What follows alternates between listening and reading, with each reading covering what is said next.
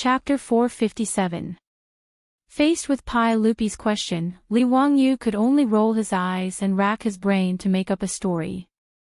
This birthday cake is round and symbolizes the sun and the moon. It means that it is as permanent as the moon, as rising as the sun, and as long as the South Mountain. Therefore, it must be eaten on the day of the birthday. The sweat on Li Wangyu's forehead was about to drip down. Only then did he come up with such an unreliable explanation.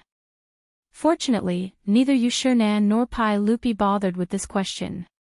After realizing that he and his beautiful boss had almost made a mistake due to the customs of the future, Li Wangyu did not dare to light or blow out the candles. Those were Western traditions, which were different from Huaxia traditions. Since ancient times, people in Huaxia had used the saying, dying of old age, or dying is like a lamp going out, to describe people dying of old age. When using candles, they would use scissors to cut them out instead of blowing them out. Blowing out the candles was not a good sign in Huaxia. If Li Wangyu followed the example of the future and asked Yu Shinan to light the candles on the cake and then blow them out with a wish, he would be asking for trouble. Wouldn't that be the same as cursing Yu Shinan? Li Wangyu would not do such a stupid thing. Soon, a servant of the Yu mansion brought a long knife.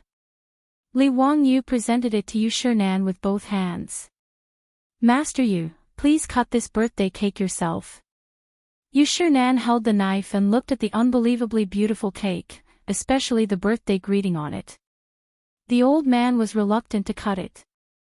Zio, are you going to cut it just like that? I can't bear to do it. Why don't we just forget about it? Let me enjoy it for a few more days. Master Yu, this birthday cake cannot be stored for long. It must be eaten in time, or the cream will melt. It has been covered with ice to prevent the cream from melting. After being persuaded, Yu Shinan had no choice but to raise the knife. With Yu Chang's help, he began to cut the cake. Then, he asked the servants of the Yu mansion to distribute the cake to the guests. The cake was delicious. Even in the future, people who were used to eating all kinds of delicacies still liked it very much, let alone the Tangs who were tasting cake for the first time. Historians of later generations once joked that the reason why the Tang Dynasty was the Tang Dynasty was because they liked to eat candy. Of course, this was a joke, but the Tangs really liked all kinds of desserts. Especially in the early Tang Dynasty, the technology of making cane sugar had just been introduced. Sugar was still a luxury in the Tang Dynasty, and was even more sought after by the nobles. When the guests received the plates of cakes delivered by the maidservants of Yu Mansion, they hesitated for a moment before picking up their spoons, scooping out a piece of cake and putting it into their mouths. The rich milky fragrance was soft and tempting in the mouth. It had a unique flavor that was unforgettable. There was no need to chew at all. It melted in the mouth, leaving a faint fragrance between the lips and teeth. Savoring the aftertaste, the thick aroma of the cream swirled in his mouth, sweet and fragrant. The birthday cake carefully made by the beautiful boss instantly conquered everyone present. For a moment, the hall of Yu Mansion quieted down. No one spoke. There was only the sound of wolfing down food and the clatter of spoons against plates. Even Wang Renyu and his son Wang Ziyu, who had been looking down on Li Wangyu, did not bother to find trouble with Li Wangyu at this time. Each of them held a plate of cream cake and ate happily. Zio, your birthday cake is really delicious. This old man hasn't had such a good meal in a long time. Thank you, Zio, for making this birthday cake for this old man. This old man likes it very much. Yu Shinan was old. Although he was in good health, he still had some of the problems that old people usually had. For example, teeth falling out, blurred vision, and leg trouble. Although the Tang Dynasty also had the technology of embedding false teeth, it was not very useful. Usually, Yu Shinan's diet consisted mainly of soft foods. This sweet and creamy cream cake was naturally to his taste. He, who usually had a bad appetite, made an exception today and ate 2 plates of cake. Yu Chang was grinning from ear to ear and repeatedly cupped his hands to thank Li Wangyu. Faced with Yu Shernan's gratitude, Li Wangyu quickly pushed his beautiful boss to the front of the table. You flatter me, Mr. Yu. This birthday cake is actually not my gift, but my cousin's gift to Mr. Yu. In order to make this cake, she put in a lot of effort. Oh. So it was Lady Su who made the cake. This old man thanked the wrong person. Thank you, Lady Su, for your kindness. This old man appreciates it. Yu Shernan twirled his beard and laughed. Seeing that Li Wangyu actually told the truth, the beautiful boss could only look at him helplessly. She bent down and curtsied to Yu Shernan. I really don't deserve Mr. Yu's praise. Mr. Yu is too polite. Everyone was full of praise for the birthday cake. Many of the women in the side hall were prepared to inquire their beautiful boss about how the cake was made and wanted to learn. At this time, Wang Ziyu's discordant voice sounded again, causing Yu Shernan to frown. So this birthday cake wasn't a gift from the Count of Hushin. I was wondering why County Count who would be so stingy as to give food as a gift. I wonder what kind of gift County Count who prepared for Mr. Yu. Why don't you let me open my eyes? Li Wangyu glanced at Wang Ziyu, whose mouth was still covered in cream. He was thoroughly fed up with this Taiyuan Wang clan. Sure enough, Fang Yai was right. That Wang Ziqiao was a scoundrel, but his younger brother Wang Ziyu was still a scoundrel. At Yu Shernan's birthday banquet, this Wang Ziyu was like an annoying fly, constantly buzzing around his ears. He was really annoying. Because today was a festive day, neither Yu Shernan nor Pai Lupi could do anything about it. This made Wang Ziyu even more disregard for etiquette and provoked them again and again. Wang Rinyu didn't stop his son. Instead, he acted as if he didn't know anything and only watched from the sidelines. Li Wangyu had never been stingy with teaching this kind of overage brat, who lacked discipline. Li Wangyu cupped his hands towards Yu Shernan and said, Mr. Yu, since the Taiyuan Wang clan is so concerned about my gift, I hope Mr. Yu and everyone else will forgive me and allow me to give Mr. Yu my birthday congratulations first. Zio is so considerate. Then this old man will be disrespectful. Yu Shernan naturally nodded in agreement. After eating that delicious cream cake, the guests were very curious about what Li Wangyu's gift would be. In response, Wang Ziyu coldly snorted, his face full of disdain. Ever since the aristocratic gambling house lost a large sum of money, Chang and City had been full of ridicule for the aristocratic gambling house. In particular, the Taiyuan Wang clan, who was the first to accept Li Wangyu's bet, was sneered at. Even the aristocratic families had many complaints. That was why the Taiyuan Wang clan threw in so much money today, sparing no expense to give away the Langxian tree that the family had treasured for many years. Although Wang Rinyu felt the pinch, he wanted to use this opportunity to show the power of the Taiyuan Wang clan in front of the aristocratic families in Chang and City. So what if the Taiyuan Wang clan lost the bet? How could the foundation of a 1,000-year-old aristocratic family be shaken by 50,000 taels of gold? Throwing in so much money to give away a gift, this kind of confidence was unparalleled in Chang and City. That was why Wang Rinyu's second son, Wang Ziyu, did this today under Wang Rinyu's instructions. His goal was naturally to humiliate Li Wangyu and regain the face he had lost from losing the bet. After Yu Shernan had spoken, the master of ceremonies for the birthday banquet naturally took out Li Wangyu's gift list and began to read it out loud. The founding uncle of Hu County congratulates Mr. Yu on his birthday. He presents a painting scroll and a painting. Chapter 458. Li Wangyu's gift list left everyone in the hall dumbfounded. Everyone knew what a picture scroll was. But what the hell was Baihen? Everyone knew what Baihen meant.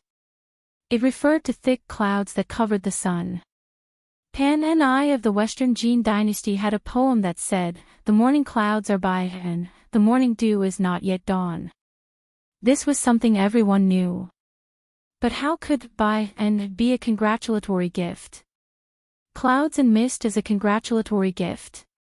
Was Li Wangyu going to perform an immortal spell in front of everyone? Hearing the gift list announced by the MC, everyone was confused. They looked at Li Wangyu in confusion, waiting for his explanation. Yu Shinan, the birthday boy, didn't know whether he should say, accept, or thank at this time. Just now, no one knew what the birthday cake was. Now, this county man was creative and gave out something no one had ever heard of. Li Wangyu didn't explain. He just smiled and said, Master Yu, you won't thank me for my gift, right?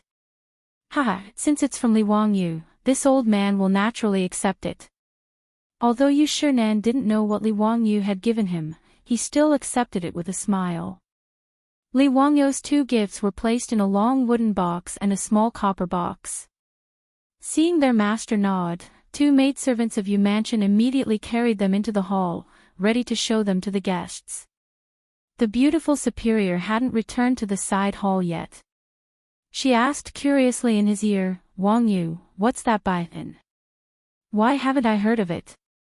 He, you must know, but I won't tell you. See for yourself. Li Wangyu pretended to be mysterious and didn't answer the question directly. At this time, the maidservants of Yu Mansion had already taken the picture scroll out of the wooden box. They carefully unfolded it, revealing the true appearance of the picture scroll. When the picture scroll was displayed in front of Yu Shinan and everyone else, everyone couldn't help but gasp. Yu Chang looked as if he had seen a ghost. He pointed at the picture scroll, dumbfounded. This is my master. The other guests had similar expressions, as if they had seen something unbelievable. On the scroll was Yu Shinan himself. It was a full-body portrait of Yu Shinan drawn by Li Wangyu. There was a poem beside it. It was the same poem that was written on the birthday cake. Many of the guests present had seen this sketch before at the birthday banquet of Zhang Liang, the Duke of Chongping. Everyone believed Li Wangyu's nonsense, thinking that it was an ancient painting passed down from ancient times, a peerless painting technique that had long been lost. Only Pai Lupi later found out that the goddess Luo's portrait he hung in the Hall of Governance was actually drawn by Li Wangyu, which made him very depressed. At this moment, everyone was once again witnessing the miraculous drawing skills of Yu Shinan, who was standing right in front of them. Everyone was stunned. Looking left at Yu Shinan, then right at the portrait, it really looked exactly the same. It was as if Yu Shinan had walked out of the painting. Everyone was so shocked that they couldn't close their mouths. Could this portrait have been drawn by County Count Hu? Hasn't this painting technique been lost for a long time? Where did County Count Hu learn it? Miraculous. It's truly miraculous. This is the painting technique of the goddess Luo's portrait. Who would have thought that County Count Hu would know such an ancient technique? There were also those who were quick-witted and immediately connected the dots. The so-called goddess Luo's portrait painting from that day had also been presented by County Count Hu. In that case, the goddess Luo's portrait that had been collected by the sage must have also been drawn by County Count Hu. This sketch of Yu Shinan caused Wang Rinyu and Wang Ziyu's expressions to become somewhat unsightly. Although the value of this painting wasn't high, and even if it had been drawn by Li Wangyu, it would only be worth 100 strings of coins at most. However, this extraordinary technique was exceedingly precious. When Pai Lupi saw this portrait, he even had the thought of having Li Wangyu draw a portrait of him and Empress Xiangsun. This kind of vivid and lifelike portrait was much more meaningful than the goddess Luo's portrait. He couldn't help but glare at Li Wangyu, feeling extremely vexed. Since he knew that the goddess Luo's portrait had been drawn by Li Wangyu, why hadn't he thought of using this technique to draw a portrait of him and Empress Xiangsun? There were many other bigwigs who had the same thoughts as Pai Lupi. Just like how people in the future love to take selfies, how could a general like Qin Yaoji not want to have such a realistic portrait? For a moment, everyone looked at Yu Shinan with gazes filled with jealousy. They hated that they couldn't hold their own birthday banquets tomorrow. That way, they could ask County Count Hu to draw a portrait for them. Qing Yaojin bluntly asked, Li family's brat, did you draw this portrait of Duke Yu? What did he mean? Li Wangyu was just about to nod and admit it when he suddenly noticed that the surrounding guests all had an eager attitude. He was immediately shocked. What the hell was the meaning of this? Could it be that after seeing Yu Shernan's portrait, they also wanted it? It seemed that giving Yu Shernan this congratulatory gift was a bit of a mistake. Had he underestimated the attractiveness of a portrait sketch to these bigwigs? If these bigwigs all came to ask him to draw a portrait, should he refuse? Or should he refuse? If he agreed, he really wouldn't have to do anything. Moreover, with Li Wangyu's lazy personality, how could he be willing to sit in front of a drawing board and draw portraits every day? He might as well be killed. How could Li Wangyu still dare to admit it? He hurriedly shook his head. No, this was done by my little nephew's disciple, Yan Liben. Although he studied under me, he has already surpassed me. Even your little nephew is ashamed of his painting skills. Today, Ma Zhou and Yan Liben were naturally also among the guests. When Yan Liben heard his teacher's words, he was so shocked that his jaw dropped. Could it really be like this? Was there no trust between people? This portrait of Yu Shernan was clearly drawn by Li Wangyu himself. But now he had directly pushed the blame to his own disciple. How could Yan Liben endure this? Faced with the heated gazes of the surrounding guests, Yan Liben's heart was filled with tears as he nodded his head in grievance. Li Wangyu gave him a "thank you for your hard work" look, but he didn't feel the slightest bit guilty.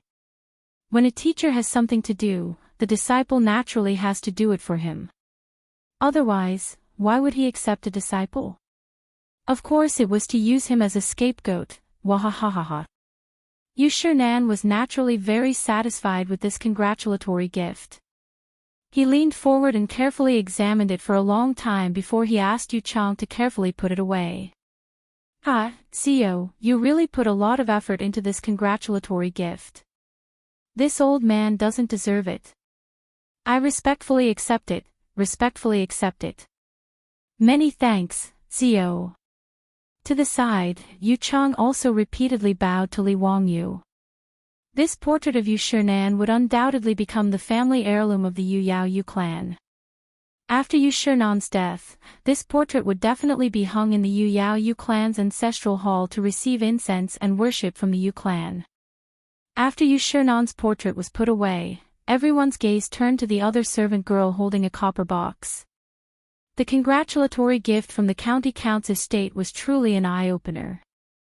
Naturally, everyone was even more curious about the last congratulatory gift named Bai En. Chapter 459. In the main hall, everyone's anticipation vanished as soon as the copper box was opened. The item that Yu Residence's servant girl took out from the copper box was nothing special. In fact, it even looked a little shabby. Two transparent objects were embedded in a thin wooden frame.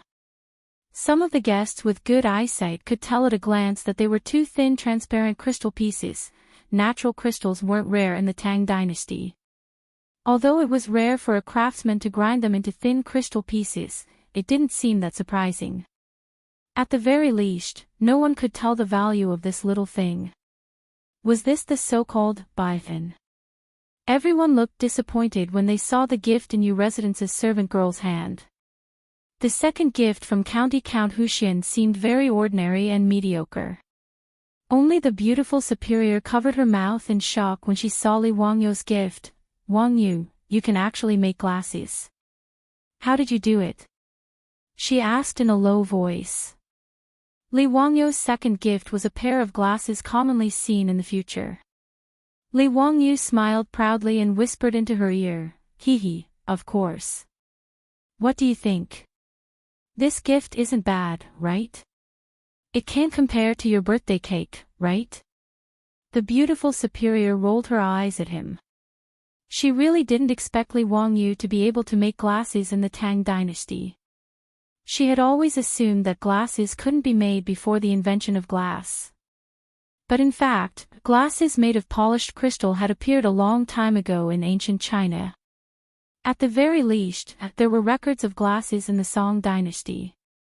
And in the Ming Dynasty, optometry technology was invented. It was possible to make glasses for myopia, hyperopia, and presbyopia. Therefore, it wasn't difficult for Li Wangyu to make glasses with the technology of the Tang Dynasty. That day, Li Wangyu was thinking hard about what gift to give Yu Shinan. In a flash of inspiration, he thought of presbyopia glasses. Li Wangyu had noticed before that Yu Shinan's eyes were a little presbyopia due to his old age. When he read an article, he would look very far away. When his grandfather was still alive, he was also like this, so Li Wangyu knew very well that Yu Shinan's eyesight was bad. Presbyopia was not a disease, but a normal physiological phenomenon. The only way to treat presbyopia was to wear reading glasses. Under these circumstances, giving Yu Shinan a pair of reading glasses was obviously the most appropriate choice. Because he had to help Sun Simiao make a microscope, Li Wangyu had to go to a lot of supervisors to grind the lenses for the microscope. The craftsmen who were going to be supervisors now had some experience on how to grind natural crystals and make them into lenses. The microscope hadn't been made yet because the focal length of the convex lens in the microscope had to be constantly adjusted. This was a delicate task. Without any reference, he could only try slowly. However, it was much easier to make reading glasses for presbyopia. Of course, reading glasses also had a certain degree, which Li Wangyu couldn't grasp. He could only have the craftsman grind out several different kinds of convex lenses for him.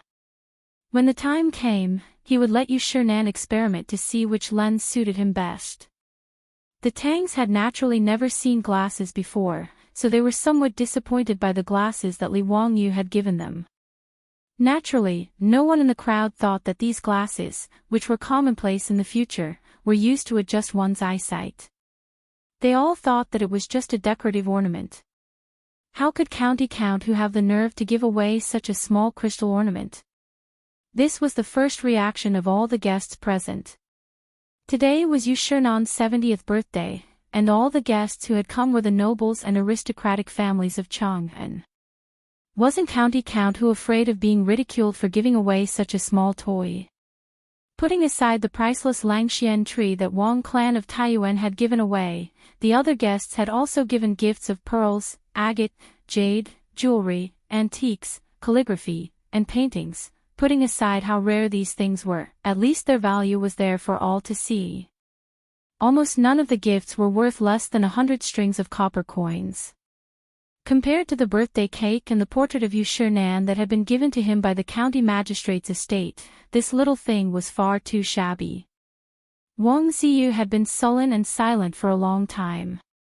Now that he realized that he had caught Li Wangyu's sore spot, he immediately raised his voice and laughed. "Ha, County Count who, your crystal ornament is quite exquisite. How many strings of copper coins would you have to spend to buy it?" Li Wangyu glanced at him and indifferently replied, "That's right. I spent a total of 10 strings of copper coins to make this by 10. Speaking of which, 10 strings of copper coins was quite a lot. If he used it to buy cattle, he could buy 2 or 3 of them. But in the eyes of the aristocratic families and the nobles of Chang'an, 10 strings of copper coins was a joke." Wang Ziyu laughed so hard that he rocked back and forth, tears even coming out of his eyes. "I'm dying of laughter. County Count who is truly thrifty. Today is Duke Yu's 70th birthday, and the birthday cake you sent over was made by your own residence, and the portrait was drawn by your disciple. Yet you spent 10 strings of copper coins on this bifin. TSK, you really are extravagant." Wang Ziyu's words made many of the guests frown inwardly. How could one's sincerity be measured only by money when it came to gifting? But when they looked at the crystal ornament in the hands of the Yu residence's maidservant, they didn't know what to say. This gift was indeed a little shabby. Qing Yaojin and the other big shots who were familiar with Li Wangyu were also secretly blaming Li Wangyu. Yu Shernan's portrait should have been enough. Why did he have to go the extra mile and give this crystal ornament? Originally, everyone had been shocked by the portrait and were looking forward to Li Wangyu's next gift. But in the end, it was a bucket of cold water that had been poured over them. Even the congratulatory gift that he had sent out earlier had dimmed a little. When Yu Shernan saw this, he hurriedly stepped forward to smooth things over. Ha, CEO is too considerate. This old man really likes this Bai-en. I respectfully accept it.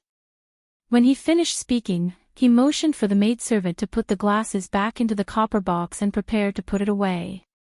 Li Wangyu was about to speak and explain the use of the glasses to Yu Shernan, but Wang Ziyu spoke up again. Duke Yu, this nephew still hasn't seen the gift from County Count Who clearly. Could you have your maidservant bring it over so that we can take a good look at it? Yu Shernan couldn't refuse his request and could only nod helplessly. He motioned for the maidservant to take out Li Wangyu's gift and hold it in her hands to show it to everyone. The maidservant had just walked over to Wang Ziyu's side when she saw Wang Ziyu's body suddenly sway and bump into the maidservant. The maidservant was very petite, so how could she withstand such a bump? Her body slanted, and she cried out in surprise before falling to the floor. Her fall wasn't a big deal, but the crystal glasses in her hands also slipped and fell to the floor. Paw! A light sound was heard, and the two crystal lenses were smashed into pieces. Chapter 460. This sudden turn of events shocked Yu Shernan and the others. Li Wangyu's gift had been smashed to pieces just like that. Wang Ziyu shrugged and cupped his hands towards Yu Shernan. Duke Yu, I'm truly sorry. I lost my footing just now and bumped into this servant girl of yours. He then pretended to look at the crystal shards on the floor and feigned regret. Count Huxian's gift was smashed to pieces. What a pity. This is all my fault. Please forgive me, Duke Yu. I'm willing to compensate. Count Huxian said he spent 10 strings of copper coins, so I'll compensate Duke Yu with 10 times that amount. I'm not as thrifty as Count Huxian. It was obvious that Wang Ziyu had deliberately bumped into the maidservant of Yu Mansion. His purpose was to humiliate Li Wangyu. His actions angered Yu Shernan so much that his expression turned ugly. Although Li Wangyu's crystal ornament wasn't very precious, it was still a birthday gift from Li Wangyu. Its value didn't matter. How could he not be angry that Wang Ziyu had purposely smashed it to pieces? Not to mention, Wang Ziyu's pretense of asking for 10 times the compensation was an insult to Li Wangyu and to Yu Shernan himself. Wang Ziyu's actions caused Pai Lupi, Qing Yaojin, and the others to glare angrily at him. However, today was Yu Shernan's birthday and they couldn't afford to lose their temper with a junior from the Wang clan of Taiyuan. Yu Shernan was the master of Yu Manor and also the birthday boy. He couldn't say anything to Wang Ziyu who'd come to offer his birthday congratulations. Wang Ziyu's claim of 10 times the compensation was a joke in everyone's eyes. Li Wangyu had said just now that he'd spent 10 strings of copper coins to make this jade ornament. 10 times the compensation would only amount to 100 strings of copper coins. Did Yu Shernan lack these 100 strings of copper coins? Yu Shernan sighed and glanced apologetically at Li Wangyu. He was just about to wave his hand at Wang Ziyu, indicating that he did not intend to pursue this matter. Li Wangyu suddenly cupped his hands towards Wang Renyu and said, Lord Wang, is what your second son said true? Is Duke Wang really willing to pay 10 times the price to compensate Duke Yu? His words stunned everyone. What did Li Wangyu mean? Was it because his gift was broken by Wang Ziyu, and he felt indignant? But even if the Taiyuan Wang clan really paid 100 strings of copper coins, the one who would be embarrassed would be him, Li Wangyu. Wang Renyu was also slightly taken aback. Then, he pretended to be generous and nodded. That's right. Since my son did something wrong, he naturally has to compensate. 10 times the compensation is very reasonable. I will have someone send 100 strings of copper coins to the Yu residence as an apology from the Wang clan. Wait, since it's 10 times the compensation, why is it only 100 copper coins? Li Wangyu pretended to be puzzled and asked. Wang Rinyu smiled and said, "Didn't County Count who say that you spent 10 strings of copper coins to make this crystal object?" "What, did County Count who forget so quickly?" Li Wangyu shook his head. "That's not it. How can the value of this object be calculated by the cost of my production?" "Oh. Then what does County Count who think?" Wang Rinyu asked calmly. "This is naturally determined by the market price. For example, if Wang Yu's army wrote a copybook, the cost might be a few copper coins. Could it be that Duke Wang can use a few copper coins to buy a copy of Wang Yu's army's copybook?" Li Wangyu's words were not nonsense. When Wang Shiji wrote a copybook, other than paper and ink, he didn't have any other capital. However, its value was not determined by the cost alone. Before Wang Rinyu could say anything, Wang Xiyu interrupted and said, "How can this be compared? Wang Yu's army's copybook is an antique. Speaking of which, could it be that County Count who thinks he's better than Wang Yu's army? Although that crystal ornament of yours has an unknown name, it's still a piece of junk. How can County Count who not be satisfied with 100 strings of copper coins? That's a joke." Li Wangyu looked at him like he was an idiot. "Oh. Is that so? Then I'd like to see whether or not the buy and I gave Duke Yu is a piece of junk." After he finished speaking, he waved at Niu Wu, who was waiting outside the hall. The presbyopic glasses had a certain degree. The congratulatory gift he gave to Yu Manor's housekeeper could only be considered a sample. Li Wangyu had originally planned to wait until the banquet was over before taking the real gift for Yu Shinan to try on. He would then choose a suitable pair of presbyopic glasses for Yu Shinan's eyes and give it to him. At this time, Niu Wu was wearing 5 or 6 pairs of presbyopic glasses of different degrees. The reason why Li Wangyu named these presbyopic glasses by and wasn't because he came up with it himself. It was because presbyopic glasses had been called this way ever since presbyopic glasses were invented in China. The Southern Song Dynasty's records of heavenly caves recorded by and old people can't distinguish between fine books. They use this to cover their eyes and see clearly. The Ming Dynasty's Lu Qing Rizhi also recorded, "Every time I read an article, my eyesight becomes dizzy and I can't distinguish the details. I use this to cover my eyes so that my spirit doesn't scatter and my strokes are clear. I use a piece of silk to tie it behind my head. I don't recognize it and raise it to ask you. You said this by and also." Therefore, Bai En was the ancient name for presbyopic glasses. Li Wangyu looked at the guests in the hall again.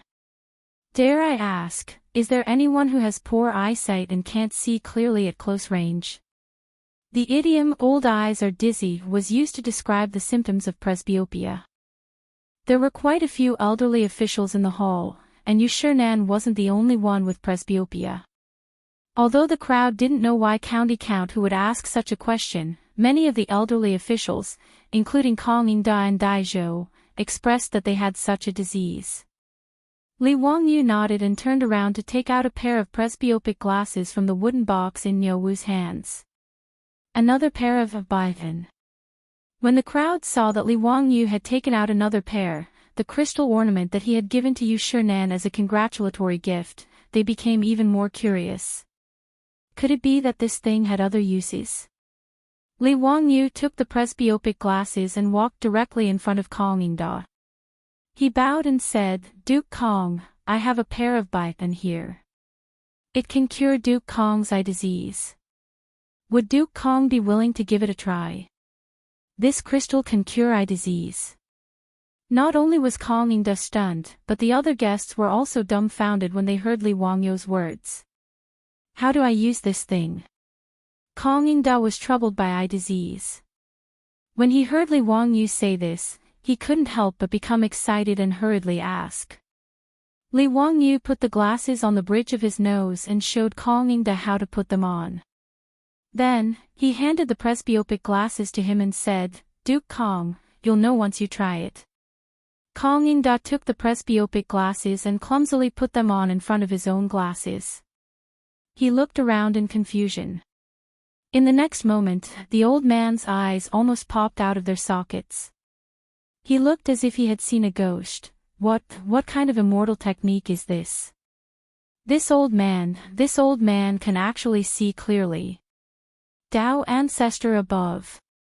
This old man's eyes can actually see clearly again. Quick, give this old man a book. Kong Yingda was so excited that his beard trembled and his body trembled. If one wasn't a myopic person or someone with presbyopia, it would be very difficult to understand the feeling of being able to see clearly. To use an inappropriate analogy, it was like watching a movie. What was originally a blurry image that wasn't in focus suddenly turned into a high-definition Blu-ray version.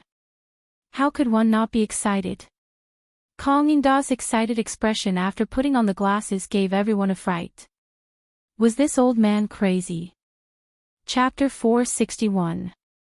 Kong Yingda was shouting and yelling like a madman, scaring the servants and maids of Yu Mansion.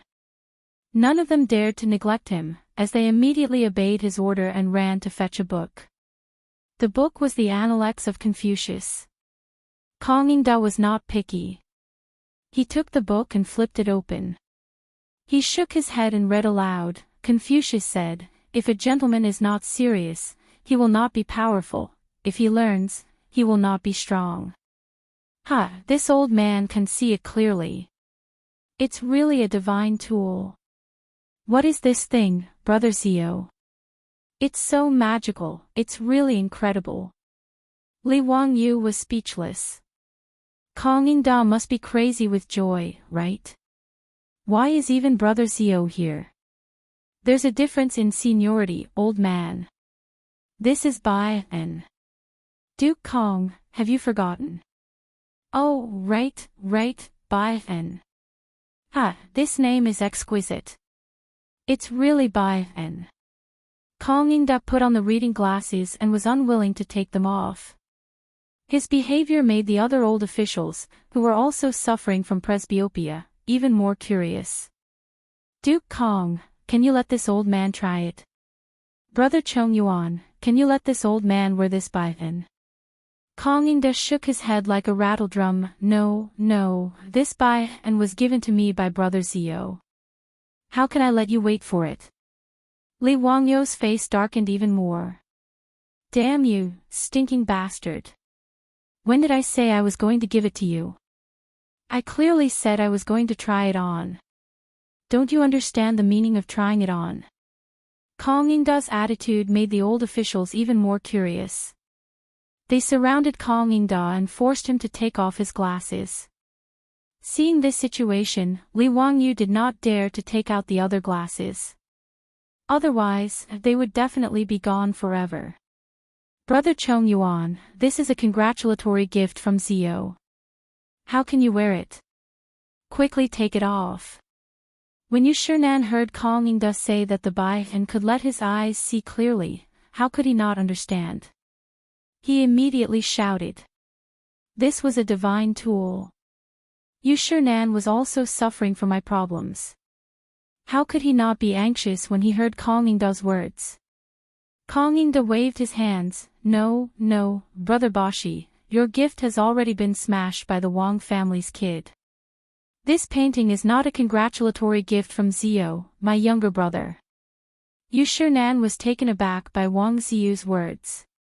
He immediately turned to glare at Wang Ziyu. The commotion caused by Li Wangyu and Kong Yingda was naturally noticed by Wang Renyu and Wang Ziyu. The two of them were a little stunned, not understanding why Kong Yingda and the others were so excited. Wang Renyu had a bad feeling in his heart.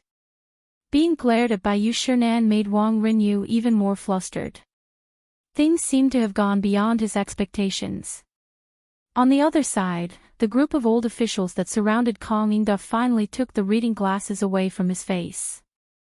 Kong Yingda was so angry that he stomped his feet. Unworthy of being a son.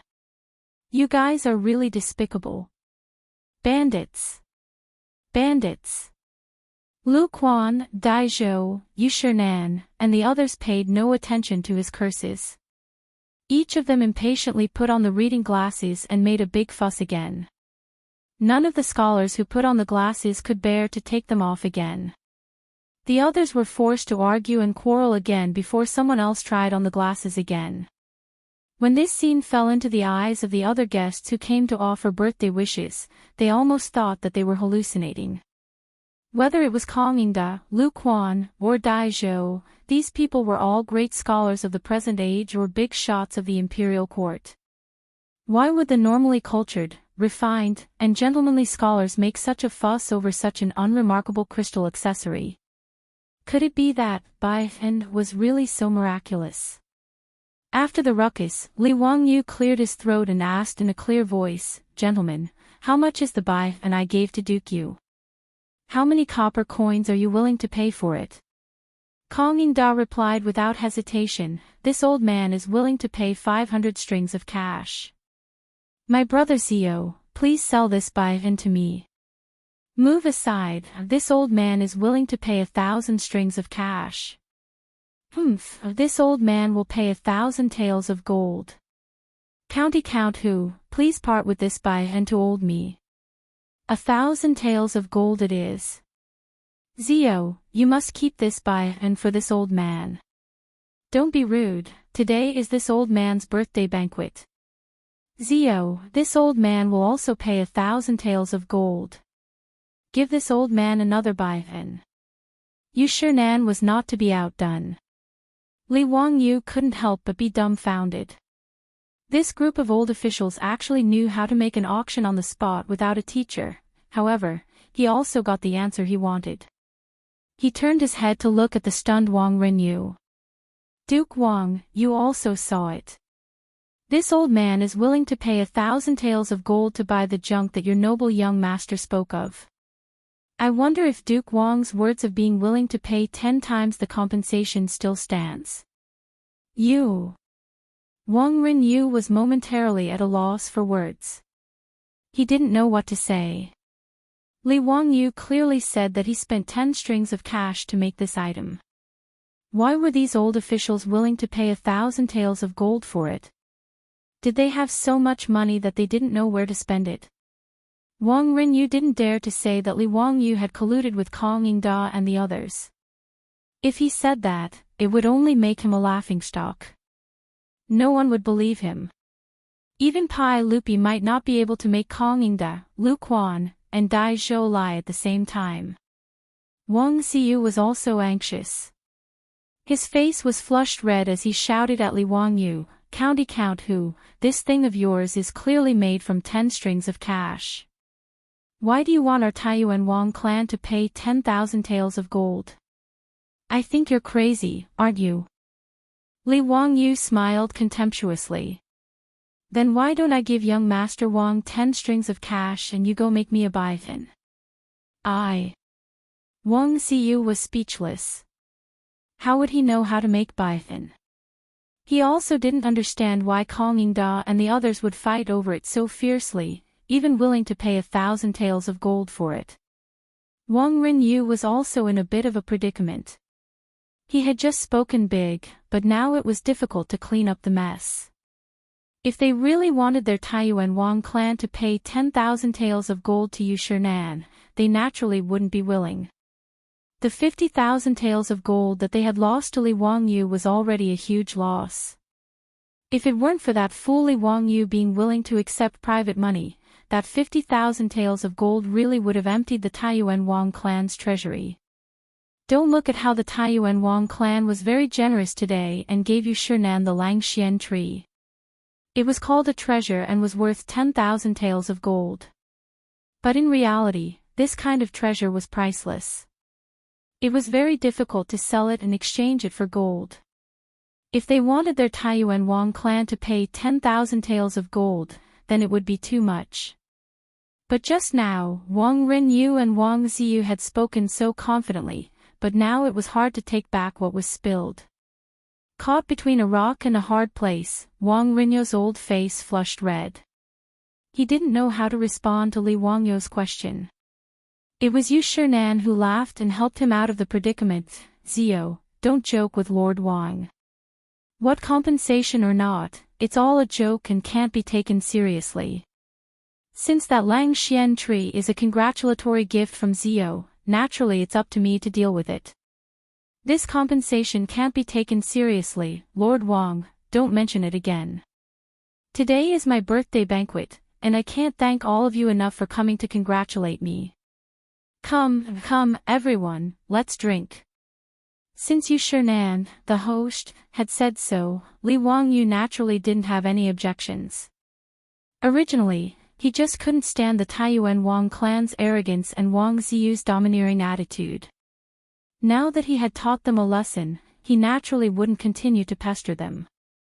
He raised the wine cup in his hand and drained it in one gulp.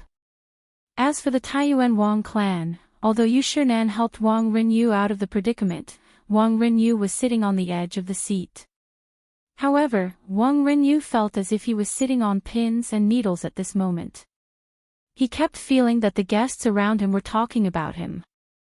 The hatred he had for Li Wangyu in his heart grew even stronger. When he thought about how he had been slapped in the face by Li Wangyu, he felt his face burn and his heart become even more stifled. Father, that Li guy. Wang Ziyu was indignant. He lowered his voice and wanted to say something. In the main hall of Yu Manor, the guests were toasting each other when they heard a loud slap. Everyone turned their heads to look. It was Wang Rinyu who had slapped his second son, Wang Ziyu, on the face, causing him to fall to the floor. Chapter 462. Wang Rinyu's sudden outburst shocked the guests. The family heads who were familiar with him all tried to comfort him. Why is Lord Wang so angry? Your family's second son is still young. If there's anything wrong, just teach him well. Isn't it just an accident that he broke that by? Why is Lord Wang so angry at second son? Since Lord Yu doesn't care about this matter, Lord Wang shouldn't blame second son. The words of these family heads didn't ease Wang Rinyu's expression. Instead, it turned even more ashen. Obviously, he could clearly feel that these patriarchs were comforting him on the surface, but in fact, they were laughing at the Wang family of Taiyuan. When Wang Rinyu thought of the Langxian tree he gave to Yu Shernan as a gift today, he suddenly had the urge to vomit blood. Although the Langxian tree he gave couldn't be exchanged for 10,000 taels of gold, it was undoubtedly a treasure. For the Taiyuan Wang clan to generously give it to Yu Shernan as a gift, they naturally wanted to be in the limelight and regain the face they lost because of the bet a few days ago. But they didn't expect that bastard surnamed Li to turn the Langxian tree given by the Taiyuan Wang clan into a joke with just a portrait and a buy that cost 10 strings of coins. Now, all the guests in the hall were talking about the congratulatory gift from County Count Hu, but no one mentioned the Taiyuan Wang clan's Langxian tree that was worth 10,000 taels of gold. Wang Rinyu could even foresee that tomorrow in Chang'an City, the Taiyuan Wang clan would be rumored to be a fool. Wang Rinyu only felt a sharp pain in his heart. It was too late for regrets. He stood up and cupped his hands towards Yu Shernan. Lord Yu, I'm not feeling well today, so I'll take my leave first. My son was rash and disturbed Lord Yu's mood. Please forgive him. Why would Lord Wang say that? It's this old man's fault. Wang Rinyu didn't say much. He nodded and walked out of the hall. He didn't have the face to continue staying in Yu Mansion today. Wang Ziyu was stunned by his father's slap and did not come back to his senses for a long time. Seeing his father leave in a huff, he could only glare at Li Wangyu with hatred. He covered his face and lowered his head, not daring to say a word as he chased after his father. After the Wang family father and son left, the atmosphere in the hall became livelier. In particular, Kong Yingda and a few other old ministers had been surrounding Li Wangyu and pestering him about the Baiten. Li Wangyu had no choice but to take out his other reading glasses and give them to Yu Shinan so that they could discuss how to distribute them. At Yu Manor's birthday banquet, all the guests were enjoying themselves. Everyone was drinking and chatting merrily at the banquet. It was very lively. Fortunately, today Qin Yao Jin, Yuqi Jingda, and the others could still be considered to have restrained themselves. They did not drink too much and put on a show of fighting. Yu Manor's main hall finally did not suffer these old ignorant people's evil schemes. The birthday banquet lasted from noon until the evening drums sounded in Chang'an. Then, the guests left one after another. Pai Lupi was in a good mood today and drank a lot of wine. He originally wanted to catch Li Wangyu and bring him into the palace to ask about the private money, but he was not in the mood to do so. Zio, come to the legislative hall after the court tomorrow. I have something to ask you. Pai Lupi was carefully helped onto the horse by Mitua, but he did not intend to let Li Wangyu go. He shouted at Li Wangyu, who was about to slip away. Li Wangyu stopped helplessly and bowed to Pai Lupi. Yes. I understand. He was not a diligent person, especially after coming to the Tang Dynasty. Now, he had a house, money, and a beautiful woman to accompany him. Li Wangyu felt that he had no goals in life now. He was very lazy and only wanted to eat and wait for death every day. At that time, he was impulsive and accepted so much money from the Wang clan of Taiyuan. Now, he regretted it. How troublesome. He thought of his previous idea. Making money was making money, but it would give him a lot of things to do. He was not short of money now. Why would he make trouble for himself? Li Wangyu wondered if his brain had been kicked by a donkey at that time. That was why he thought of accepting private money. But now, it was too late to say anything. He had to continue his bad idea even if he wanted to cry. The next day, Li Wangyu went to Chang and again helplessly to meet Pai Lupi. Before Li Wangyu finished the ceremony, Pai Lupi could not wait to ask, Zio, tell me clearly today. Why did you accept so much private money from the Wang clan of Taiyuan? He had been holding this matter in his heart for a few days. He had discussed it with Mitua and Empress Zhongsun, but no one knew what Li Wangyu meant by doing this. This made Pai Lupi feel like a cat was scratching his heart. He had been holding it in for a few days, but Li Wangyu did not come to the palace to explain. Yesterday was Yu Shernan's birthday. He had finally caught Li Wangyu. How could he let him go? Hey, uncle, don't worry. Let me tell you slowly. Li Wangyu was not in a hurry. He took a sip of tea and said under Pai Lupi's angry gaze, Uncle, how much is the Kaiyuan Tongbao cast every year in the Tang Dynasty? About 300,000 strings of cash. So, our dynasty is short of copper coins. Uncle, you acquiesce to these aristocratic families casting private money for circulation, right? Li Wangyu continued to ask. Yes, that's right.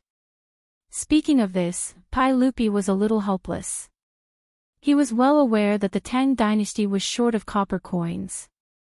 However, no matter how hard the Ministry of Revenue and the Directorate of General Works tried, they could not increase the number of copper coins cast. Casting copper coins was actually very expensive. Casting 300,000 strings of cash every year was actually a huge expense for the imperial court. This was also a headache for Pai Lupi. This was also the reason why the imperial court of the Tang dynasty acquiesced to the circulation of private money. The lack of money was not only limited to the Tang dynasty. It was the same for all the dynasties. In addition to the lack of copper, the main reason was the limitation of casting technology. Since the aristocratic families like the Wang clan of Taiyuan could cast private money, it meant that the lack of copper was not the only reason. In the Song dynasty, the number of copper coins cast had increased by 10 times compared to the Tang dynasty.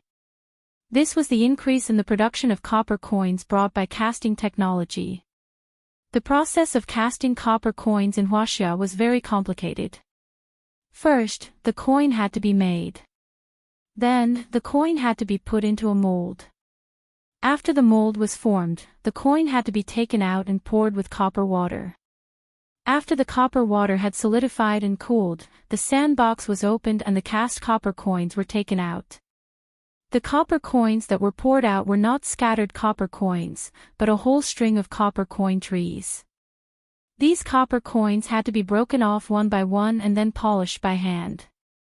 After going through more than 10 procedures, the final product was the Kaiyuan Tongbao that could be circulated. Therefore, casting copper coins was very complicated and required a large number of skilled craftsmen.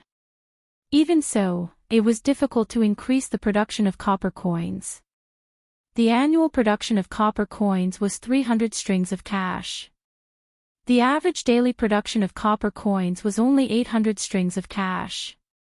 However, the number of craftsmen needed was in the tens of thousands. Li Wangyu naturally knew all of this. He grinned, revealing 8 white teeth. He smiled at Pai Lupi and said, "Uncle, if I only need a few dozen craftsmen to turn this private money into official money, and the daily production is no less than 1,000 strings of cash, would you be interested?" "What? Zio, what did you say?" When Pai Lupi heard this, he suddenly stood up. In a moment of excitement, he even knocked over the tea on the table in front of him. Chapter 463. Pai Lupi was so excited because Li Wangyu's words were too incredible. Dozens of craftsmen could make thousands of copper coins in a day.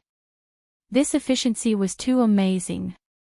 The Ministry of Revenue and the Directorate of Generals had nearly 10,000 craftsmen who cast the copper coins. If more craftsmen were arranged to cast the coins according to this ratio, wouldn't the Tang Dynasty be able to solve the problem of money shortage? How much is the expense? Pai Lupi's voice was trembling. It was very important for the Tang Dynasty to have enough copper coins. The consumption is very low. It's mainly the consumption of melting the copper and the craftsman's salary. Li Wangyu said with certainty. Really? Tell me clearly, how did you do it?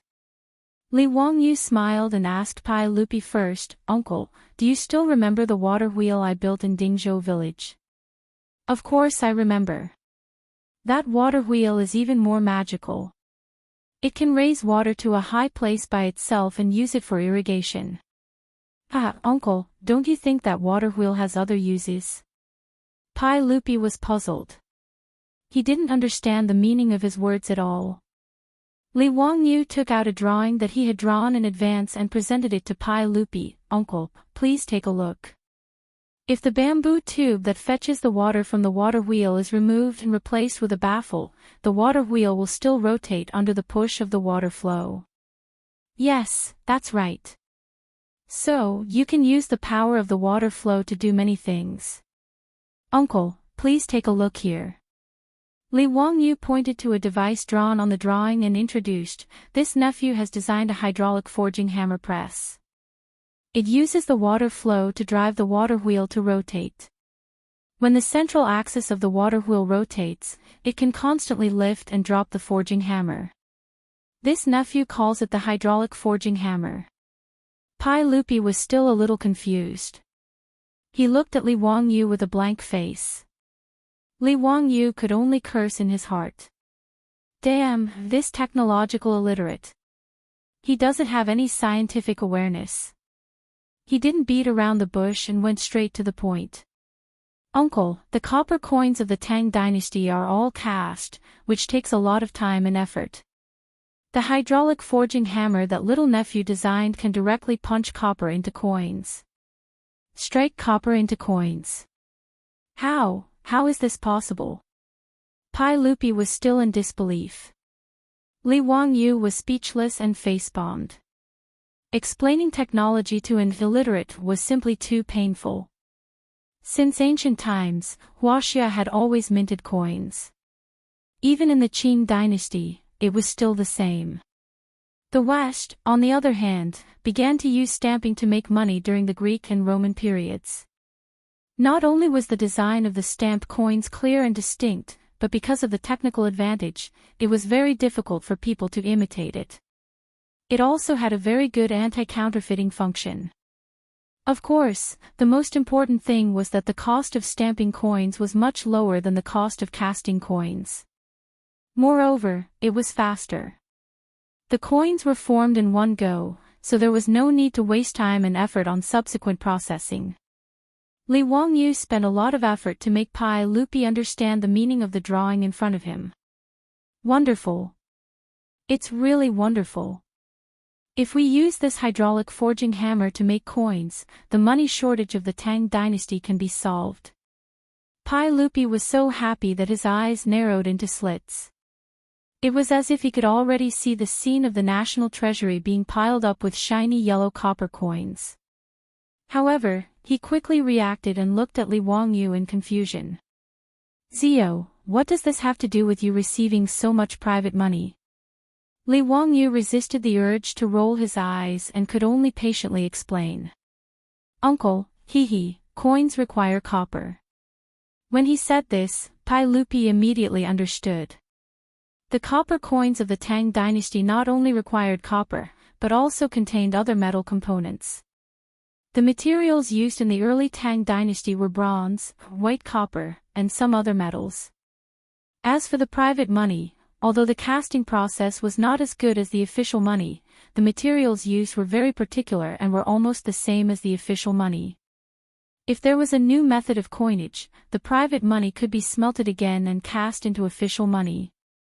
Li Wangyu exchanged 3 million caddies of private money from the Wang clan in Taiyuan. According to this method, it could be cast into 3 million caddies of official money. That was equivalent to 600,000 strings of cash. Even if there were losses and expenses in the process of coinage, at the very least, coins worth 500,000 strings of cash could be cast. Back then, the copper coins that the Wang clan in Taiyuan lost to Li Wangyu only amounted to 300,000 strings of cash. In this way, the profit was close to double. After understanding the key point, Pai Lupi's breathing quickened. Zio, this is not a joke. Are you really sure? Li Wangyu nodded. As long as Uncle can let the craftsmen of the Ministry of Works and the Ministry of Works cooperate with me, I can quickly set up this mint. At that time, Uncle will know when you try it. If I am lying, I am willing to compensate Uncle for the 3 million caddies of private money in the palace. Naturally, he dared to say such words because he was very confident. Before Li Wangyu's rebirth, he had a friend who made fake money. In fact, it was not considered fake money. Instead, it was made with a punching machine to forge antique copper coins and sell them as handicrafts. Therefore, he was very familiar with how to cast coins. At least in this era, he was definitely at the level of a master craftsman. Li Wangyu's confident answer made Pai Lupi ponder. He kept pacing back and forth in the hole. After a long while, Pai Lupi stretched out his hand and beckoned Mito into the hole. Mito, I have a task for you. Mito was so scared that he quickly knelt down. If your Majesty has any orders, I will do it with my life. All right, it's not a matter of life and death. I am going to let you transfer all the copper and gold coins in the palace and exchange them all for private money. What? Mito thought that there was something wrong with his ears. Was he hallucinating? Pai Lupi wanted him to exchange gold and copper coins for private money. Was he crazy? What was private money? It was all copper coins made by aristocratic families.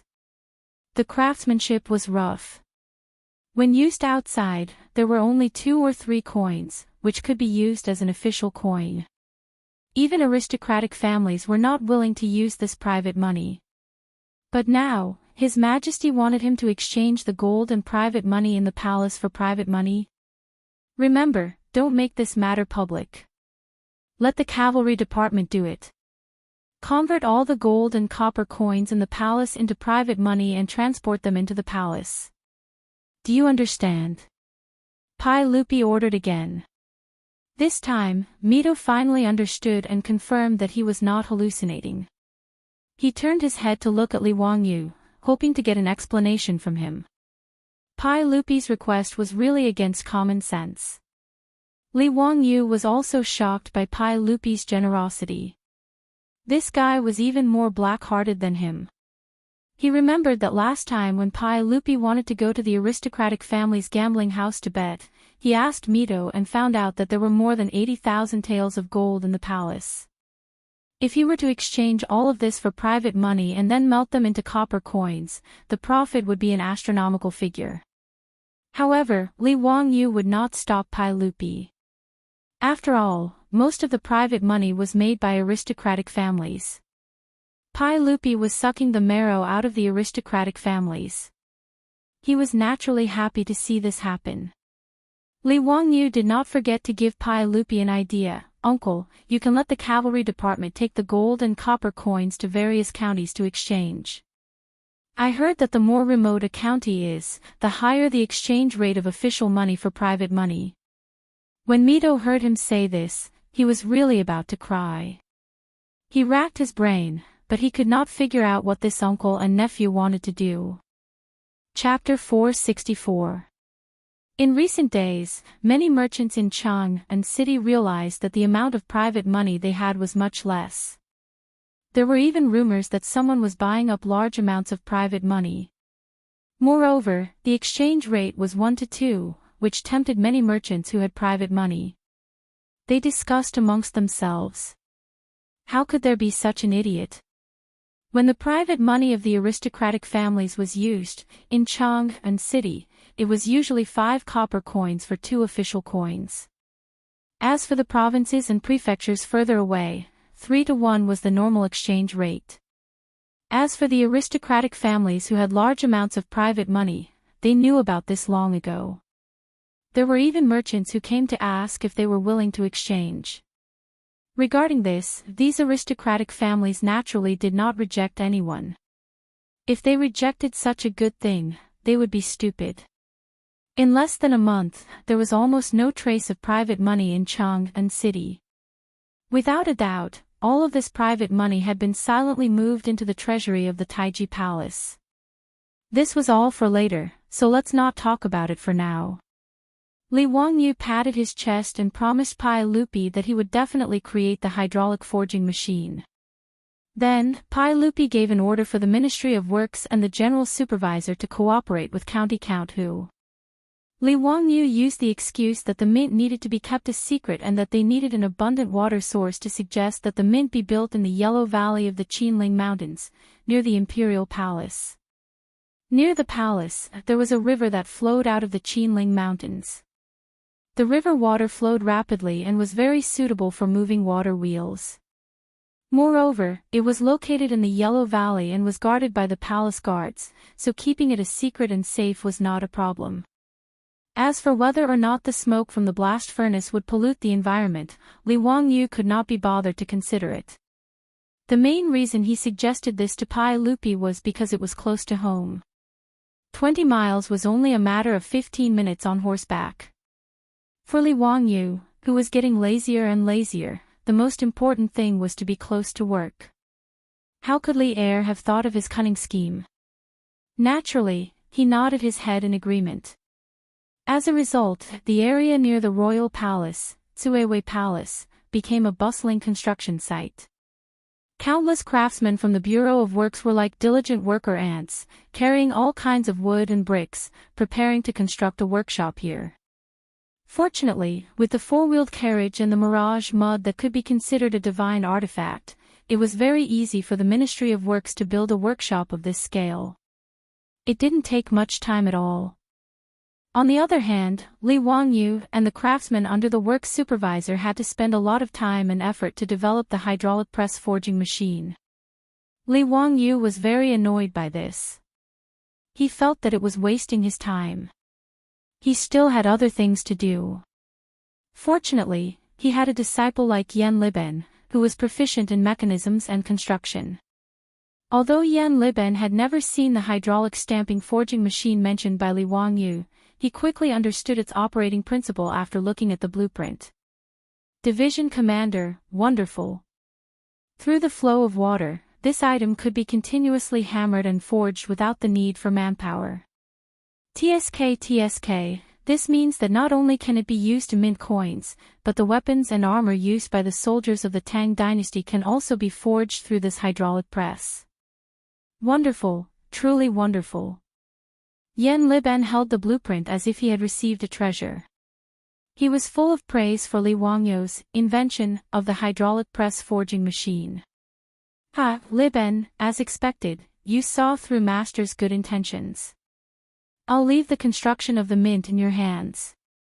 If there is anything you don't understand, go to Dingzhou village and ask Master. Li Wangyou very shamelessly pushed this matter to Yen Liben. His time was so precious, how could he waste it on this construction site to figure out how to make the hydraulic press forging machine? It was still the same saying, if Master has something to do, the disciple will do it for him. Yen Liben did not see through Li Wangyou's sinister intentions. He was still happily holding Li Wangyou's blueprint and continuously studying it. He had always had a strong interest in painting, mechanisms, and construction, so he was naturally happy to do it. Yen Liben now worshipped his little teacher to the extreme. He treated every task Li Wangyou gave him as if it was an imperial edict and did not dare to be careless in the slightest. Li Wangyou was naturally in a good mood after getting rid of the burden of building the mint. After leaving Huangyu, he did not head in the direction of Dingzhou village. Instead, he turned his horse around and headed straight for Chang'an. Li Wangyou had to go to a place he had originally sworn to never go again, Duke Lu's residence, Qing Yaojin's residence. There was no other reason other than the fact that his manor had already been completed. It had to be said that the Ministry of Works was really efficient. A manor in Noda was actually completed in 5 months with only manpower and simple construction machinery without the help of modern machinery. Li Wangyou, his beautiful boss, Aphrodite, and the others had already visited the new residence several times. Everyone was extremely satisfied. According to Li Wangyou's original intention, since the manor had already been completed, they should move immediately. In any case, there were no harmful substances such as formaldehyde when building houses in this era. The interior decorations were all made of natural and environmentally friendly high-quality wood. If he moved earlier, the villagers in Dingzhou village who had been eagerly waiting for a long time could also move into the new residence. But the old butler Li Heng did not agree no matter what. In Li Heng's words, moving the county count's residence was a big matter and they had to choose an auspicious day to move.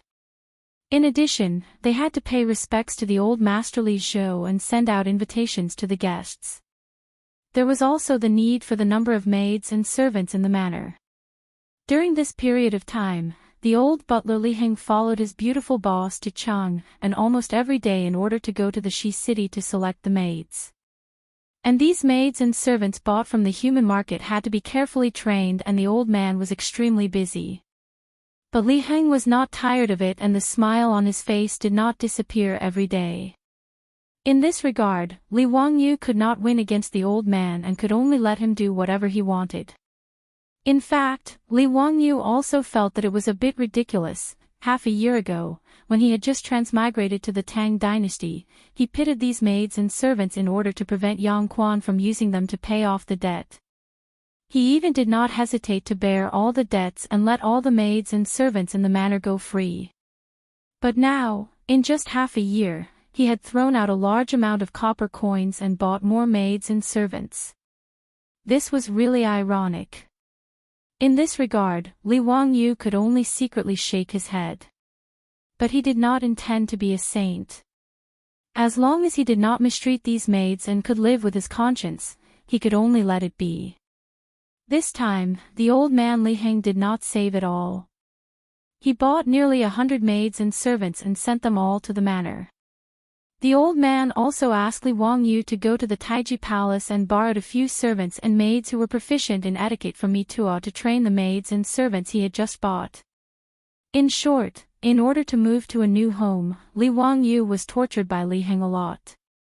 He also specially asked the old Taoist Yuan Tiangang to calculate an auspicious day for him. The 31st day of the 8th lunar month in the second year of Jingguan was an auspicious day and easy to move. After confirming the time to move to the new mansion, Li Wangyu still had a lot of things to do. Naturally, he could not take care of the matters of the mint, so he threw it all to Yan Liben. Today, the reason why Li Wangyu braced himself and prepared to go into the dragon's den and tiger's den was naturally to collect the debt from Qingyao Jin. Chapter 465. That day, when Qingyao Jin and his group of old men came to the Li family's old residence to drink and make a scene, they personally promised him that when his county magistrate's mansion was completed, they would give him 50 troops. Now that the county magistrate's mansion, oh, no, it was already the county magistrate's mansion, they could only move on an auspicious day. Li Wangyu naturally had to find Qingyao Jin and ask for people. He couldn't just rely on Niu Yong and Niu Wu to build such a large manor, right? Therefore, Li Wangyu didn't have time to fear Qingyao Jin, that old scoundrel, and could only brace himself to ask for the debt. Wahahaha, nephew, what wind blew you here today? You came at the right time. Come, accompany me for a few drinks. As soon as Li Wangyu stepped through the door of Duke Lu's residence, he heard a voice that made his scalp go numb. He quickly bowed and greeted, "Nephew greets Uncle Qing, but nephew can't accompany Uncle Qing to drink today. I hope Uncle Qing can forgive me." Oh. Why is that? Qingyao Jin's eyes immediately widened. In his opinion, coming to Qingyao Jin's residence without drinking was simply heinous. There was no ceremony without wine, no joy without wine, no banquet without wine, no respect without wine. These were the family rules of Duke Lu's residence. Since Li Wangyu dared to come, he naturally thought of an excuse. Nephew has recently been following old Immortal's son to practice a kind of magic, so I need to abstain from drinking. Therefore, I can't accompany Uncle Qing to drink today. It's really regrettable. Learning magic from Sun Simiao was naturally Li Wangyu's nonsense, using the tiger's skin as a banner. He was purely afraid of Qingyao Jin, that old scoundrel, forcing him to drink, so he came up with this excuse. Although it was a fabricated excuse, Qingyao Jin had nothing to say. When he heard that Li Wangyu didn't drink, Qingyao Jin's face, which was brimming with enthusiasm, immediately darkened. He asked in a low muffled voice, "Li family's child, since you didn't come to drink, why did you come today?" F***ck, just now he was still a virtuous nephew, and now he was a child of the Li family.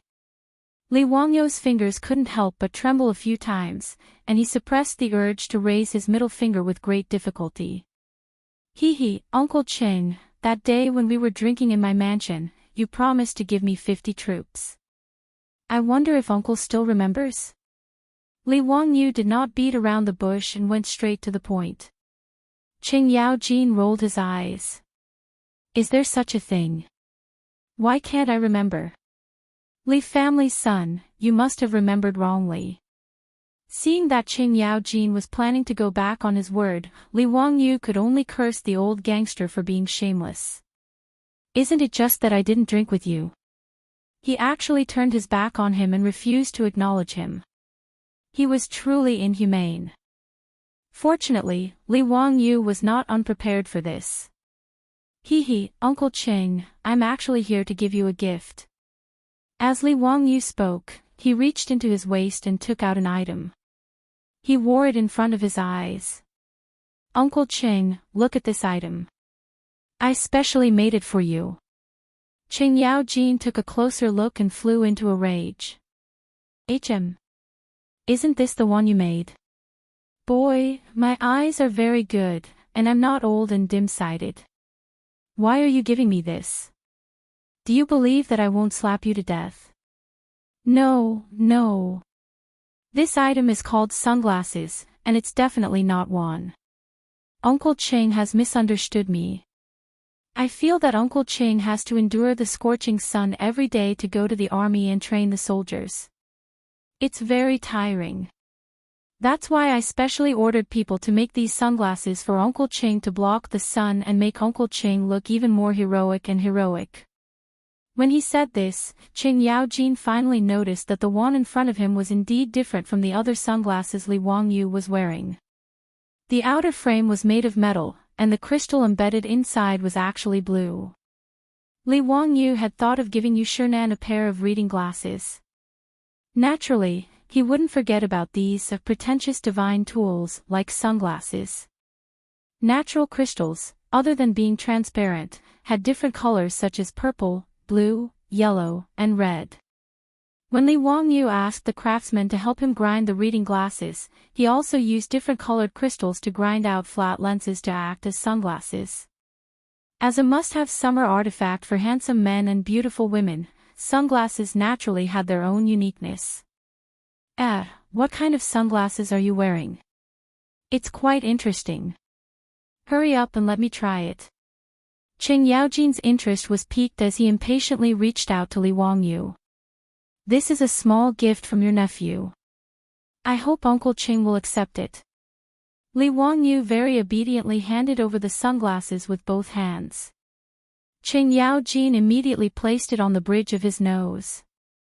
The dazzling light in front of him suddenly dimmed. Through the blue crystal, the scenery outside made people feel exceptionally refreshed. Wahaha, not bad. These sunglasses are very interesting. It's rare for you to be so filial. You still think of me when you have such a good thing. Someone, bring me the bronze mirror. Ching Yaojin laughed heartily. His palm leaf fan-sized palm landed on Li Wangyu's shoulder, slapping Li Wangyu until he grimaced in pain. Ching Fu's servant girls immediately brought over the bronze mirror. Ching Yaojin, this old fellow, wore the sunglasses and looked left and right in front of the mirror. He was very satisfied. Narcissist. Li Wangyu inwardly ridiculed. He had been looking at the bronze mirror for a few minutes, but Ching Yaojin, this old fellow, still hadn't had his fill. Wahaha, not bad. Someone, prepare the horse. I'm going to the Duke of Yi's estate.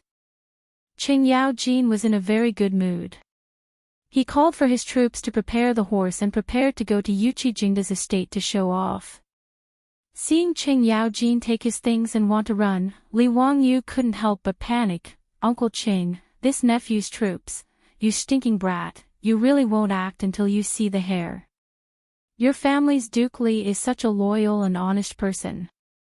How did he give birth to such a slippery brat like you? Don't worry, I've already prepared those 50 troops. In a moment, I'll have Chimo take you to pick them up. Alright, scram, scram, scram. I'm annoyed just by looking at you. Scoundrel, why aren't my 3 disgraceful brats as smart as you? After Ching Yaojin finished cursing, he no longer paid any attention to Li Wangyu. Wearing the sunglasses, he arrogantly walked out the door. Li Wangyu hurriedly bowed to him and sent him off with his eyes. This old scoundrel had a sharp tongue but a soft heart. He had already prepared troops to watch over the house, but he still insisted on scaring the little children like this. Ching Chimo had naturally already been notified by the servants in the estate. When he rushed to the front courtyard, he saw his father carrying a blue cloak and walking out the door with his head held high. Ziyu, what did you give my family's Darren? It's quite interesting. Ching Chimo immediately asked Li Wangyu. Needless to say, this kind of thing was definitely his doing. Li Wangyu wasn't in a hurry to speak. He first took out a folding fan from his waist and opened it with a schwa sound. After being angered by the old scoundrel, he naturally had to make it up to his son. Brother Chimo, this thing is called sunglasses. Do you want it? Sunglasses. Ziyu, you made them. They look just like Bai-en. Quickly bring them out and let your older brother see. Brother Chimo, I naturally have sunglasses, but... Chapter 466. Li Wangyu did not finish his sentence, which made Ching Chimo's heart itch. He saw his father wearing sunglasses and thought it was very interesting. Naturally, Ching Chimo wanted to get a pair. But what? Ziyu, if you have something to say, just say it. Even if I have to risk my life, I will not hesitate. Ching Chimo patted his chest loudly.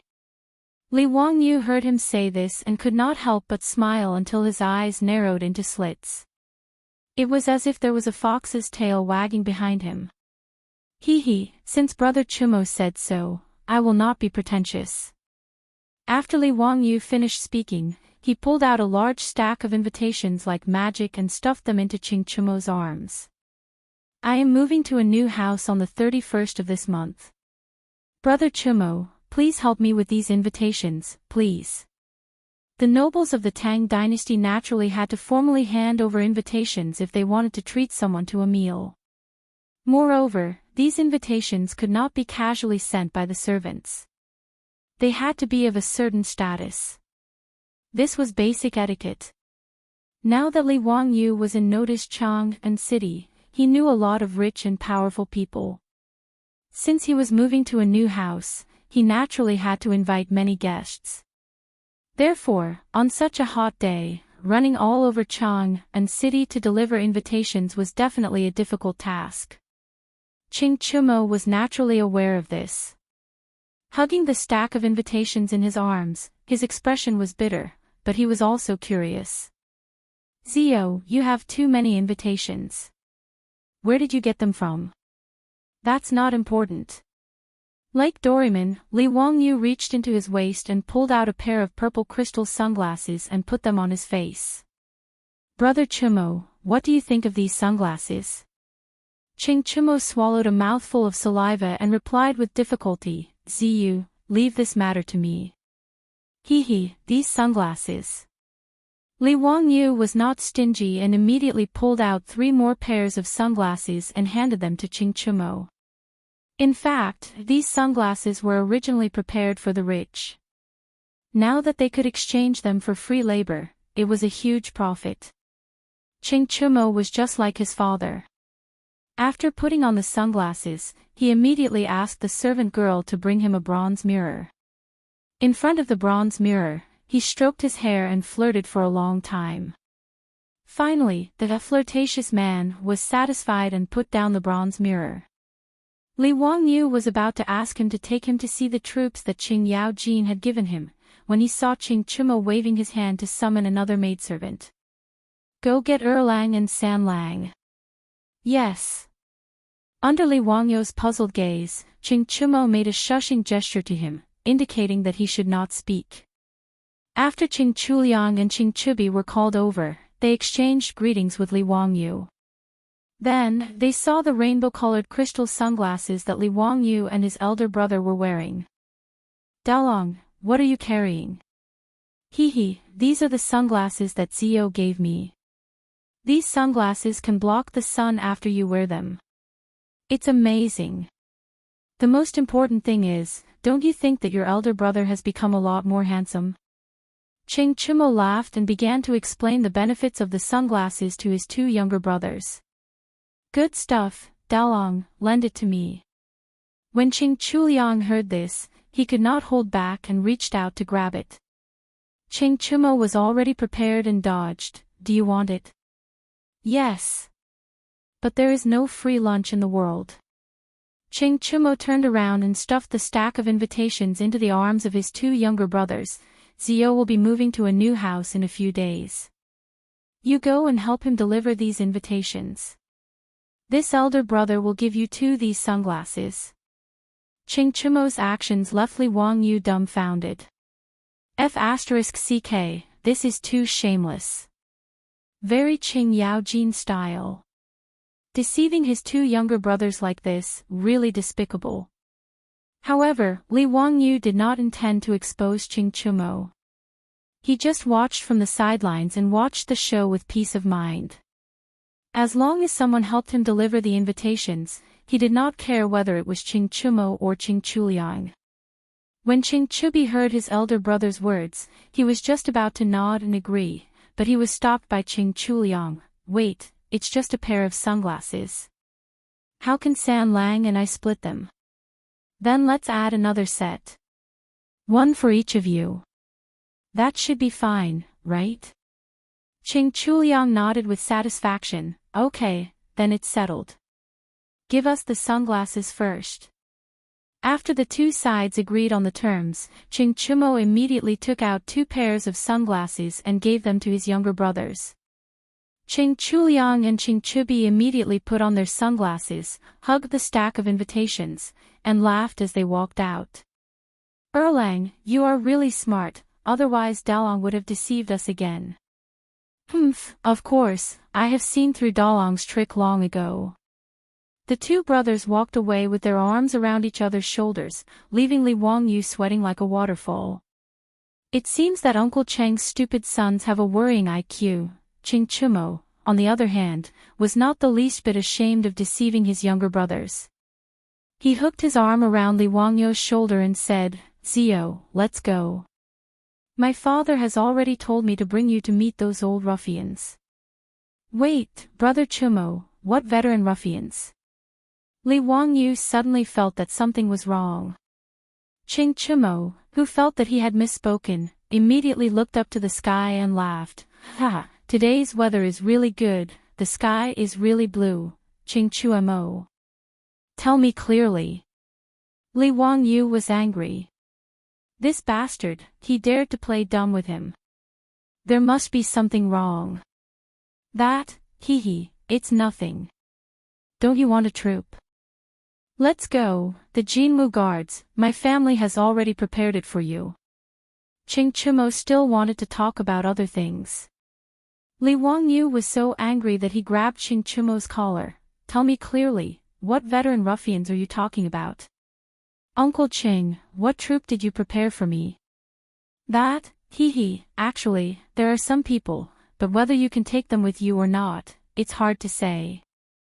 Zio, I'll tell you the truth, in Chang'an, it's actually not easy to recruit troops. Qing Chumo saw that he could not hide it from Li Wangyu, so he might as well tell him everything. The military system of the Tang Dynasty, at the beginning of the Tang Dynasty, was the government army system. In normal times, the government soldiers were farmers who cultivated the land. They trained during the farm breaks, and in times of war, they fought in the army.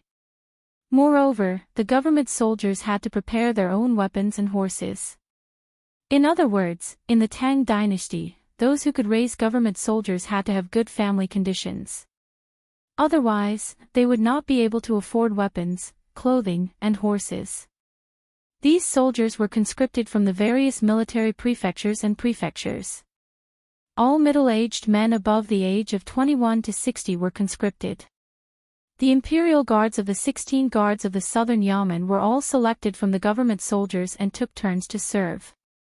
Therefore, there were not many government soldiers who were willing to join the noble families and become part of their troops. After all, being part of a troop was dependent on one's status. How could these government soldiers with good family conditions be willing to be part of someone else's troop? Of course, there were exceptions to everything. Among the government soldiers, there were naturally many whose families went bankrupt for various reasons, or who were unwilling to return to their hometown after the death of their parents. There were also some who wanted to join the noble families and fight for a future for themselves. In Chang'an City, most of the troops of big and small dignitaries and aristocratic families joined the troops because of these reasons. This time, Qing Yaojin found dozens of veterans who were unwilling to return to their hometown and were willing to join the noble families and noble families for Li Wangyu.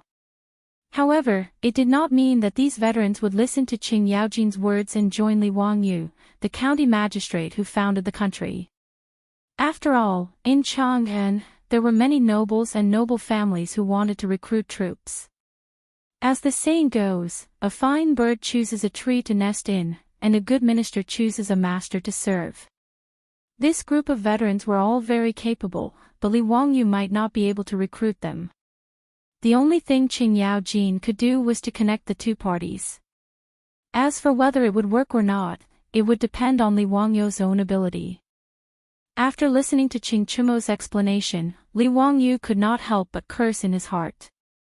Damn it, he was tricked by Qing Yao Jin again. In the past, he, Yuqi Jingde, and the others had bragged so much. He really took it for granted that with Qing Yaojin's word, his government would have dozens of loyal troops. It turned out that this was the same as the recruitment in the future. It was a double selection. Chapter 467. Qing Chumo's words made Li Wangyu feel a little conflicted. The imperial guards were in charge of patrolling the palace and the capital city day and night.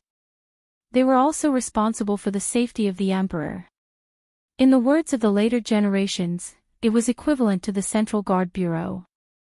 Therefore, the old soldiers of the imperial guards were outstanding and were favored by the nobles and aristocratic families in Chang'an.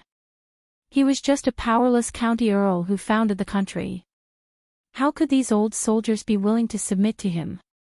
Compared to those nobles and aristocratic families, he did not seem to have any advantages. Although he was the county earl who founded the country, there were many dukes, county dukes and aristocratic families in Chang'an. Moreover, they all held military power or were officials in the imperial court. If he were one of these old soldiers, he would not choose to submit to an empty shell like him. No wonder Qing Yao Jin was not prepared to show up. It seemed that this old hooligan also felt that the old soldiers under his command might not be interested in him. In fact, it was not impossible for Li Wangyu not to recruit these imperial soldiers as his troops. If it was not possible, he could go to the market and buy some strong servants to guard the house. Most of the rich families in Chang'an were like this. It was rare to find someone like Li Wangyu who had two subordinate troops. Those who were not dukes, county dukes or aristocratic families were not qualified to have troops. However, Li Wangyu felt that those servants were just for show. They looked strong, but they did not have much fighting power. Niu Wu once said that it was not a problem for him to fight 7 or 8 of such strong young men. Li Wangyu was not willing to entrust his safety to such people. He had another choice, which was to recruit troops from Dingzhou village. In Dingzhou village, there were more than 500 villagers and about 200 young men. Most of these young men had been trained by the old soldiers and could be considered skilled in archery and horse riding. Moreover, they were very loyal to Li Wangyu and were on his side. It was easy to use them. However, Li Wangyu could not bear to let them go. The villagers of Dingzhou village were like family to him and his beautiful superior. Li Wangyu did not wish for the villagers to join the vassal forces and become part of the troops. They would also have to protect their homes and courtyards, and they might even face other dangers. After figuring out all of this, Li Wangyu was speechless. Qing Yao Jin, Yuqi Jingde, those old scoundrels, back then their big talk shook the heavens, as if they could casually gift him some troops. He actually believed it. Now that he thought about it, he was really naive to have been tricked by these shameless old hooligans. But now, even though Qing Yao Jin was unreliable, Li Wangyu could only give it a try. Let's go with Qing Chumo to try to recruit those veteran ruffians and see if our small company can move them. Brother Chumo, let's go. No matter what, we have to give it a try. Alright, let's go then. On the left and right of the Jinwu guards, there were a total of 73 old soldiers who expressed their willingness to join the army. Most of these people have served in the army for many years and their abilities are indisputable. How many troops you can recruit will depend on your ability, Brother Chumo. I have high hopes for you. Li Wangyu rolled his eyes. Are you Constable Xing? You have high hopes for me. He was too lazy to say anything else. He placed the crystal sunglasses on the bridge of his nose and snapped his fingers, indicating for Qing Chumo to lead the way. The two of them left Duke Lu's estate. Li Wangyu called Niu Wu and the three of them rode toward the Jinwu guards' encampment.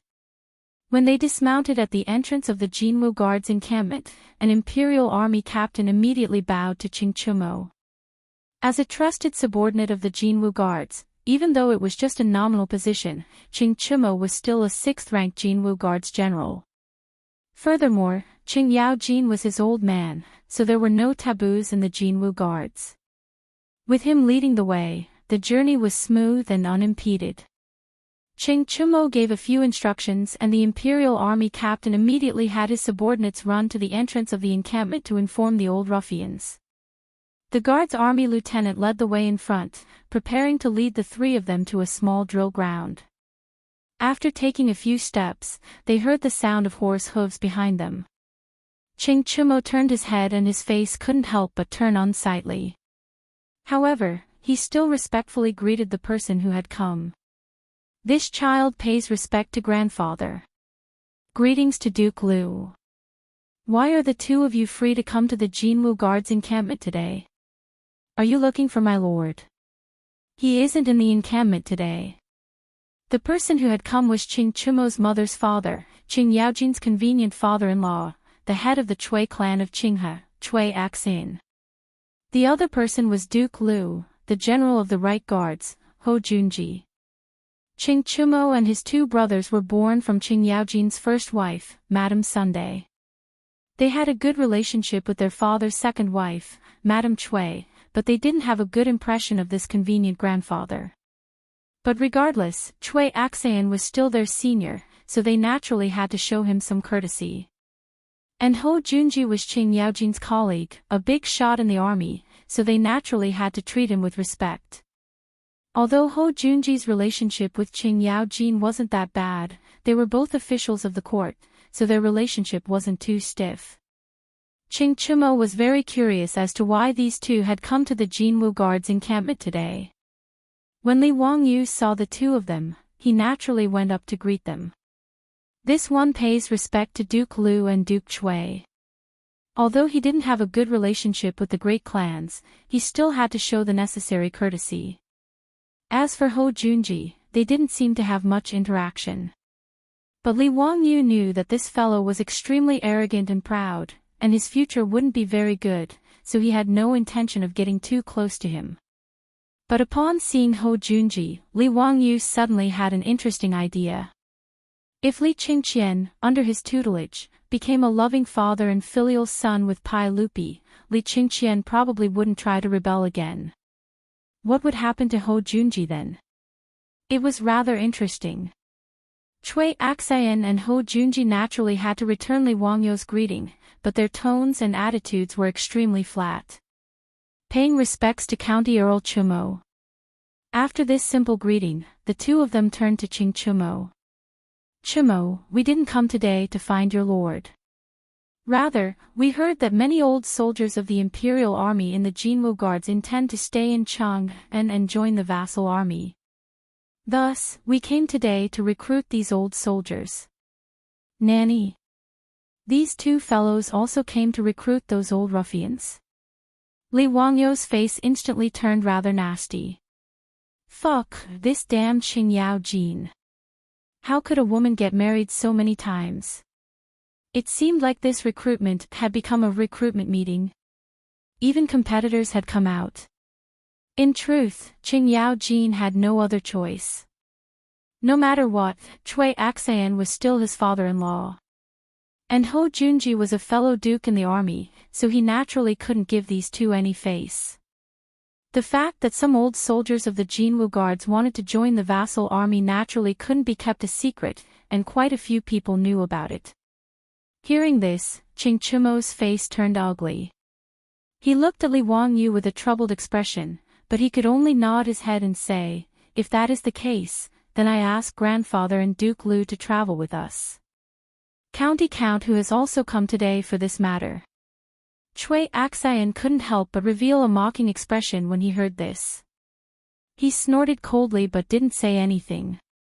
Ho Junji, on the other hand, had a playful smile on his face as he looked at Li Wangyu. County Count who, you also want to recruit soldiers? That's truly interesting, heh. After saying this, Ho Junji strode back into the Jinwu Guard camp, leaving Li Wangyu with a pained expression as he mentally cursed, interesting your sister. Chapter 468. On a small drill ground in the barracks of the Golden Guard, the old soldiers of the Golden Guard who had received the notice had already gathered. The 73 old soldiers were either standing or squatting, chatting in groups of twos and threes as they waited for Wang Chong and the others to arrive. When they saw Ching Chumo, a general of the Imperial Guard, arrive, they simply stood up and gave a casual bow. But they were more interested in Cui Axan, Ho Junji, and the others behind Ching Chumo. They were well aware that if nothing unexpected happened, this would be the main family they would be joining in the future. As for Li Wangyu, he had long been ignored by this group of ruffians. They all thought that he was just here to watch the show and was a descendant of some noble family. Li Wangyu followed Ching Chumo into the drill ground. When he saw the ruffian appearance of these old soldiers, he couldn't help but be speechless. Are you sure that these are valiant soldiers? What difference was there between this group of people and the villagers who had finished their farm work and gathered together to chat? In his imagination, shouldn't these elite soldiers have bright armor, imposing appearances, and valiant spirits as they crossed the Yalu River? Pooey, wrong, should they be majestic and valiant? These fellows wrapped in jackets and wearing scarves, standing and sitting without a proper posture, were they really the valiant soldiers of the left and right Golden Guards? Li Wangyu cast a doubtful glance at Ching Chumo, wondering if this old hoodlum Ching Yao Jin was trying to trick him again. Ching Chumo could see the doubt in his heart and chuckled. Before he could explain, Niu Wu suddenly spoke. Lang Jun, these people are incredible. They are all valiant soldiers who have killed and seen blood. Li Wangyu couldn't help but be stunned by Niu Wu's words. These village-like people were valiant soldiers. Niu Wu, are you sure you're not mistaken? Niu Wu nodded with certainty. There's no mistake. When I was in the army, I saw many valiant soldiers like this. These valiant soldiers seem casual, but they can actually go on a rampage at any time. They seem undisciplined, but they are actually valiant and have a fierce aura. If Lang Jun can recruit these people, it would be quite good. Li Wangyu naturally believed Niu Wu's words. No matter what, the Niu brothers were the kings of the special forces and the Sui army. To be able to become a member of the Taobai army, all of them were elites. Furthermore, the Niu brothers were Turks who had fought bloody battles on the battlefield. They were veterans who had survived hundreds of battles. Speaking of which, he was really lucky to have the Niu brothers wholeheartedly attach themselves to him as part of the troops. Li Wangyu suddenly asked curiously, Niu Wu, how do these people's skills compare to yours? Niu Wu, on the other hand, was not polite at all. He raised his head proudly and said, bare-handed, I can fight one against two. If I have a suitable weapon, bow and arrow, I won't be afraid even if there's a fire in the forest. His words made Li Wangyu involuntarily click his tongue. A single flame was equivalent to 10 people. In the era of cold weapons, what kind of concept was it to have one person fighting against 10 people? Niu Wu added, if Big Brother was here, I would join hands with him. Without holding back, I wouldn't be afraid of these 70 people. Li Wangyu took his words as he was bragging. After all, when Jing Kongbo from the Jing family led his troops to attack the carriage in the East City, Niu Yong had suffered a little and was slightly injured. How could he be as strong as Niu Wu bragged? What Li Wangyu didn't know was that Niu Yong had also faced the troops of the Jing family, who were also fierce soldiers. Secondly, Niu Yong's methods were mainly to kill in one blow. He was also missing an arm. Under the circumstances where he couldn't kill, he could only use 40 to 50% of his skills. Naturally, he was at a disadvantage. While Li Wangyu and Niu Wu were whispering to each other, Ching Chumo took 2 steps forward, raised his voice, and introduced to the veteran ruffians the identities of these nobles who wanted to recruit them. Listen up, this is the family head of the Cui family, Duke Cui. This is the Duke of Lu, Great General Ho. This young man is quite extraordinary. He is the founding county count of the country, the Hu County Count. At present, he has a great reputation in Chang'an. The Three Kingdoms book that you all like to listen to recently was written by this Hu County Count. Qing Chumo also had his differences. He only gave a simple introduction to Cui Axian and Ho Junji, but when it came to Li Wangyu, he was full of praise. However, these words of his were a little useless. In front of the reputation of the Cui family and Ho Junji, there didn't seem to be any old soldiers interested in a minor founding county count like Li Wangyu. After all, there was no one in the world who didn't know of the Cui clan. At the time, the Cui clan was regarded as the #1 clan in the world, the leader of the northern clans. In the 6th year of Xingguan, in order to suppress the influence of the great clans and strengthen his imperial authority, Pai Lupi ordered people to revise the clan annals and re-rank the clans. But in the 12th year of Xingguan, when the clan annals were completed, the Cui clan was still ranked first. This infuriated Pai Lupi so much that he wanted to die. Under the forceful suppression of Pai Lupi, he ordered people to revise the clan annals, and only then did he carry out Pai Lupi's orders. With the imperial clan as the leader and the relatives of the emperor as second, the Cui clan was demoted to the 3rd tier. From this, one could see the status of the Cui clan in the eyes of the common people. Today, the head of the Cui clan, Cui Axian, had personally come to recruit them. What sort of glory was this? As for Ho Junji, although he wasn't from a great clan, he was the Duke of Lu and the great general of the Right Guard.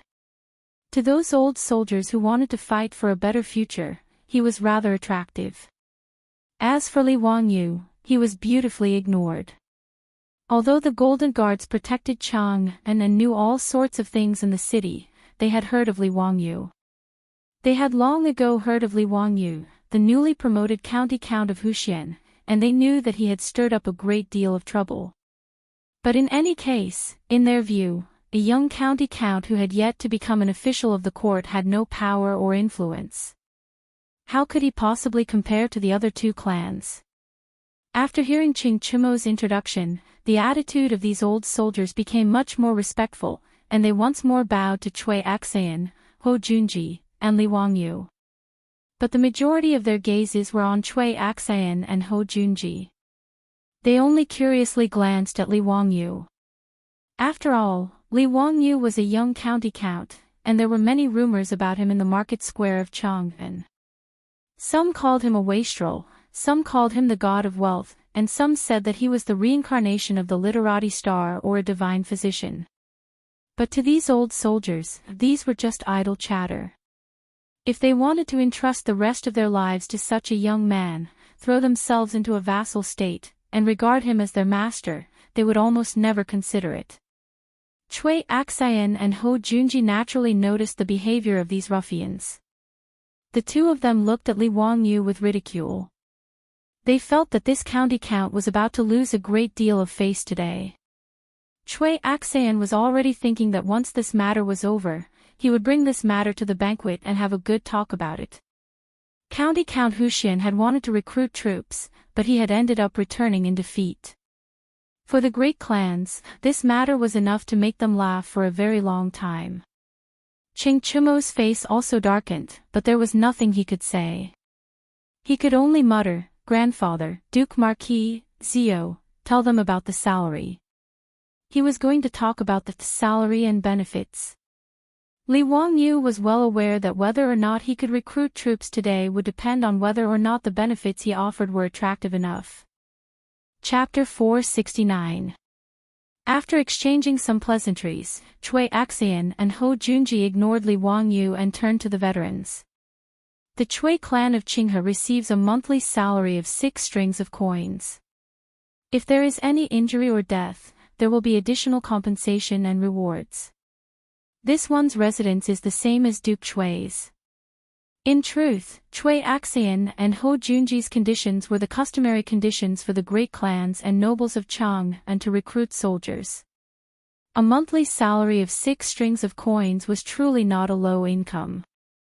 This was the same as the salary of a rank 2 official of the imperial court. Of course, officials also received other benefits, as well as income from land. But 6 strings of coins was still equivalent to the actual income of a rank 4 official. In a situation where the average income of Chang and was the same, this was considered a high-income class. Thus, unless one was a noble, one would not be able to support a troop. If not for the fact that Li Wangyu didn't lack money, he wouldn't have dared to ask for 50 soldiers. Even at the market price, 50 soldiers would still cost 300 strings of coins a month. After all, the soldiers had to protect their master, and when needed, it was very normal for them to put their lives on the line. Thus, the master naturally gave his soldiers generous treatment, similar to that of bodyguards in the future. The veterans nodded in satisfaction at Cui Xian and Hou Junji's conditions, and they began to whisper to each other about whether to join the Cui clan of Qinghe or Hou Junji. While everyone was discussing animatedly, Li Wangyu burst out laughing, attracting everyone's attention.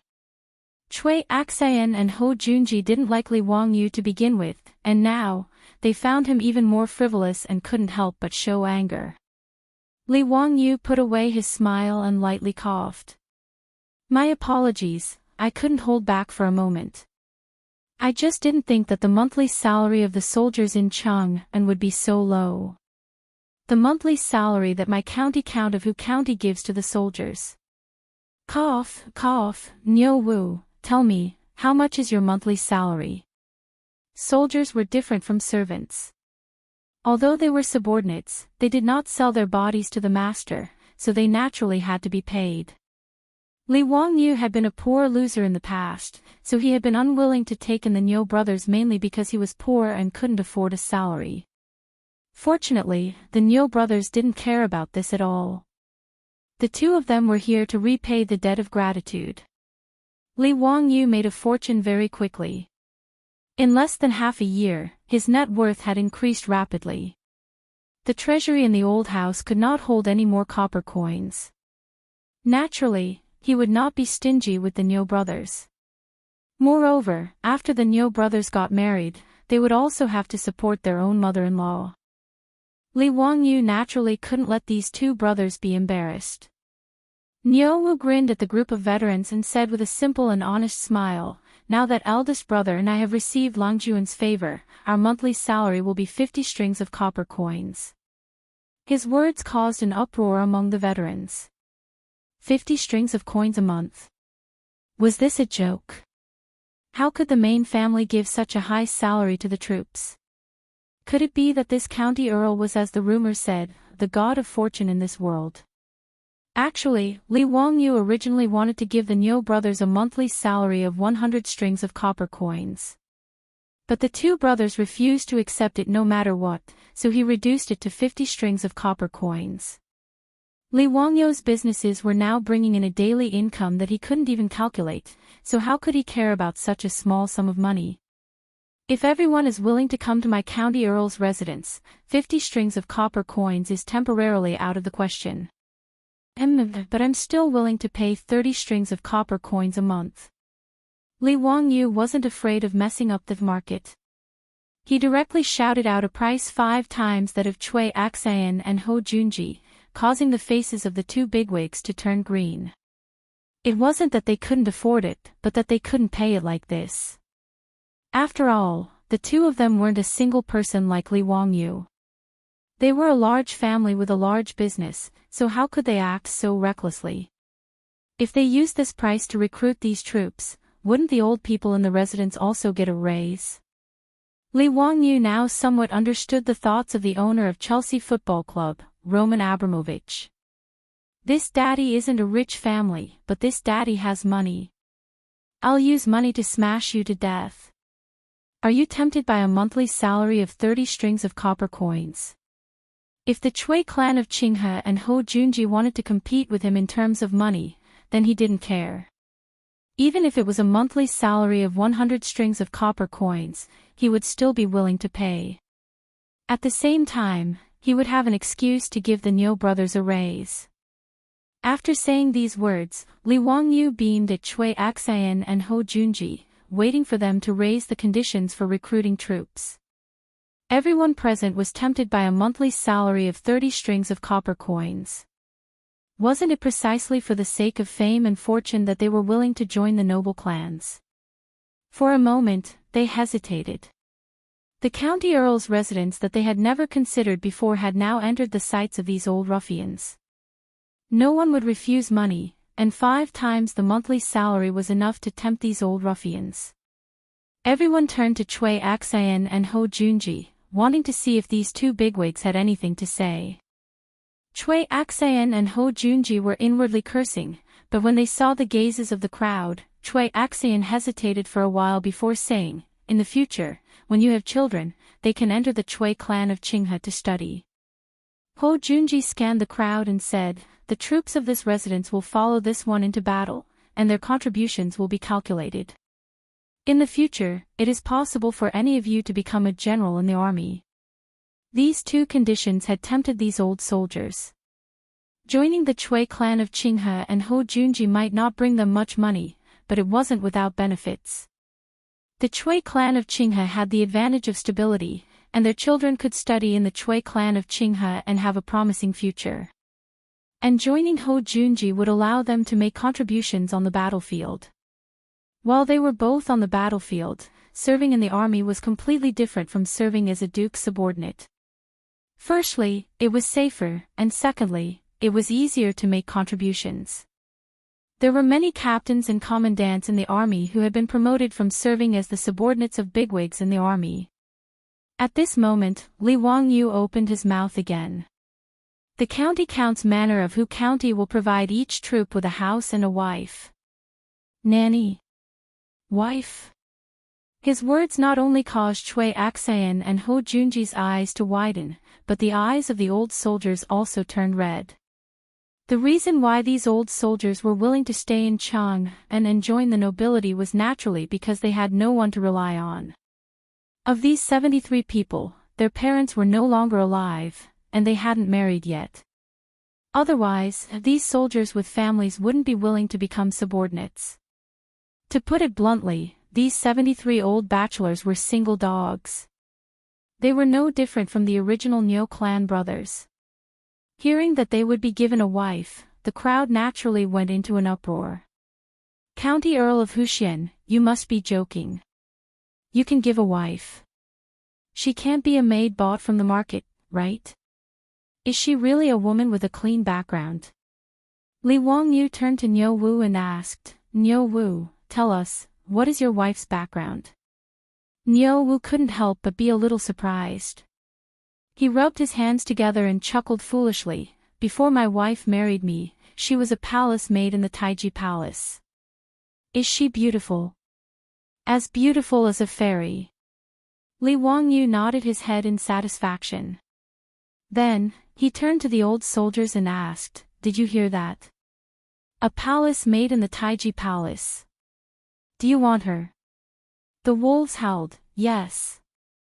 Chapter 470. Li Wangyu inwardly cursed, these old perverts. When they heard that he was going to marry a beautiful wife, they started howling like wolves.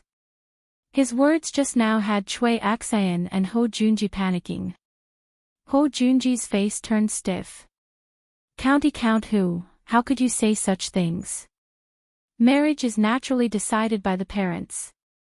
What reason is there to give them away? Aren't you a sex matchmaker?" Li Wangyu rolled his eyes. "How am I a sex matchmaker? Of course, it's a formal marriage. Isn't this Chu of mine also a formal marriage? Duke Marquis should know that the sage personally gave her away, right?" Ho Junji angrily retorted, "Even so, the sage showed mercy last time and allowed 3,000 palace maids to leave the palace. Presumably, this Chu of yours is also one of those palace maids. But now, where are you going to give your fellow soldiers the chance to marry palace maids? Aren't you just using your fellow soldiers to tease us?" His words made the old ruffians rather suspicious. Just because county count whose soldiers could marry palace maids didn't mean that they could as well. Li Wangyu chuckled. "Why not? I can ask the sage to release several dozen palace maids. This isn't a difficult matter. Who do you think you are?" Ho Junji was so infuriated that he almost choked on his own saliva. "Me? Surnamed Li, given name Wang Yu, given name Zio. Has Duke Marquis forgotten? Li Wangyu shook his head, seemingly regretting that Ho Junji's memory was poor. Before Ho Junji could speak, he added, "Right, my uncle's surname is also Li." Ho Junji was rendered speechless by his words. On the other hand, Li Wangyu was delighted. He had finally experienced the pleasure of shouting, "My father is Li Gang," in the Tang Dynasty. Moreover, how could "my father is Li Gang" compare to "my uncle is Li Shimin"? Saying these words made his mind and body feel refreshed, his thoughts clear. Li Wangyu truly wasn't trying to fool these old ruffians. In any case, there were still several thousand palace maids in Taiji Palace. With his reputation, it would not be difficult to ask Pai Lupi to release dozens of palace maids who were willing to marry. The performance of these veteran ruffians even made Li Wangyu wonder if he could use this method to recruit long-term troops in the future. He didn't think that having a few dozen troops was enough. Even that Zhang Liang had shamelessly taken in 500 fake soldiers. He, Li Wangyu, had so many businesses.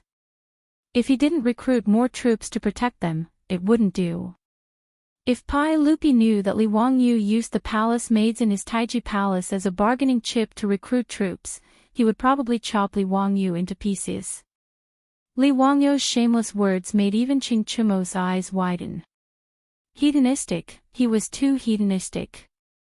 Seeing that many of the Golden Guards still didn't understand, Qing Chumo could only lightly cough and say to the stunned veterans, "County Count whose uncle Tsong is the current sage." The uncle Tsong who hasn't stepped out of his first marriage.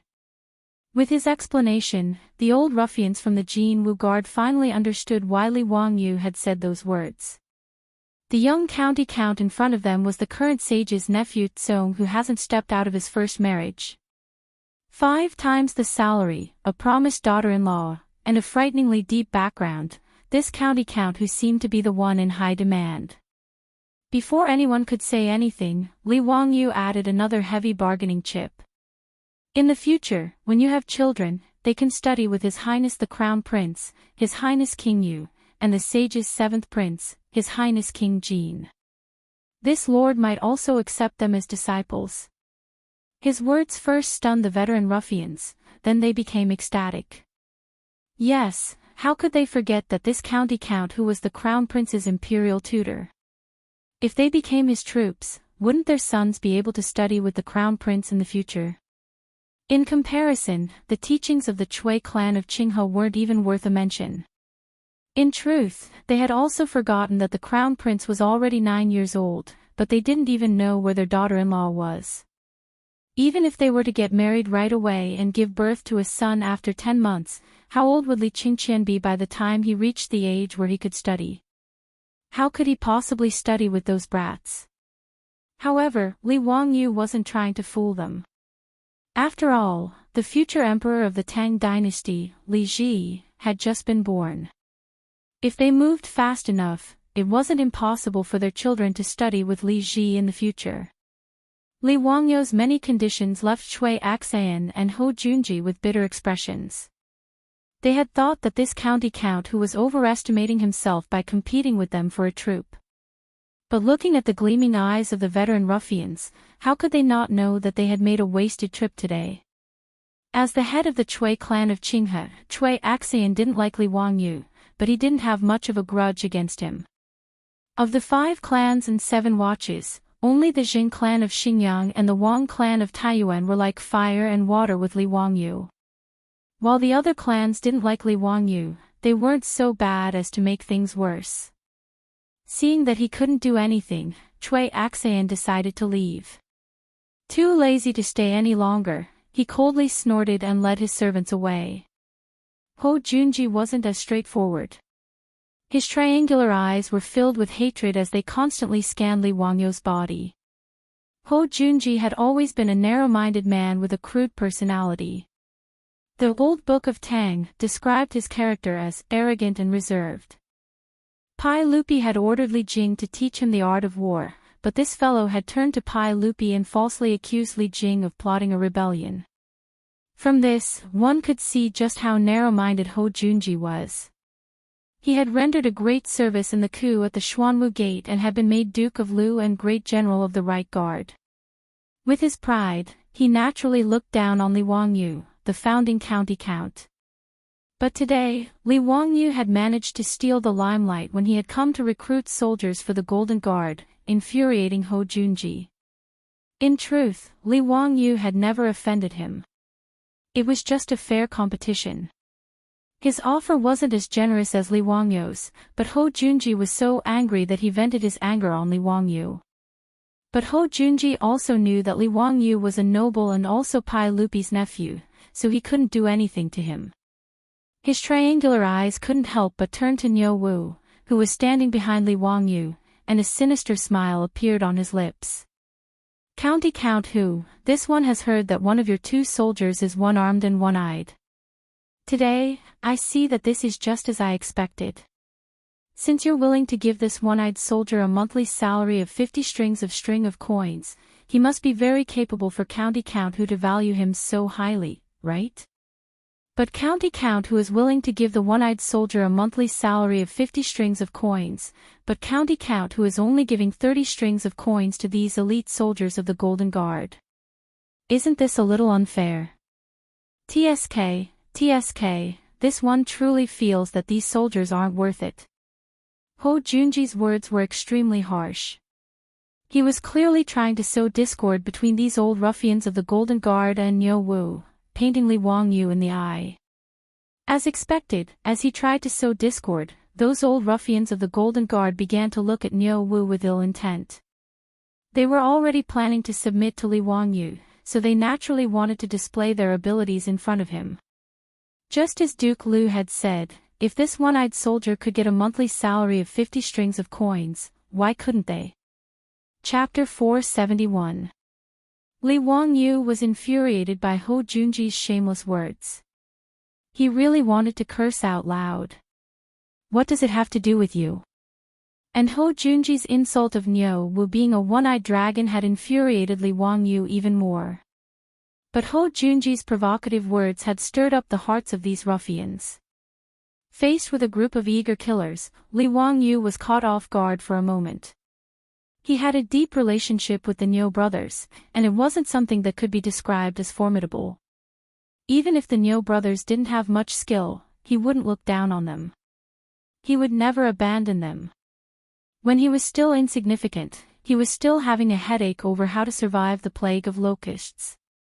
At that time, the Niu brothers had already pledged themselves to him. How could this friendship be measured by a monthly salary? To put it bluntly, Niu Yong and Niu Wu were Li Wangyu's family in the Tang Dynasty.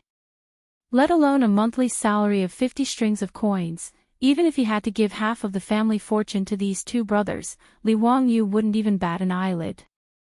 But he couldn't explain these words to these ruffians in a short time. But Li Wangyu didn't want Niu Wu to fight with these ruffians to prove his ability. Although Niu Wu had said that he wouldn't have a problem fighting one against two, fists and kicks had no eyes. If Niu Wu was injured, Li Wangyu would be heartbroken. Even if he injured these ruffians, it would still be very troublesome. Li Wangyu naturally understood that this group of old ruffians had the intention of throwing themselves into his residence. In the future, these people would be Niu Wu's comrades.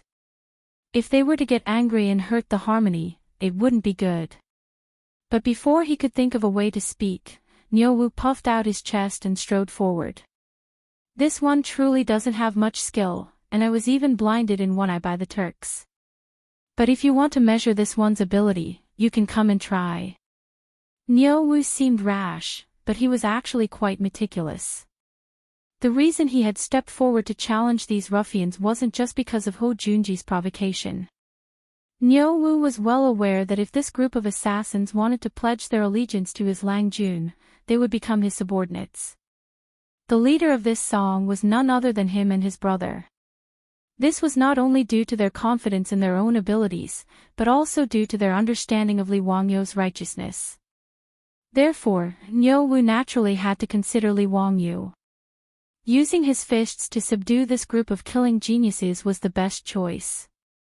Otherwise, a group of ruffians born in the Jin Wu Guards might not necessarily submit to him and his older brother.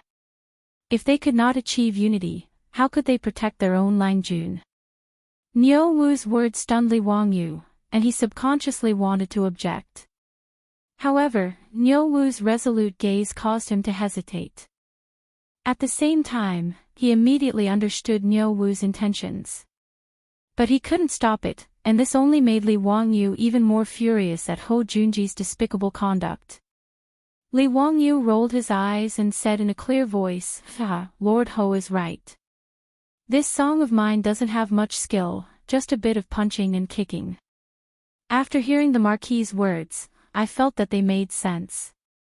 This monthly salary of 50 strings of coins was most likely a loss. But since Lord Hou wants to recruit troops today, why don't you let my good-for-nothing troops test their skills against Lord Hou's troops? Let me see the difference between a monthly salary of 6 strings of coins and a monthly salary of 50 strings of coins.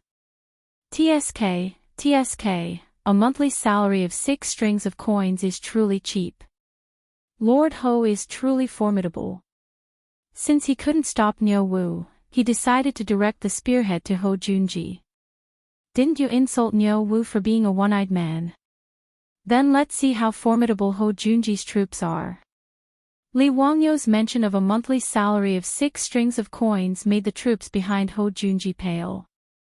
Just now, when Hou Junji's troops had heard that Li Wangyu's troops were being paid 50 strings of coins a month and that he was offering 30 strings of coins to the veterans of the Jin Wu Guards, their eyes had turned red with envy and jealousy. Now that they heard Li Wangyu describe them as cheap goods, they could no longer hold themselves back. Lord Hou, let me test out that one-eyed man's skills. I'd like to see just what sort of person can get a monthly salary of 50 strings of coins. Lord Hou, let this one measure him. Lang Jun, this one requests a battle. Li Wangyu's words had provoked Hou Junji's troops into acting like they had eaten gunpowder. This was far beyond Hou Junji's expectations. He had always been the one scheming against others, but now, he had been tricked by this youth, causing Hou Junji's face to scowl. But now that his troops were all asking for a battle, how could he say no? But Hou Junji was in no rush. He naturally had absolute confidence in his subordinates.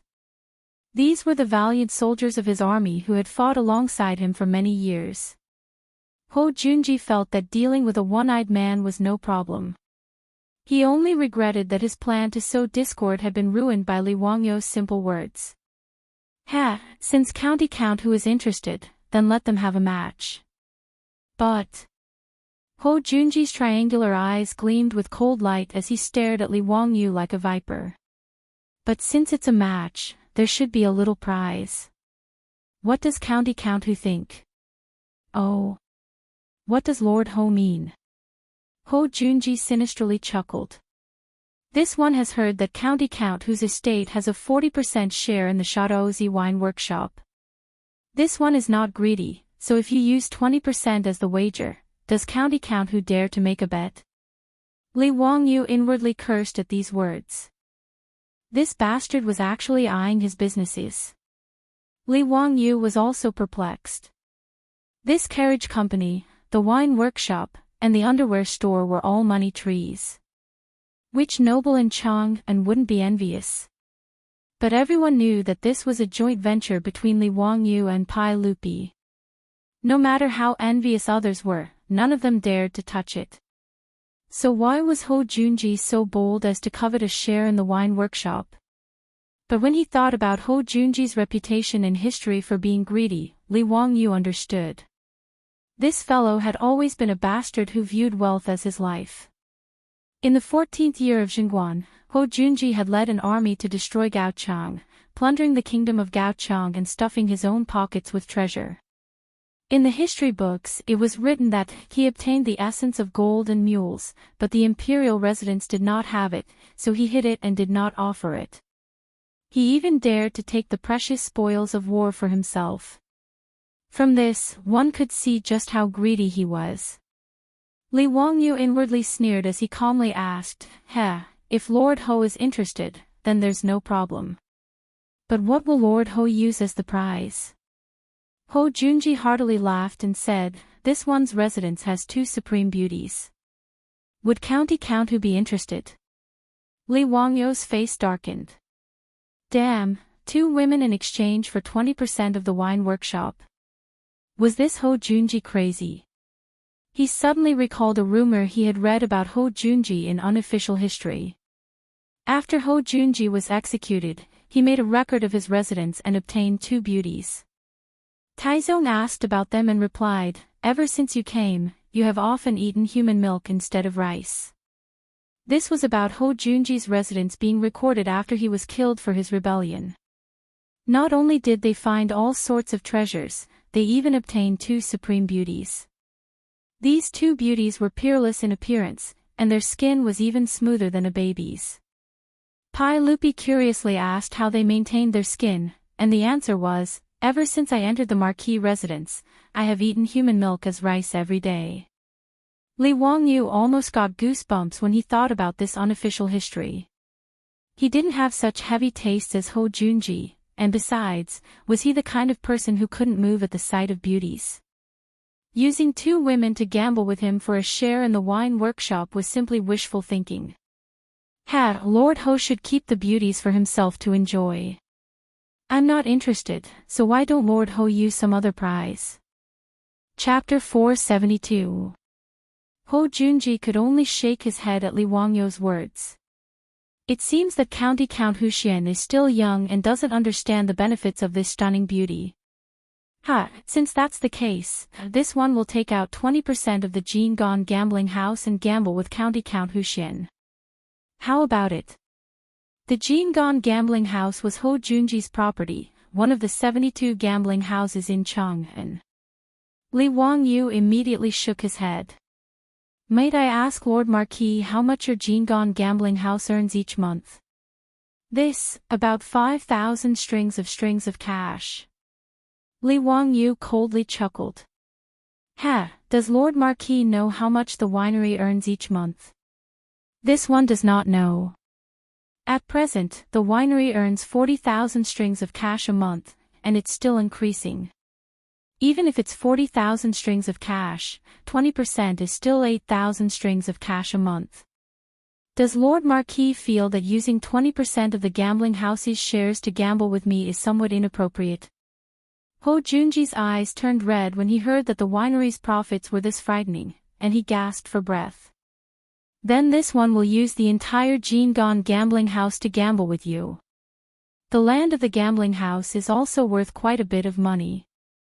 Li Wangyu couldn't help but chuckle at Ho Junji's appearance. Although I have no interest in the gambling house, since Lord Marquis has such a refined interest, it's naturally fine.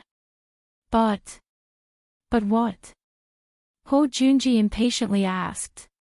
He could already see the 20% share of the winery falling into his pocket. But since the stakes are so large, this gamble naturally can't be so casual. A witness must be invited. In addition, a mere competition of fists and feet is a bit too much of a joke. I have a suggestion for a gamble. Would Lord Marquis be willing to hear it? Li Wangyu already had a plan in mind, so he unhurriedly spoke. Speak. A mere competition of fists and feet between 2 troops is truly boring. Why don't our troops find a forest outside Chang'an and have a real battle? What does Lord Marquis think? This. Li Wangyo's suggestion caught Ho Junji by surprise. Of course, since my troops have a high monthly salary, they naturally can't be the same as the Marquis troops. TSK, a monthly salary of 6 passes is truly cheap. Li Wangyo's words caused Ho Junji and his subordinates to scowl. This bastard, is he addicted to talking? Logically speaking, the 2 troops in my residence have a monthly salary of 100 strings of coins, which is equivalent to the salary of 16 troops of the Marquis. However, as Marquis Ho said, these 2 troops in my residence are handicapped. Li Wangyu pointed at Niu Wu and continued, so, after weighing the pros and cons, let's have 2 troops from my residence fight against 10 troops from the Marquis residence. How about it? Is Marquis interested? Li Wangyu's words caused Ho Junji's eyes to brighten. 2 cripples against 10 of his troops, weren't they rushing to give him money? There was no reason for him to refuse. In a one-on-one battle, he didn't think that Li Wangyu's troops had a chance of winning, much less 2 against 10. This was simply suicidal. Was this young man worried that his troops wouldn't die quickly enough? Agreed. Let's do as County Count Who says. Ho Junji was worried that Li Wangyu would go back on his word, so he immediately nodded. Li Wangyu happily smiled. Okay, then it's settled. Of course, in order to avoid harming the relationship between our 2 clans, when they fight, the weapons and arrows must be wrapped in cotton cloth. They can be smeared with lime, and if they are struck by a sword or saber, they will have to withdraw from the competition. Does Lord Marquis think this is acceptable? Ho Junji thought about it and decided that there was nothing disadvantageous to him, so he nodded. It's fine. Since that's the case, how about Duke of Lu and the Duke of Yi act as mediators and referees? 3 days later, our 2 clans will find a forest near the Jade Star Palace and decide the victor. Ho Junji naturally nodded in agreement, and the 2 clapped their hands together to seal the deal. Then this one won't delay County Count Who from recruiting troops. This one will go find Duke of Lu and the Duke of Yi and have them act as mediators. See you in 3 days at the Jade Star Palace. After saying this, Ho Junji heartily laughed and led his troops away. Li Wangyu looked at Ho Junji's back, a smile on his lips. Ching Chumo hurried over and anxiously asked, Zio, have you gone crazy? How could you agree to this kind of condition? Even if it's a one-on-one, the Nyo brothers might not be able to win. Why did you ask for a 2-on-10 battle? How could you possibly win? Before Li Wangyu could reply, Nyo Wu replied in a low, muffled voice, so what if it's 2 against 10? Do you think that my brother and I are afraid of them? You can't say it like that. Zio, why did you agree to this kind of bet? It's completely unfair. Ching Chumo anxiously said, this won't do. I'll go find my lord and have him come forward to stop this bet. Li Wangyu hurriedly grabbed Ching Chumo and said, Big brother Chumo, don't be anxious, don't be anxious. Since this little brother dares to propose such a bet, he naturally has complete confidence in winning. What confidence do you have? I know that the Nyo brothers are very capable, but they're still. Ching Chumo glanced at Nyo Wu, too embarrassed to say the word cripple. Let's keep it a secret for now. In any case, Big brother Chumo, be at ease. I'm not a wastrel. How could I possibly go and make a bet with that bastard Ho Junji if I'm not confident? Just watch. He dared to call Nyo Wu and Nyo Yong cripples. This time, this old man will definitely make Ho Junji take a big tumble and obediently hand over his gambling house. Right, go back and ask Uncle Ching if he's interested in taking over the Jingon gambling house. I have no interest in the gambling house. If Uncle Ching is willing to take over, I'll sell it to him at a cheaper price. Ching Chumo was somewhat dumbfounded by these words. Could it be that he had made an error in judgment? Were these Nyo brothers some sort of peerless expert? But now that things had gotten to this point, he could only nod hesitantly. Fine. Then Zio, you have to be careful. Duke Lu's troops aren't easy to deal with. They're all fierce soldiers of the army. What's there to be afraid of? Isn't it just a troop with a monthly salary of 6 strings of coins? Big brother Chumo, haven't you heard of this saying? Nothing good comes cheap. Ching Chumo's nose was about to become crooked from anger. How could there be such a comparison? Moreover, didn't the troops of his Duke Lu residence also have a monthly salary of 6 strings of coins? Could they also be cheap goods? Zio, it's best if you be careful and don't be careless. Okay, I understand.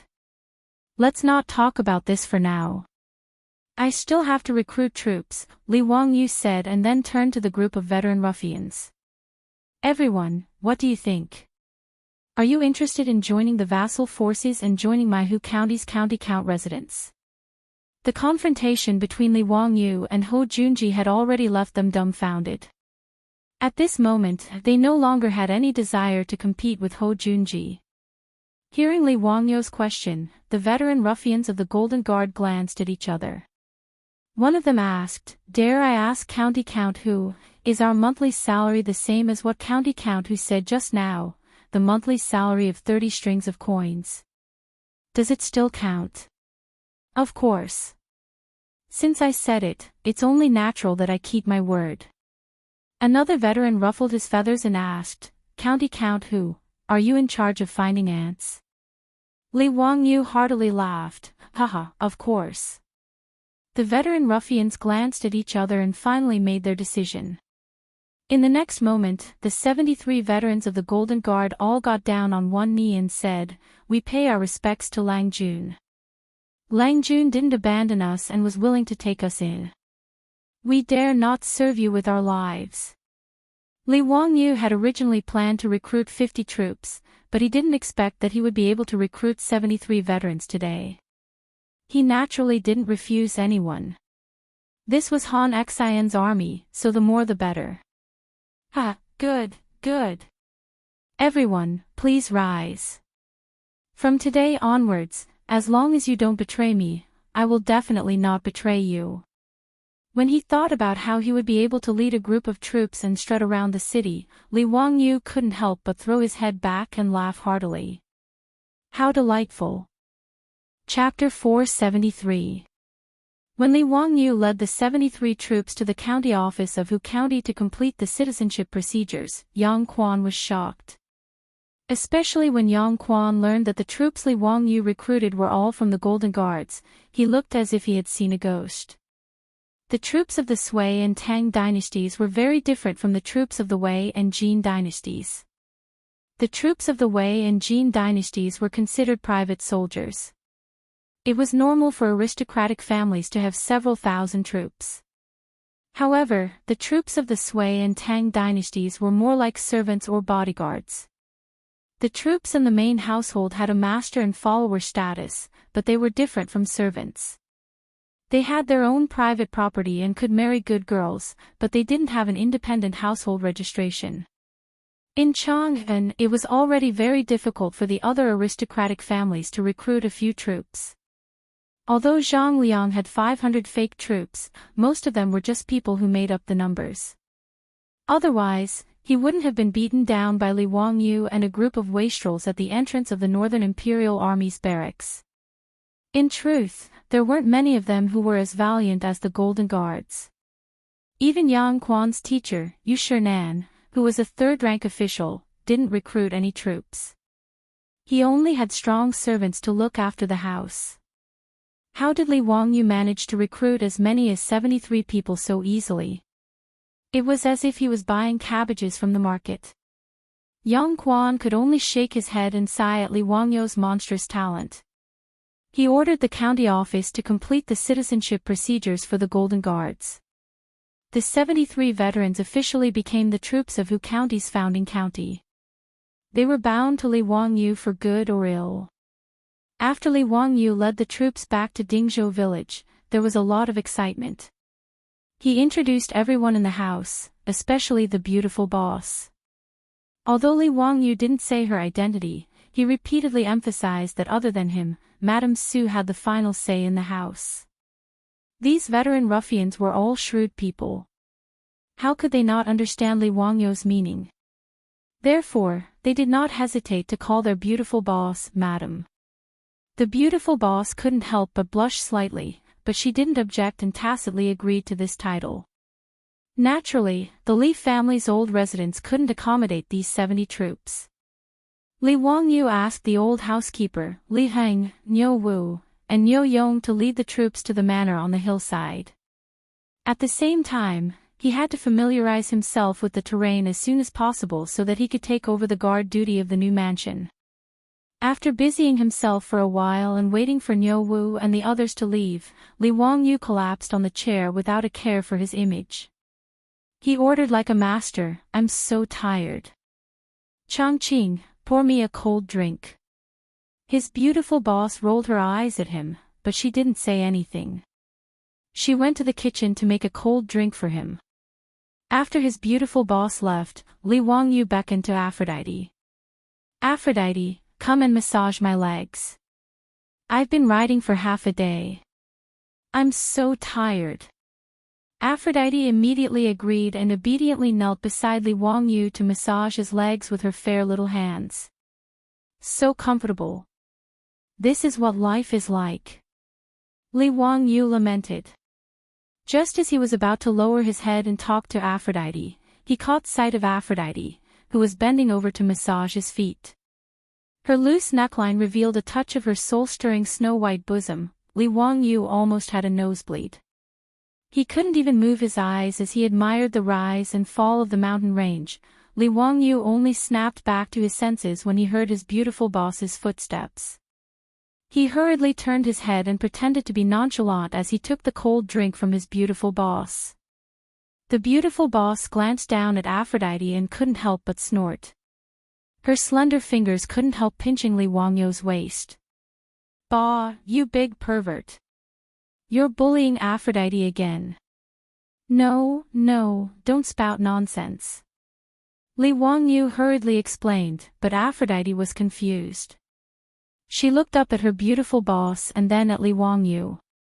She didn't understand what her beautiful boss meant by her Langjun bullying her. The beautiful boss couldn't be bothered to talk to this confused girl. She glared at Li Wangyu and asked, "Didn't Uncle Qing say that he was going to prepare 50 troops for you? Why are there so many people?" She still didn't know what had happened in Chang'an, so she asked this question. "Don't mention it. Qing Yao Jin, that old swindler. He's lying to me." Li Wangyu's anger flared up as he spoke of this matter. 50 troops for him. That old scoundrel Qing Yao Jin was just bragging. He had spent a huge sum of money to snatch these 73 troops from the mouths of the Chui clan and Ho Junji. Li Wangyu recounted the events of the day to his beautiful boss in full detail, but the beautiful boss frowned again and again as she listened. "Wangyu, aren't you being too arrogant? It's true that Niu Yong and Niu Wu are very powerful, but you shouldn't have agreed to let them fight with Ho Junji's troops. And even though there are troops, aren't you being too disrespectful to them?" The beautiful boss was still not used to the hierarchy of the Tang Dynasty, much less the hierarchy of master and servant. In her view, Niu Yong and Niu Wu were her family. But Li Wangyu actually wanted them to fight with their lives on the line against Ho Junji's troops. She found this very hard to accept. His beautiful boss's words also made Li Wangyu feel a little awkward. Thinking back, when he made the bet with Ho Junji, he really hadn't considered the feelings of Niu Wu and the others, much less asked for their opinion.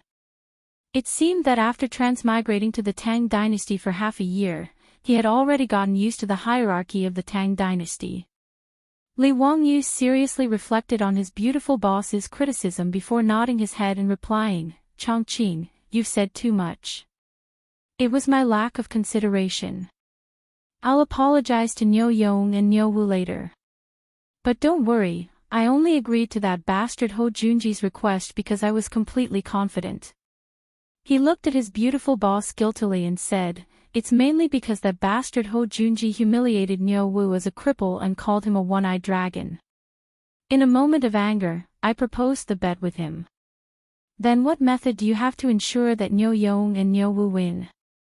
They have a total of 10 opponents." His beautiful boss wasn't angry at Li Wangyu. She just felt that Li Wangyu lacked consideration and put the Niu brothers in danger. Who asked Niu Wu to boast to me? He said that he and Big Brother together could defeat the 73 old soldiers of the Jinwu Guard. No matter how powerful Ho Junji's troops are, they can't be as powerful as these 73 people, right? Li Wangyu explained with a smile. "And I have a divine weapon. Li Wangyu lowered his voice and whispered a few words into his beautiful boss's ear. Hearing this, his beautiful boss raised her eyebrows and asked, "That's it? Are you sure?" "Yes, it's definitely true. If you don't believe me, we can give it a try first. I'll have to trouble you to bring Afro, Perrin, and the others to make it first. Then, I'll have Niu Yong and Niu Wu use it to fight against the 73 soldiers. If it really doesn't work, I'll just admit defeat. Isn't it just 20% of the winery? I can afford to lose. Don't worry, I definitely won't let the Niu brothers take the risk." "Alright, since you've said so, I'll listen to you." His beautiful boss didn't waste any time. She pulled Afro to the rear courtyard and called over Perrin and the 4 maids in the residence. Then, she got to work. Chapter 474. 3 days later, in the Yellow Valley of the Qinling Mountains. The originally quiet Jade Star Palace of the Tang Dynasty was exceptionally lively today. When Li Wangyu led the Niu brothers and the 73 newly recruited troops over on horseback, he was also shocked by the scene in front of him. What was going on? Wasn't today the day of the bet between him and that bastard Ho Junji? Why was the Jade Star Palace so lively? Looking around, he realized that they were all familiar faces. There was no need to mention Qing Yao Jin, Yuqi Jingde, and the others. They were probably here to act as middlemen for their bet. But what about the others? Duan Jishuan, Chai Lingguo, Li Jing, Li Shiji, Fang Xianling, Du Ruhui, Wei Jing, Zhang Sun Wuji. It felt like all the big shots of the imperial court were here. Of course, there was also Li Wangyu's group of hedonistic friends. Naturally, they were all here today. Li Wangyu even saw Pai Lupi in the crowd, dressed in casual clothes. The hell, wasn't this a little too grand? Were Li and this group of big shots so bored that their balls hurt? Did they have nothing to do? His gambling match with Ho Junji had managed to draw over more than half of the big shots of Chang'an. If he had known earlier, he would have discussed with Ho Junji and sold tickets to these big shots who didn't mind watching the show. Li Wangyu didn't dare to be negligent. He quickly dismounted and greeted Pai Lupi and the other big shots. "This little nephew pays respects to uncle. May I know why uncle has the time today to come and watch my bet with Duke Ho?" Pai Lupi glared at him. "Zio, what are you up to now? Why do you want to bet with Junji for no reason? And you're still so arrogant, wanting to fight 2 against 10. Do you know that the troops in Junji's residence are all valiant soldiers who have fought with him for many years? How could they be incompetent?" Li Wangyu rubbed his nose and chuckled. "Hee, uncle, this little nephew might not lose. Whether it works or not, we'll know after we try." His words angered Pai Lupi so much that he coldly snorted. He was too lazy to waste any more words with him. He simply stretched out his hand. "Where are my sunglasses?" "Aw." Li Wangyu was stunned. "Pai Lupi, aren't you jumping from topic to topic a bit too fast? Just now, they were still talking about the bet. How did the topic change to sunglasses?" He then looked at Pai Lupi's side. Qing Yao Jin, that black-faced old hooligan, was wearing the crystal sunglasses he had given him, proudly showing off to the others. Naturally, he understood everything. Li Wangyu quickly and respectfully took out a pair of sunglasses from his waist and presented it to Pai Lupi. Pai Lupi didn't stand on ceremony. He took the sunglasses and skillfully put them on the bridge of his nose. From the looks of it, he had already learned how to use the sunglasses from Qing Yao Jin and had even tried them on. Li Wangyu was even surprised to find that not only was Qing Yao Jin wearing sunglasses today, but many of the big shots present were also wearing sunglasses that he had made himself. Chai Lingguo, Yuqi Jingde, Niu Jinda, Fang Xianling, Du Ruhui. Li Wangyu suddenly understood that these were the sunglasses of the rich playboys, which had been confiscated by his father. He had asked Qing Chumo to give the sunglasses to the debauches. Now, it seemed that these big shots had benefited. Qing Yao Jin, who was wearing a pair of sunglasses, came over and slapped Li Wangyu's shoulder heavily. Wahahaha, my dear nephew, you've got guts. Using 2 troops to fight against 10 troops of Duke Ho, even this old man wouldn't dare to do such a thing. But don't worry, this old man will definitely support you. This old man even went to those gambling houses of the great clans and placed a bet of 100 taels of gold on your victory. Li Wangyu was confused, but he could only hurriedly bow and say, "Many thanks for Uncle Cheng's great favor. This little nephew can't thank you enough." What bet? What did this old hoodlum bet with the gambling houses? Li Wangyu had no idea that over the last 3 days, everyone in Chang'an knew about the gambling match between him and Ho Junji. It was naturally Ho Junji who had ordered people to spread the news. He had done this because he was worried that Li Wangyu would go back on his word and cause him to miss out on the 20% share of the winery. Thus, when Ho Junji had decided on the gambling match, he had ordered people to spread the news so that Li Wangyu wouldn't be able to go back on his word. This was also why everyone had gathered here today.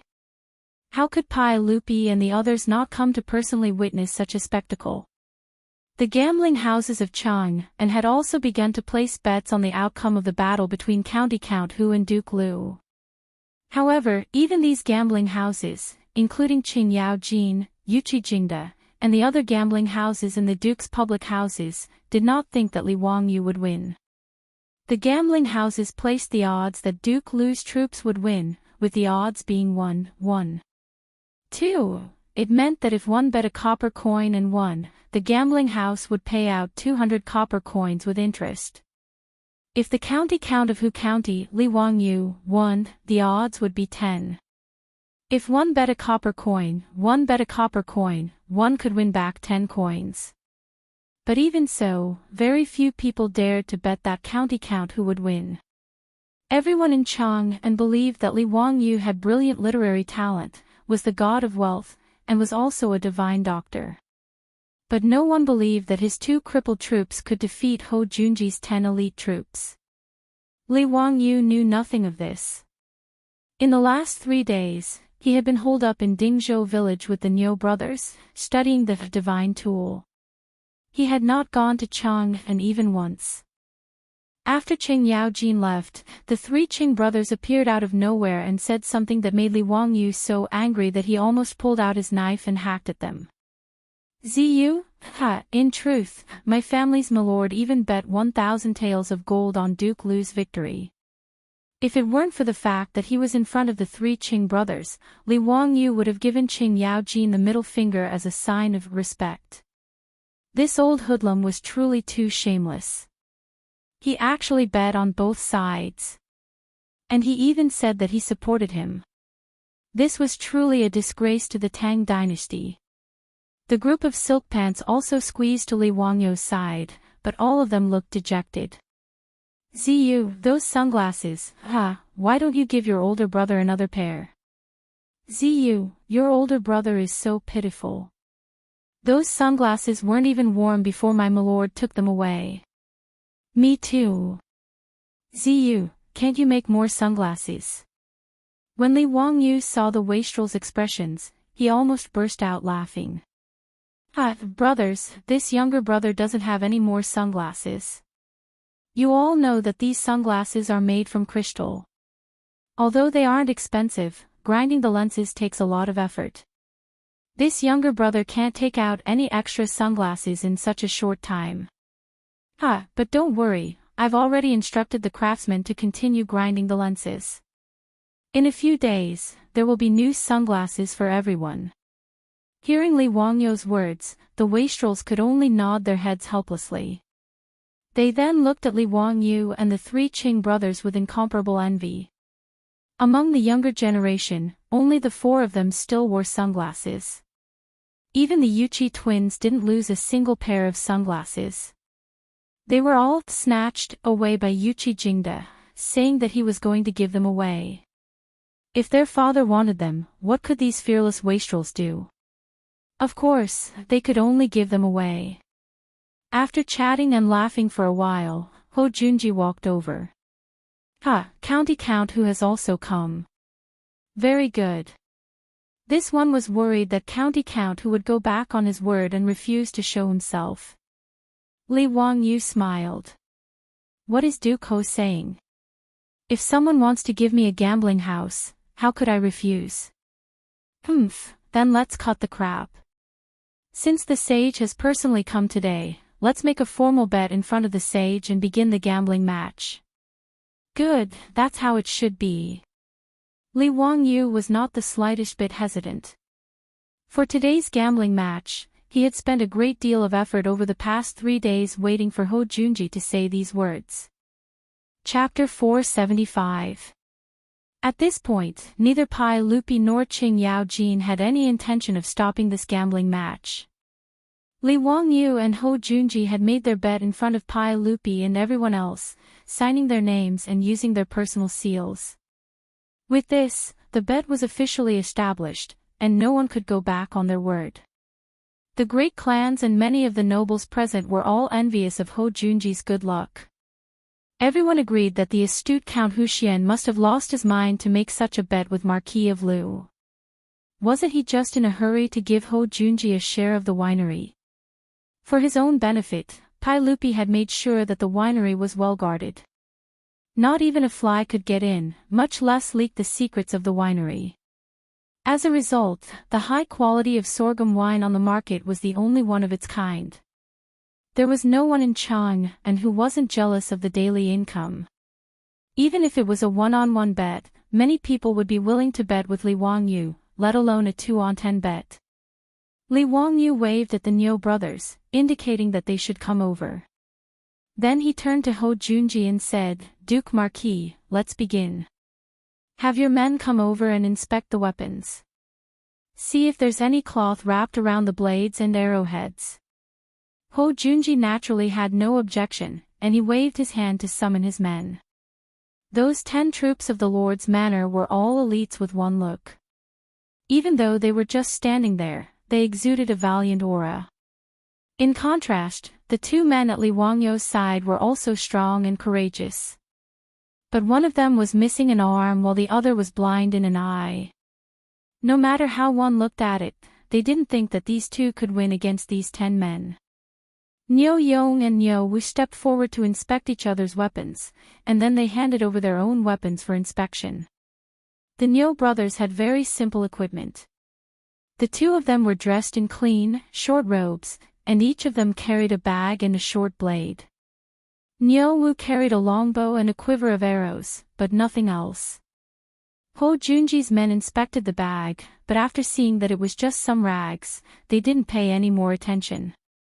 Ho Junji's men, on the other hand, were armed to the teeth. Sabers, short spears, bows, daggers, and so on and so forth. As Li Wangyu had requested, these weapons had been wrapped in cloth and covered in lime. Just as the Niu brothers were inspecting the corpse, they saw a person step out from the crowd. He said with a mocking tone, State Duke Lu, are you playing a childish war game with County Earl Hu? Why do they even need to wrap the arrowheads and blades? What kind of bet is this? Li couldn't help but frown on his face. It was the head of the Wang clan of Taiyuan, Wang Renyu. Just as he was about to open his mouth to speak, another person stood out from the crowd and echoed, what Lord Wang said is right. In the past, the troops have always fought with their lives on the line. How could it be like playing house? How could it be wrapped in arrowheads and decide the outcome with lime marks? Duke of Lu, you are a veteran general who has fought for many years. Why are you fooling around with youngsters? The one who spoke was Xing Yuanshou of the Jing clan, and behind him, another noble stepped forward. It was the prefectural Duke of Chongping, Zhang Liang. Duke of Lu, when have the troops in our residence ever been afraid of death? We have always licked blood from our blades and sought survival from the jaws of death. Our Tang Dynasty's military prowess is renowned throughout the world.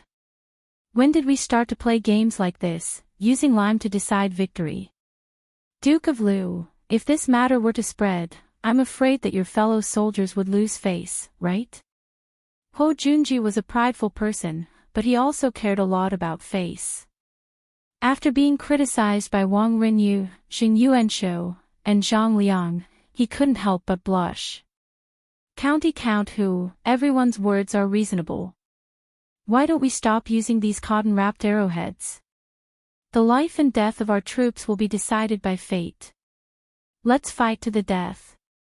How about it? Ho Junji was now somewhat regretful that he had agreed to Li Wangyu's request. Li Wangyu naturally shook his head. No, this is a condition that we agreed on that day. How can we go back on our words? He was confident that the Niu brothers could defeat Ho Junji's troops. But swords had no eyes. If the Niu brothers made a mistake, wouldn't they be taking their lives? Moreover, as a good youth who had transmigrated from the future, how could Li Wangyu allow others to fight to the death for him? This wasn't the Roman era, where gladiators were still played. In truth, the battles between the troops of the Tang dynasty weren't necessarily any better than the gladiators of the Roman era.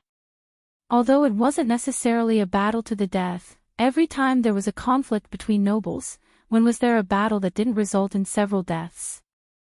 Li Wangyu was already cursing Wang Rinyu, Xing Yuanshou, and Zhang Liang's words. These bastards had nothing better to do. Did this daddy invite you? What does it have to do with you? County Count Hu, I will instruct my troops to do their utmost to not harm your troops. How about it? Ho Junji still wanted to persuade him. Li Wangyu immediately refused. No. Since we agreed on this, there's no reason to change it at the last minute. If Lord Marquis isn't willing to fight like this, then why don't we just drop the matter? Ho Junji felt rather helpless at Li Wangyu's refusal. He naturally didn't care about the method of the battle. In any case, his goal was to get a share of the winery. But if he continued to follow Li Wangyu's wishes and fight like this, he felt that he couldn't afford to lose face. Just as Zhang Liang had said, if this matter got out, wouldn't his fellow soldiers laugh their heads off? But now, Li Wangyu refused to agree no matter what. If he insisted, this battle naturally couldn't be carried out, and Ho Junji would never agree to that. For a moment, Ho Junji was in a dilemma. Even though Pai Lupi and Qing Yao Jin were close to Li Wangyu, they didn't want to see Li Wangyu lose this battle. But in truth, they all agreed with Wang Rinyu and the others. Even Pai Lupi had been on the battlefield for many years and was used to seeing life and death. Using some sort of cloth to wrap up weapons and arrows to carry out a battle was truly child's play. But Li Wangyu was young and their nephew, so they naturally didn't voice their opinion. They just coldly watched, allowing Li Wangyu and Ho Junji to negotiate. Seeing Li Wangyu shake his head in refusal, Zhang Liang spoke once more. County Count Hu, you're also a noble of the Tang dynasty. How can you be so afraid of death? Moreover, aren't you the one who's going to fight? How can you be so wishy-washy? If all the nobles of the Tang dynasty were as compassionate as County Count Hu and couldn't stand the sight of blood, wouldn't we just allow the Turks to invade and trample on the lands of the Tang dynasty? Zhang Liang's words struck at Ho Junji's heart. Li Wangyu clenched his fists in anger, his eyes spitting fire as he angrily glared at Zhang Liang. Since Prefecture Duke Chongping is so hot-blooded, why don't you bring your fake son here to fight? This one is willing to accompany you to the end. Chapter 476. Zhang Liang, the prefectural Duke of Chongping, was enraged by Li Wangyu's words and wanted to teach this young man a lesson. He had suffered at the hands of Li Wangyu several times in a row and had long found Li Wangyu to be an eyesore. This was why he had followed Wang Rinyu and Xing Yuanshou in sowing discord. Now that Li Wangyu had so rudely rebuked him in front of everyone, he felt his blood boil. County Count Huxian, don't be so impudent. Before Zhang Liang could finish speaking, Pai Lupi roared, enough. Zhang Liang, you are also a veteran of the army. How can you speak so irrationally? Zio cherishes the lives of his troops. How can you say that the soldiers of the Tang dynasty are unable to defend against the sabers and spears of the Turks? What nonsense are you spouting? Zhang Liang's blood that had just surged to his head quickly receded like the receding tide after being scolded by Pai Lupi.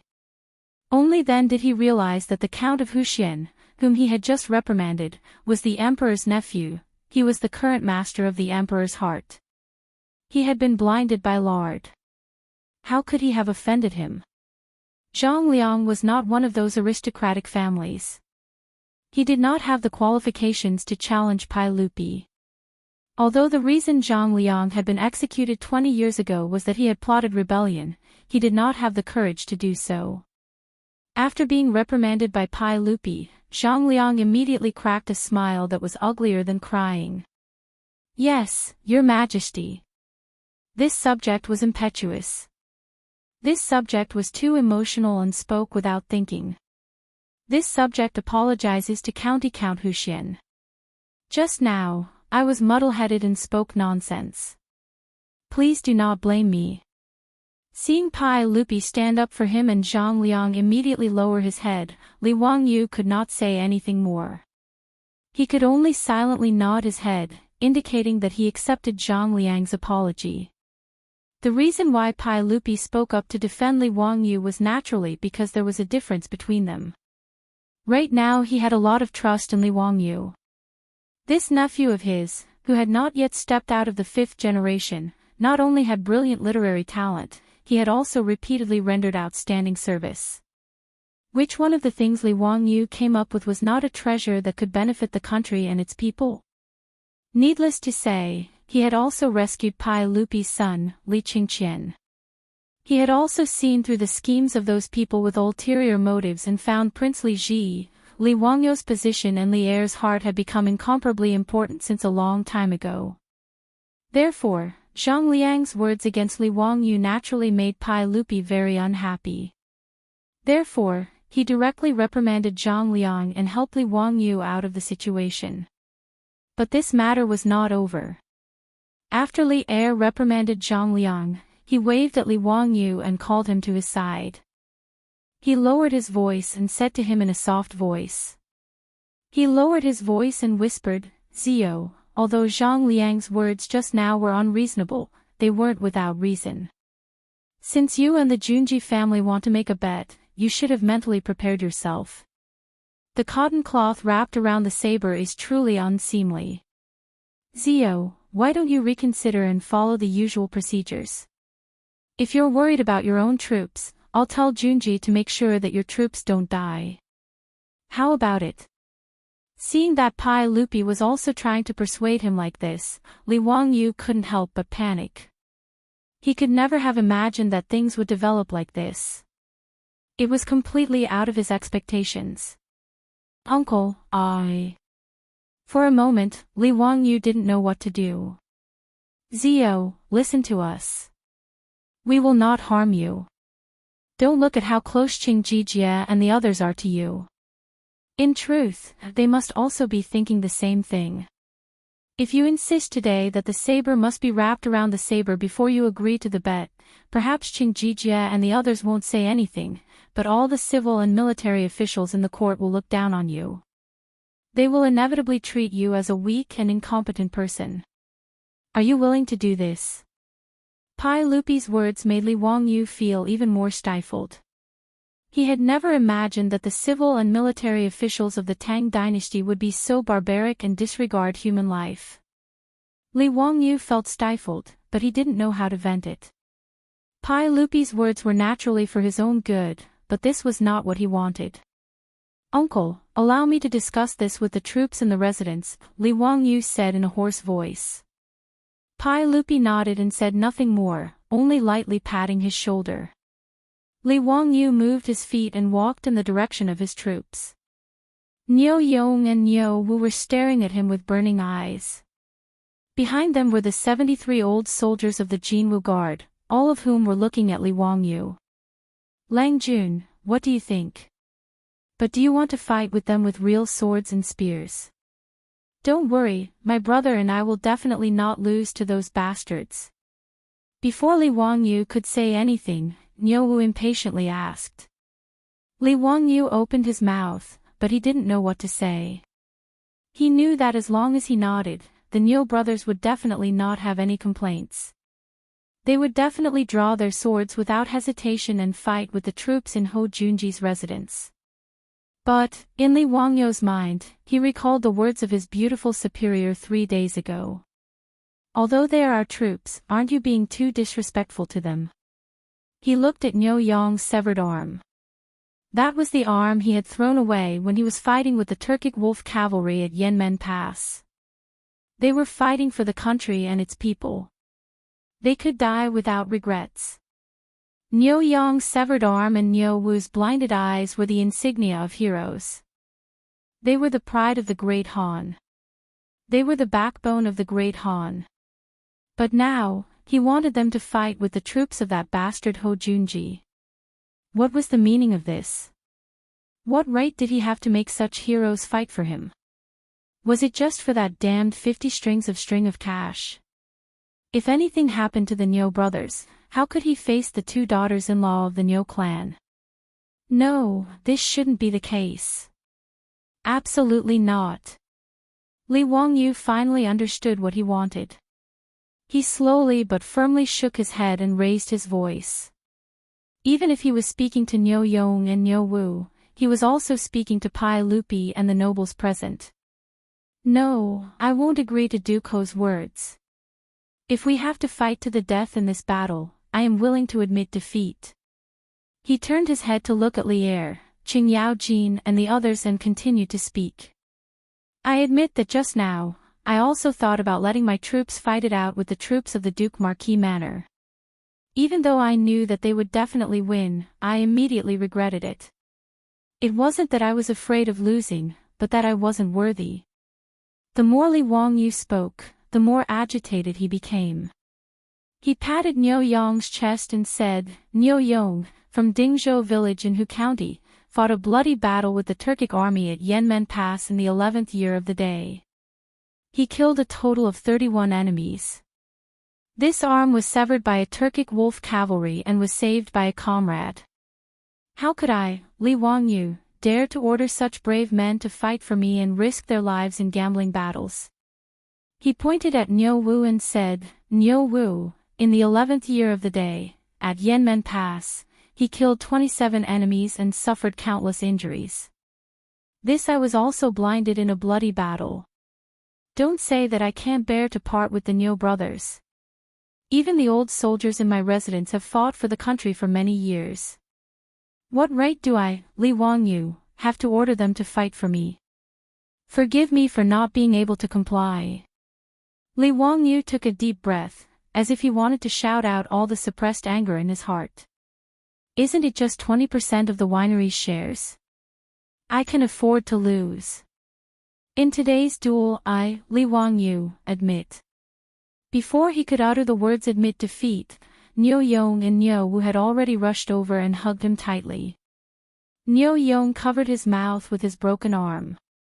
Lang Jun, you can't admit defeat. You can't. You can't. Chapter 477. At this moment, the Niu brothers' eyes were filled with blood and tears. Even the 73 veteran ruffians that Li Wangyu had recently recruited were so excited that they couldn't control themselves. Their chests were straight. With such a loyal and righteous master, how could they not be excited? Li Wangyu's words made the 73 veteran ruffians who had just been registered feel a sense of recognition and belonging in their hearts. These veterans of the Golden Guards naturally knew about the burning knife wine that was currently popular in Chang'an. Although the old soldiers didn't know how much the 2 ingredients of a brewery that could brew such a unique wine were worth, they were sure that it was an astronomical figure. And their own master would rather give up the money than let the Niu brothers take the risk. Who had ever seen such a master? Not to mention Chang'an City, even if they flipped through the history books, they would never hear of such a thing. How could this group of veterans not fall in love with such a master? The county count mansion of the founding of Hu County would be their home from now on. However, anyone who offended them would be killed without mercy. If Li Wangyu knew that his words had such a great effect and could make the 73 veterans fall in love with him, he probably wouldn't know whether to cry or laugh. Even Pai Lupi, Qing Yao Jin, and the others couldn't help but blush with shame after hearing Li Wangyu's words. Pai Lupi nodded silently in his heart. He valued Li Wangyu more and more. Niu Yong's face was filled with tears. He covered Li Wangyu's mouth and didn't let him admit defeat. Lang Jun, you can't admit defeat. We didn't lose. Erlang and I would rather fight to the death than to accept defeat. Yes, Lang Jun, my brother and I will never admit defeat. If you insist on admitting defeat, then my brother and I will kill ourselves right here. How will we have the face to return home? Niu Wu shouted at Li Wangyu with a face full of tears. The 73 troops roared in unison, fight! Fight! Fight! Fight! Li Wangyu was also angry. He forcefully pulled Niu Yong's arm away and roared at the two brothers, "You are crazy. What if something happens and you want me to go back? How are you going to explain it to your aunts? Lang Jun, if we brothers are so cowardly and watch you admit defeat, how can we face our wives when we return home?" Niu Yong pulled his brother, and both of them knelt down on one knee before Li Wangyu. "Lang Jun, please allow the two of us to go to battle." The 73 veteran ruffians also knelt down on one knee. "Lang Jun, please allow us to fight in place of the two brothers of the Niu family." When the Niu brothers heard that, they glared at the crowd and scolded jokingly, "Get lost, get lost, get lost. It's none of your business. This is the work of the two brothers. If you want to fight for Lang Jun, you should wait until you get married." Their joking and cursing caused the group of old ruffians to laugh endlessly, and the heavy atmosphere was diluted by quite a bit. Niu Yong and Niu Wu's words made Li Wangyu feel very conflicted. "Do you two brothers have to force me? Lang Jun, don't hesitate. Do you still not believe in us two brothers? Ask this group of murderous geniuses. Is there anyone who is still unconvinced? Besides, don't we still have Lang Jun's divine weapon?" Niu Wu wiped away the tears on his face and whispered with a smile. His words were all heard by the surroundingly resident troops, but all of them revealed looks of shock and embarrassment, appearing to be extremely embarrassed. Seeing this, Li Wangyu had nothing to say. After a long silence, he finally nodded and patted the shoulders of the Niu brothers. "Be careful. I will wait for you to come back." "Yes." Li Wangyu strode up to Ho Junji and stared into his eyes. Gritting his teeth, he said word by word, "If you want to fight, then let's fight. Life and death shall be decided by the heavens." For some reason, a dark cloud flitted through Ho Junji's heart. Just now, Li Wangyu had actually wanted to admit defeat for the sake of his troops, leaving everyone stunned. And the troops of the county count's residents made all the great clans and nobles jealous. Which clan wouldn't want such loyal troops? As for the troops of Ho Junji's residents, their morale seemed rather low. The 10 valiant troops of the marquis residents looked at Niu Wu and the others with envy. Their monthly salary was high, and their master was so benevolent and righteous, it was truly infuriating. Very good. Since that's the case, let's begin. Ho Junji didn't want to say anything more. He just wanted to start this gambling match as soon as possible and get his 20% share of the winery as soon as possible. Okay. That mountain will be the location of this gambling match. How about it? Our troops will fight here. 2 hours will be the limit, and the team that survives the most will be the winner. Li Wangyu pointed at a nearby mountain peak. It was around 100 meters tall, but its trees towered into the sky and its bushes were thick. Ho Junji carefully looked into the distance and nodded. Although the mountain peak was covered in trees, it didn't have any steep terrain. It was just an ordinary mountain peak. In this way, there was no need to worry about Li Wangyu's 2 troops occupying some strategic location and defending from above. Pai Lupi and the others couldn't help but shake their heads when they saw the mountain peak.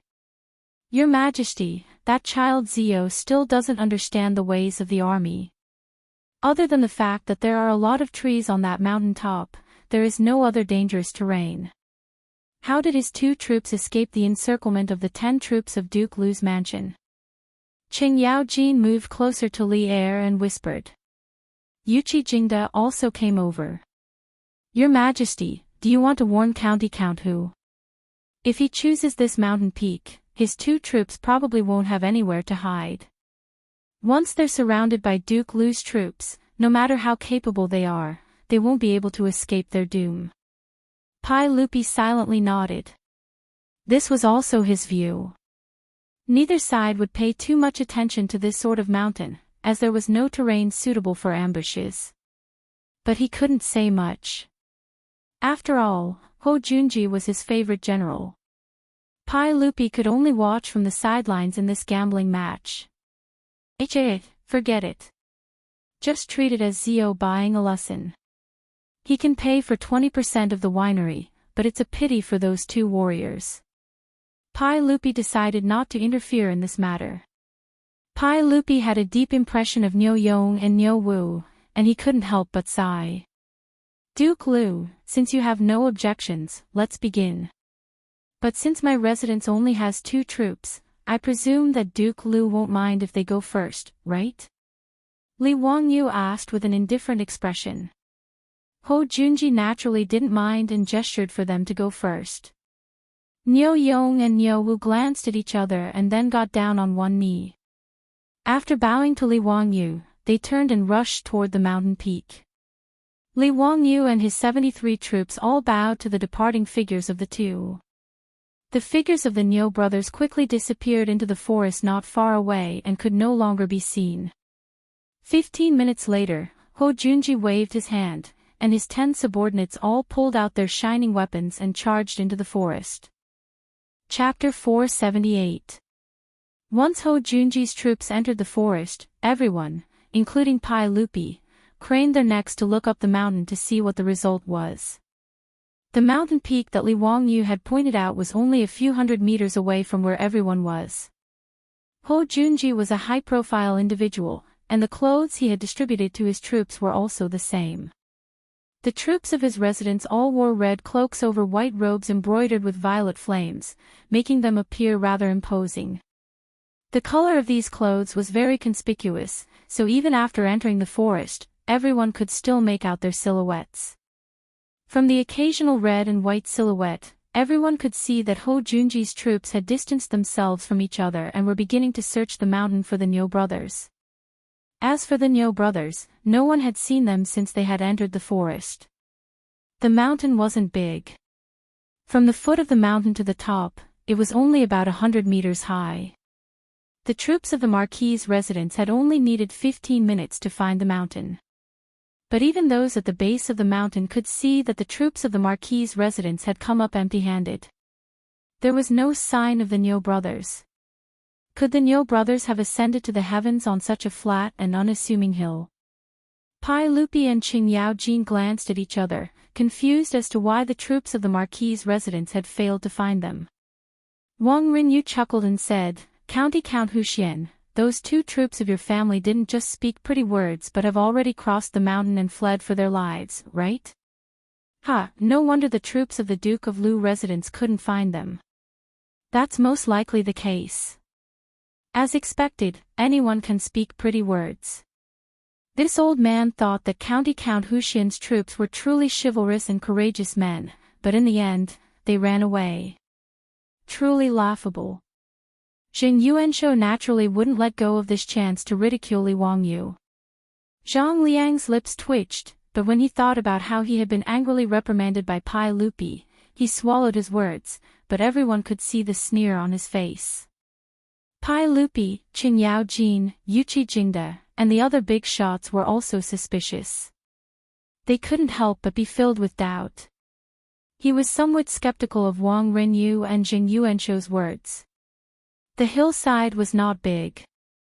Other than the towering trees and shrubs, there was no place for people to hide. The 10 troops of the House of the Marquis formed a human net and searched from the foot of the mountain all the way to the top of the mountain. However, they did not find anything. This was naturally abnormal. Those were 2 living people. Could it be that they could dig a hole and hide? Ho Junji stared at the faintly discernible figures of his own troops on the mountain and couldn't help but jeer. Count Huxian, those 2 warriors of yours shouldn't have already run off, right? Haha, that's really a good idea. But in this way, there's no need for this battle to continue. Li Wangyu showed a look of disdain towards the crowd's mockery. Even the 73 old ruffians behind him were the same. There were even some people who couldn't help but chuckle, thinking that Wang Rinyu, Jing Yuanshou, and Ho Junji were telling an extremely laughable joke. Li Wangyu was in no rush. In any case, he couldn't stop the Niu brothers from putting their lives on the line, so he would just wait and see. He had absolute confidence in the divine tool he had given the Niu brothers, and he had even more confidence in the skills of the Niu brothers. Upon hearing Ho Junji's words, Li Wangyu adjusted the sunglasses on his nose and calmly replied, "Why is Duke Liu in such a rush? Only the time it takes for an incense stick to burn has passed since the 2 hours. Could it be that Duke Liu is so impatient to see your own troops lose their lives?" "Humph, Count Huxian and your troops are all so eloquent. Since that's the case, this lowly one would like to see what sort of tricks those 2 troops of yours can play. What's the point of just saying nice things?" Quite a few of the great clans and nobles who had come to watch the show began to chatter. They all wanted to see just why Count Huxian dared to send his 2 crippled troops to challenge Duke Liu's 10 elite troops. They had originally believed that they would be able to see a hot-blooded battle today, but they hadn't expected it to be so bizarre. The fact that the 2 troops from the Count Huxian's residence had fled without a fight caused the spectators to begin to whisper derisively. Another 15 minutes passed, and the crowd looked at the troops of the Marquis residence that were barely visible in the forest. They once more searched the mountain, but they still found nothing. The jeers only grew louder. Count Huxian, don't waste any more time.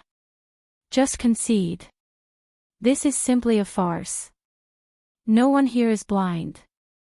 The troops of the Duke Liu residence have already searched the mountain twice, but there's still no sign of them. Could it be that those 2 troops of yours know how to hide themselves? That's right. If you're afraid, you should have said so earlier. Why put on such an act? Count Huxian, in the future, when you're recruiting troops, you should keep your eyes open. Just what sort of people do you have in your residence? They actually fled without a fight. What a disgrace. Li Wangyu was no longer in a rush, and his expression was growing more and more relaxed. The situation on the mountain was exactly what he wanted to see. Li Wangyu was unperturbed by the jeers of the crowd, and his smile only grew more and more dazzling. "Oh. Is that so? Since that's the case, I wonder if sirs are interested in making a bet with me." Wang Rinyu and Jing Yuanshou immediately stepped forward. "With things as they are, who does a young man like you want to fool? If you want to make a bet, fine. This one will use Yongyi Gambling House to wager the remaining 20% of your winery. Does Count Huxian dare? This old man will use Lekan Gambling House to wager the 20% of your Shun Feng Express Carriage Company. Will Count Huxian accept?" Lekan Gambling House was the gambling house of the Jing clan estate in Xinjiang. Li Wangyu raised his head to the sky and heartily laughed. "Why not? Write the bet." His words caused Pai Lupi to furrow his brows. Pai Lupi naturally did not want the winery and carriage company to be interfered with by the aristocratic families. Originally, he was already unhappy that Ho Junji was betting with Li Wangyu on the winery. However, seeing that Ho Junji was his favorite subordinate, he did not say anything and tacitly agreed. But now, Li Wangyu was actually betting with the Taiyuan Wang clan and Xinjiang Jing clan. This made Pai Lupi extremely unhappy. But now, he could not stop it. He could not say that Ho Junji could gamble, but Wang Rinyu and Jin Yuanshou could not, right? That did not make sense. Qing Yaojin was even more anxious. Li family brat, you're crazy. How can you still dare to gamble with them at this time? Li Wangyu did not panic at all. Hee, Uncle Qing, someone insisted on giving me a gambling house, so how can I not accept it? But Uncle Qing, Uncle Yuchi, are you interested in these gambling houses? This little nephew has no interest in running a gambling house. If you're interested, I can give you a discount and transfer them all to you. Qing Yaojin was almost angered to death by his words. At this time, he was still speaking such nonsense. In a fit of pique, he said, Good, this old man wants to see how you'll win. If you win, this old man will take all of these gambling houses. I won't let you take advantage of me, this old man will even give you more money. Li Wangyu chuckled. Then I'll have to thank Uncle Qing. When Qing Yaojin heard this, he was so angry that he turned his head away and couldn't be bothered with him anymore. Li Wangyu, Wang Rinyu, and Jing Yuanshou immediately wrote down the terms of the bet in front of everyone and signed with their seals. Ho Junji coldly watched from the side. In his heart, he also felt that this county count was crazy and completely unreasonable. But this had nothing to do with him. In any case, his goal was only 20% of the winery. Ho Junji looked at the sky and coldly asked, County count who? An hour has already passed. Do you still not intend to admit defeat? Li Wangyu once more looked at the mountain and saw that the red and white figures of the marquis residents had already spread out and were searching for the Niu brothers. A smile appeared on his lips. Since Duke Liu is in such a hurry, then I'll invite your troops to meet their deaths. Just as he finished speaking, he heard an extremely terrifying and miserable howl coming from the mountain forest. Chapter 479. Ho Junji was rather surprised to hear Li Wangyu say, invite your troops to their deaths. But before he could ridicule Li Wangyu's wishful thinking, he heard a scream coming from the nearby mountain. This scream immediately attracted everyone's attention. The people who had been discussing spiritedly before didn't say anything. They all widened their eyes and looked towards the mountain top. What's wrong? What's going on? What was that scream just now? Wang Rinyu and Jing Yuanshou were in the midst of receiving congratulations from the surrounding clans, but they were also struck dumb by that scream. Ho Junji's face instantly turned ashen. He was a veteran soldier, so he naturally knew that the scream just now had been the final scream of a man before he died. What made him even more uneasy was that the voice was rather familiar. It seemed to belong to one of the soldiers from his residence, one of the soldiers who had come out to fight today. Before Ho Junji could suppress his fear, he heard someone call out from behind him, one person is missing. The Duke of Liu residence's soldiers are missing one person. Everyone carefully counted the red and white figures that could be vaguely seen in the forest. 1, 2, 3, 8, 9. No matter how they counted, there were only 9 figures. As expected, one person was missing. The soldiers of the Marquis's residence had apparently been alarmed by that scream, and they were all running toward the source of the scream. Could it be that one of the soldiers from the Marquis's residence accidentally slipped and fell off the mountain? Someone guessed. Don't speak nonsense. This mountain is so flat. How could there be a place where someone could slip and fall to their death? Someone immediately retorted. Then what do you think is going on here? I don't see anything happening on that mountain. Perhaps they were attacked by some fierce beast. This is the vicinity of Jade Star Palace. If there were any fierce beasts, the Imperial army would have already wiped them out. And this is such a small mountain. How could there be any fierce beasts? Could one of the soldiers from the Marquis's residence have been bitten by a rabbit? While everyone was discussing, they suddenly heard another scream coming from the other side of the mountain. Ho Junji paled at this scream. It was clearly the voice of one of the soldiers from his residence. Another person is missing. Tao ancestor above, could it be that there are ghosts on that mountain? That's right. I saw it very clearly just now. The figure of that troop member from Duke Lu's estate had just passed by a pile of shrubbery when a black shadow suddenly flashed past. After that, I heard a blood-curdling scream. The troops of Duke Lu's mansion were nowhere to be seen. What the hell is going on? Wang Renyu and Jing Yuanshou grimaced. The two of them had placed a heavy bet on Ho Junji, even using their own gambling house. Was there really going to be an accident in today's match? Marquis, what do you think about this matter? What happened to the troops in your mansion?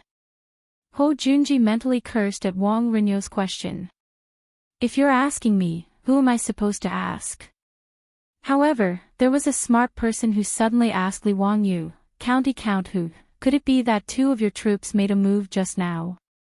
Li Wangyu had a smile on his face, but in truth, his palms were covered in sweat. Marquis, just keep watching.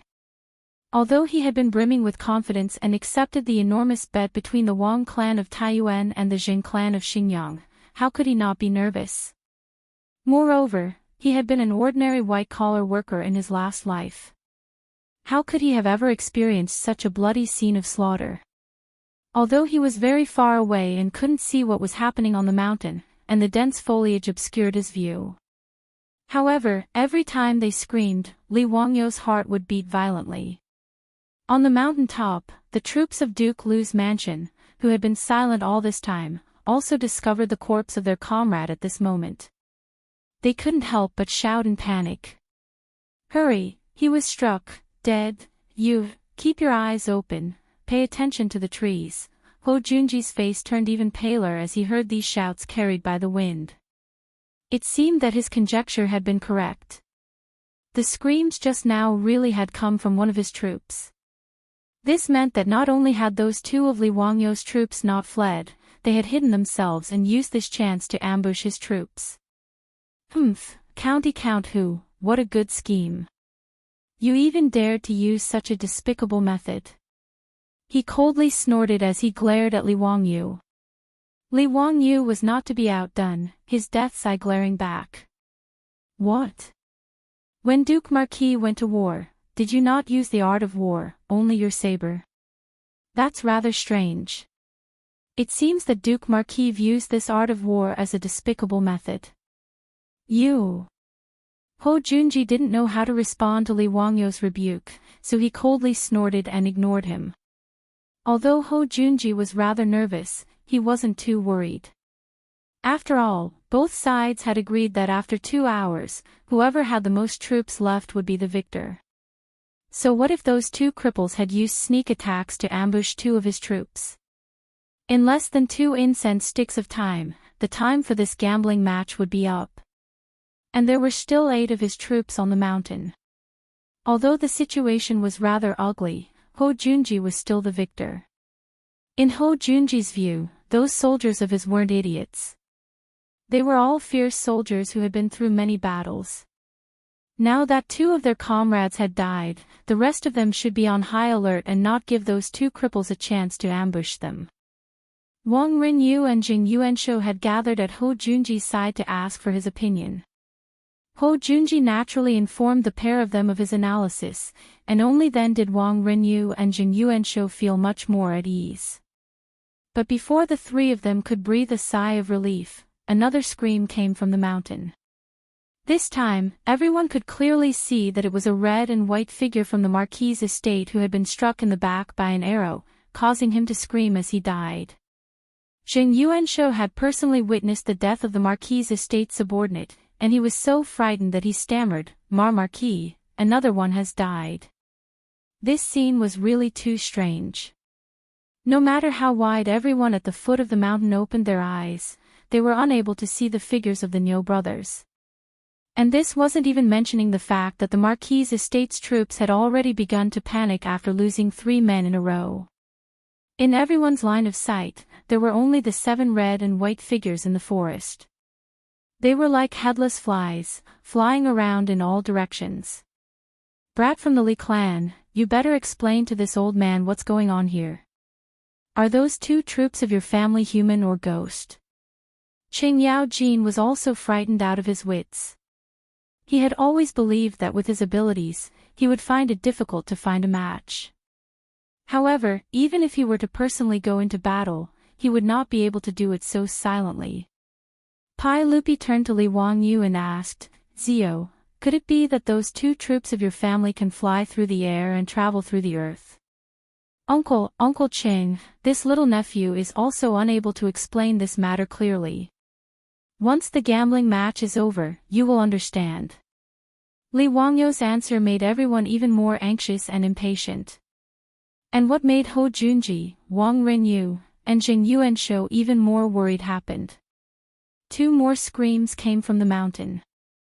It was clear that 2 more of the Marquis' estate subordinates had died. Half of Hou Junji's 10 troops had been killed, leaving only 5, and the Niu brothers were still nowhere to be seen. Chapter 480. Hou Junji could no longer maintain his composure. Seeing that 5 of his men had died, he anxiously stomped his foot and began to curse. "Bastard! You bunch of farmhouse slaves can't even find 2 handicapped people. What are you standing around for? Stick together for this old man. Don't spread out and give them a chance. Hold the line for this old man." No matter how loud his curses were, they couldn't reach the mountain several hundred meters away. Fortunately, the soldiers of the Marquis' residence were no fools. After losing 5 of their comrades without even seeing where the enemy was, the remaining 5 no longer dared to spread out and search for the Niu brothers. The 5 soldiers quickly gathered together, all of them wielding sabers and knocking arrows as they nervously watched their surroundings. Only when he saw the red and white figures of his 5 soldiers gathered together did Hou Junji relax. There was still 1 incense stick of time before this gambling match was over. Hou Junji was confident that as long as his soldiers stayed together and guarded against the sneak attacks of those 2 cripples, they would have no problem enduring this incense stick of time. Although the scene was very ugly and his soldiers had been completely defeated, what did it matter? In short, he would be the one to win the bet. Wang Rinyu and Jing Yuanshou, the 2 patriarchs of the aristocratic families, naturally saw this scene on the mountain top and could not help but let out a long breath.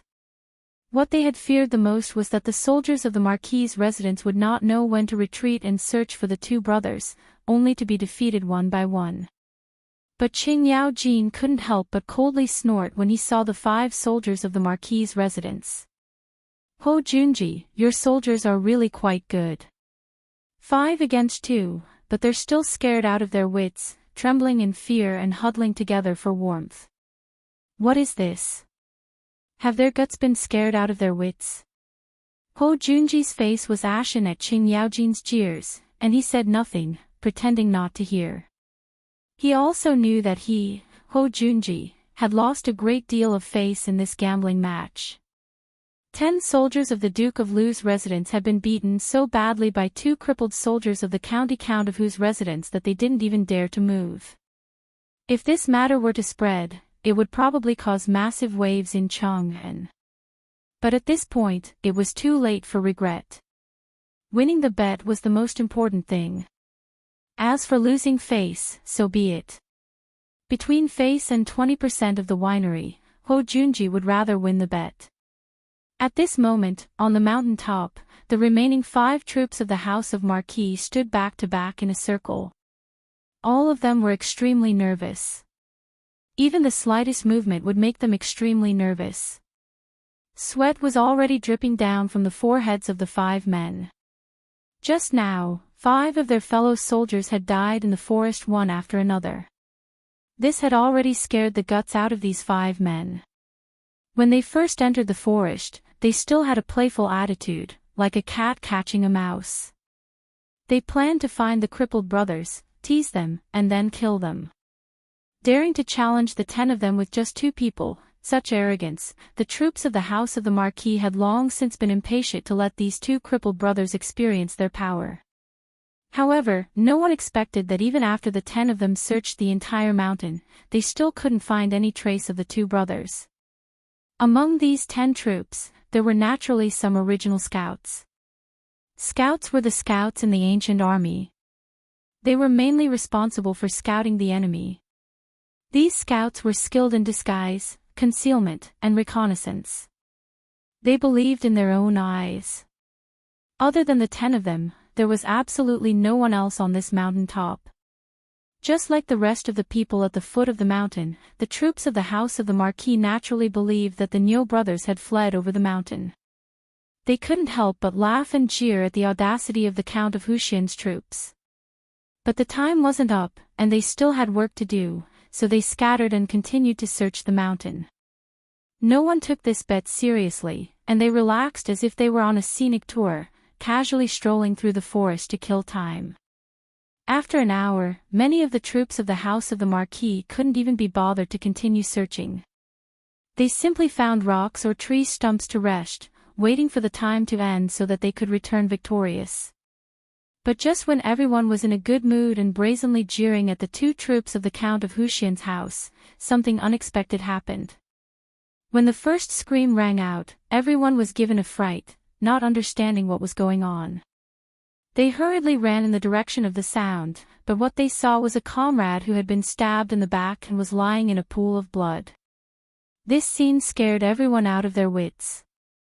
Before they could react, another scream came from not far away. When their comrades were assassinated one after another in this forest, the remaining few people were terrified to the extreme. This wasn't a big mountain, yet no one could find the two brothers. Instead, their comrades kept dying miserably. This extremely strange scene frightened everyone.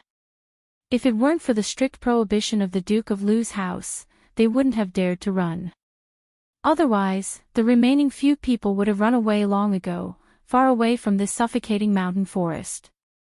Brother Rand, this troop of the Count of Huxian's house, are they people or ghosts? Why can't I see their figures? How the *CK would I know? Damn it, all of you, get your spirits up and open your eyes wide. I don't want to die in this damned place.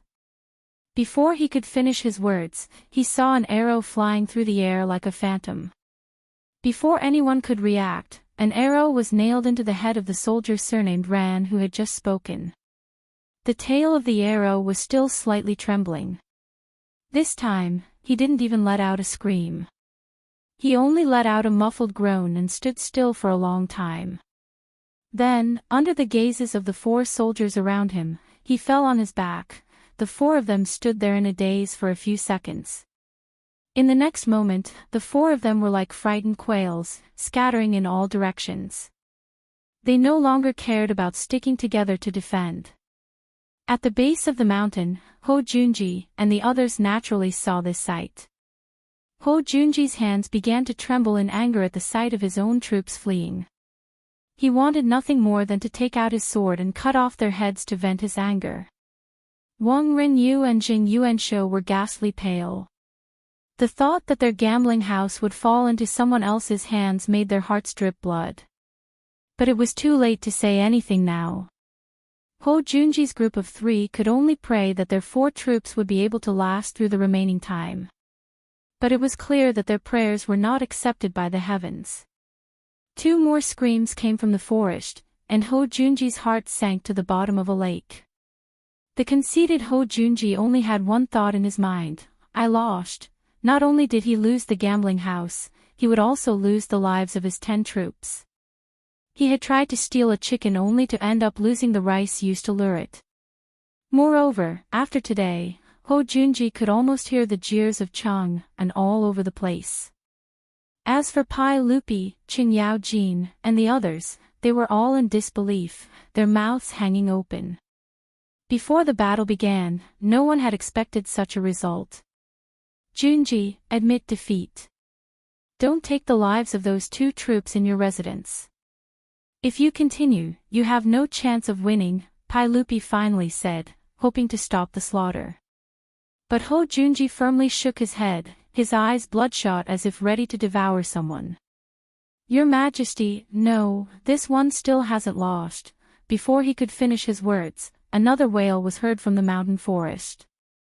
Chapter 481. On the nameless mountain, the last soldier of the Duke Lu residence participating in the gambling match was already scared out of his wits. He no longer cared about the rules and immediately prepared to charge out of the mountain. He would rather accept Duke Lu's punishment than stay in this man-eating forest any longer. For humans, the fear of the unknown was the most frightening. An invisible enemy could hunt and kill them silently. This psychological pressure caused this troop of the Marquis's estate to collapse.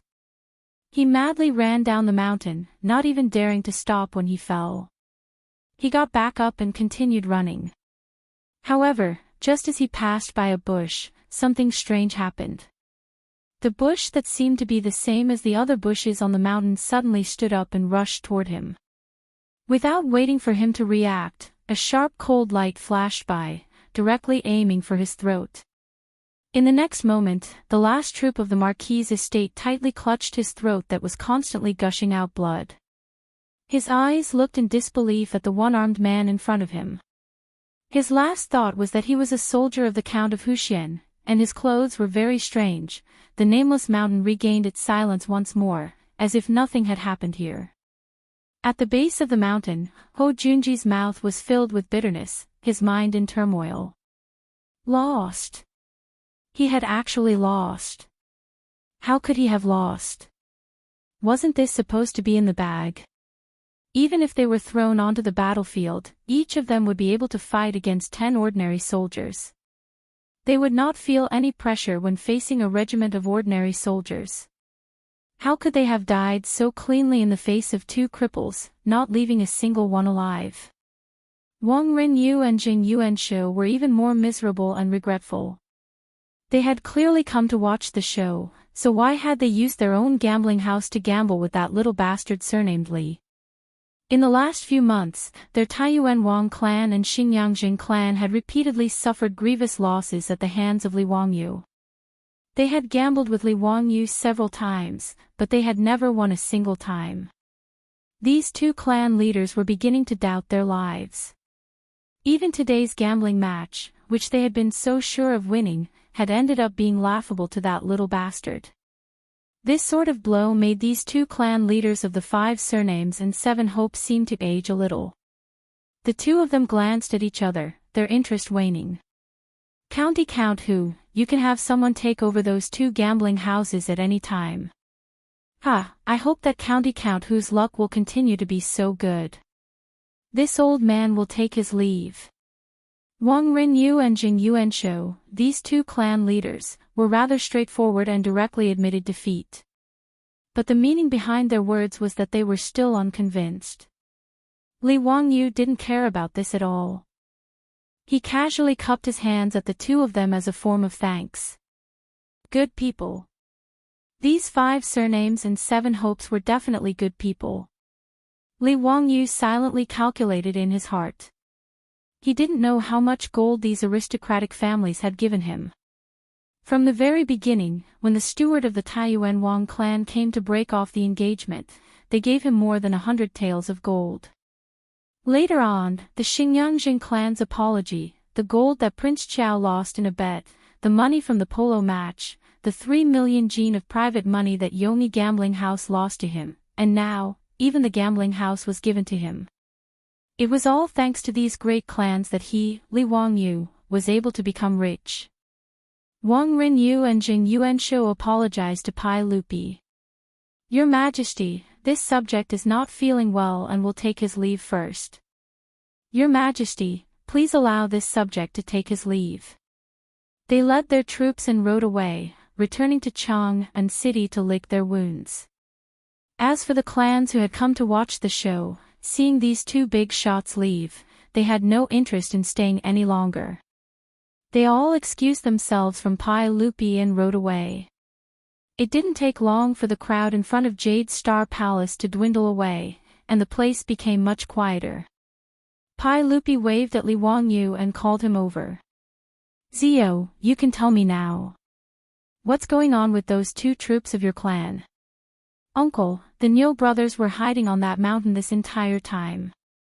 It was just that Duke Marquis's troops didn't see them." Li Wangyu's words infuriated Ho Junji, who rushed over and roared, "Don't speak nonsense. Quite a few of my troops were originally scouts and had experienced countless battles. How could they not see where they were hiding? You're spouting nonsense. You must have used some sort of evil technique to cause my troops to die for no reason." "Your Majesty, this subject's troops died for no reason." Ho Junji's words made Li Wangyu smile. Now that the dust had settled, Li Wangyu was in a very good mood. He didn't seem to mind Ho Junji's crude words, only shrugging his shoulders. "Two of my troops are still on that mountain. Duke Marquis, why don't you go and see for yourself if it was some sort of evil technique? As for what happened to your troops, I also sympathize with them. But it seems that from the very start, I didn't agree to a real battle, but Duke Marquis, Duke Wang, and Duke Xing forced me to agree. Now that your troops have died, how can you blame me?" His words naturally left Ho Junji speechless. Just as Li Wangyu had said, Li Wangyu had requested that weapons and arrows be wrapped in cotton cloth for the gambling match. It was he, Wang Rinyu, and the others who had forced Li Wangyu to agree to a battle to the death. But the result was that all his troops had died. This result made Ho Junji feel a sweet taste in his throat, and he couldn't help but vomit blood. His appearance gave everyone a fright. Pai Lupi hastily called for Ho Junji to be sent back to Chang and to recuperate. Zhang Liang and the other comrades who were on good terms with Ho Junji also sent him back to Chang'an. Once everyone was gone, only Pai Lupi, Qing Yaojin, and the others remained, all of them close to Li Wangyu. Qing Yaojin no longer had any misgivings. Wearing his sunglasses, he came over and laughed. "Wahahaha, virtuous nephew, is it true that your troops didn't have any immortal arts? There are no outsiders here, so explain to this old man what's going on." "Uncle Qing, don't joke around. There's no immortal arts. It's just a disguise," Li Wangyu explained with a smile. "Don't lie to me. I've seen a lot of scouts in the army. How could there be any camouflage method that can make people completely unable to see through it?" Qing Yaojin shook his head, not believing Li Wangyu's words. Pai Lupi's eyes flashed. "Zio, is it really just a disguise? Can others learn it? Can it be spread throughout the army?" "Of course. In truth, it's very simple. It's not even worth mentioning." Pai Lupi nodded, and then he turned to Qing Yaojin and ordered, "Jijia, take some soldiers and search that mountain again. We want to see if it's really that miraculous." Qing Yaojin's eyes brightened, and he immediately nodded in agreement. When Pai Lupi went out, he naturally had to be accompanied by the Imperial Army of the Golden Guards. As the great general of the Jinwu Guards, Qing Yaojin gave the order and several hundred Imperial Army soldiers immediately rushed toward the mountain. They were prepared to conduct a thorough search to find the Niu brothers. Chapter 482. Hundreds of Jinwu guards searched the mountain on a large scale and almost dug 3 feet into the ground. However, other than finding the corpses of the 10 Ho Junji's troops, they still found nothing. Qing Yaojin was even more confused when he heard the report from his subordinate. He carefully examined the corpses that were carried down the mountain by the soldiers. Other than a few people who died from arrows, the others were killed by a sneak attack from behind by a sharp blade. Qing Yaojin even had the soldiers hold up the corpses while he simulated an attack from behind the corpses. Seeing this, Li Wangyu felt a wave of nausea. Li Wangyu didn't dare to look at the bloody corpses carefully. He hid far away while cursing Qing Yaojin in his heart.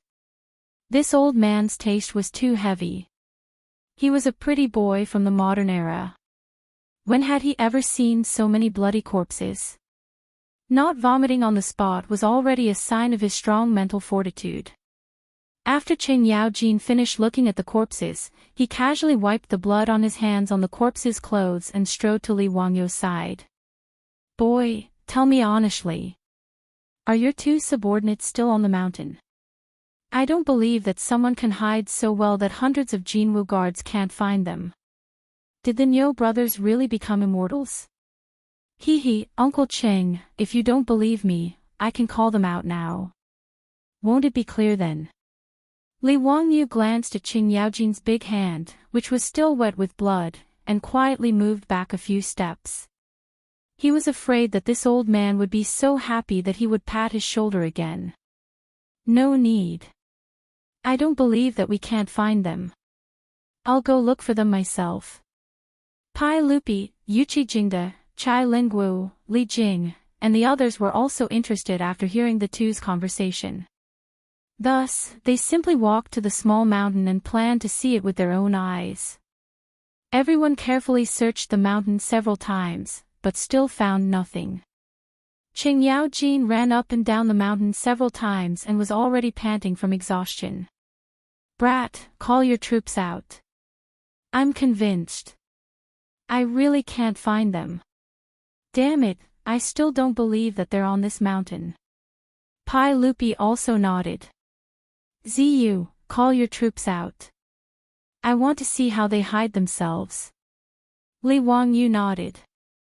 Just as he was about to open his mouth to summon Niu Yong and Niu Wu, he saw a bush beside them suddenly shake a few times. Then, two figures stood up. Husband, there's no need to shout. My brother and I are here. Niu Wu grinned and said in a low and muffled voice. Everyone was shocked. Qing Yaojin did not expect that two people would appear from the bushes near his feet. He was so scared that he pulled out his knife. Where did the two of you come from?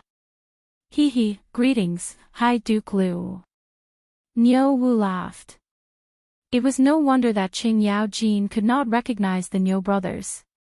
At this time, their faces had been painted black.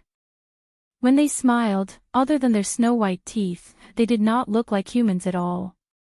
Furthermore, the clothes they were wearing were even stranger. They were all dirt-colored and dark green rags that hung on their bodies. There were also all kinds of shrubs, branches, and leaves on them. Li Wangyu did not know that the Niu brothers were nearby. When he saw the two of them appear, he quickly ran forward and looked at them carefully. How are you? Are you hurt? Hee, husband, don't worry. Those are just chickens and pottery dogs. How could they hurt me and my brother? Seeing that the Niu brothers were not hurt, Li Wangyu was finally relieved. Pai Lupi and the others were also shocked. No one expected that the Niu brothers would be lying in the bushes near their feet. Niu Yong, Niu Wu, the two of you have been here all this time. Your Majesty, the two of us have been here all this time. Hide again for me to see. Yes. Niu Yong pulled Niu Wu and lay down in the bushes again. Qing Yaojin rubbed his eyes hard. Damn it, it's really strange. There are two living people lying there, but I can't tell them apart. Li Jing took a few steps forward and sized it up carefully for a long time before he kept shaking his head. Unbelievable, it's really unbelievable. How can it be so magical? I know that the Niu brothers are here, but I can't tell. TSK, if this is used to ambush the enemy or to scout, who can find out? Pai Lupi also nodded. He had thought of this just now. My two Niu brothers, please get up. Pai Lupi called the Niu brothers up again and asked, if I'm not wrong, the two of you can hide your bodies because of the clothes you are wearing, right? Your Majesty is right. This set of clothes was specially made for us two brothers by my husband. My husband said that this is called auspicious clothing. Li Wangyu almost spat out blood. What the hell is auspicious clothing? Auspicious. This Niu Yong is really infuriating. He should be punished and not allowed to sleep with his wife. Brother, it's auspicious clothing. Niu Wu quickly corrected his brother. Niu Yong patted his head. Yes, auspicious clothing. My husband said it a few times, but I can't remember it. Pai Lupi couldn't help but shake his head. Your husband is good at everything, but why is the name so unpleasant? What auspicious clothing? I don't know what it is. I think this clothing can hide your bodies, so it should be called evasive clothing. Li Wangyu silently rolled his eyes. You are the boss, so you have the final say. The cement was changed into mirage mud by Pai Lupi, so the auspicious clothing didn't escape from Pai Lupi's evil claws. He understood what Pai Lupi meant. Evasive clothing was the ancient Chinese name for chameleons. It was not bad to call it evasive clothing. Anyway, the so-called ghillie suit was just a transliteration of the later generations. It didn't have any practical meaning.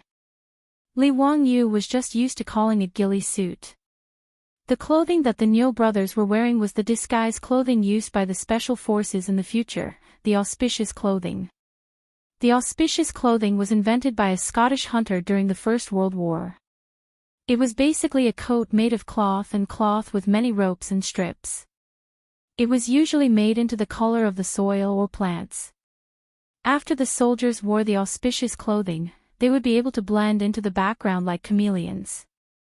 It would be hard for the enemy to discover them. Li Wangyu was also a fan of the military in the future. Although he couldn't recite the data of the various military equipment, he was still familiar with the general military knowledge. In the future, he was also a frequent visitor to a few famous military forums.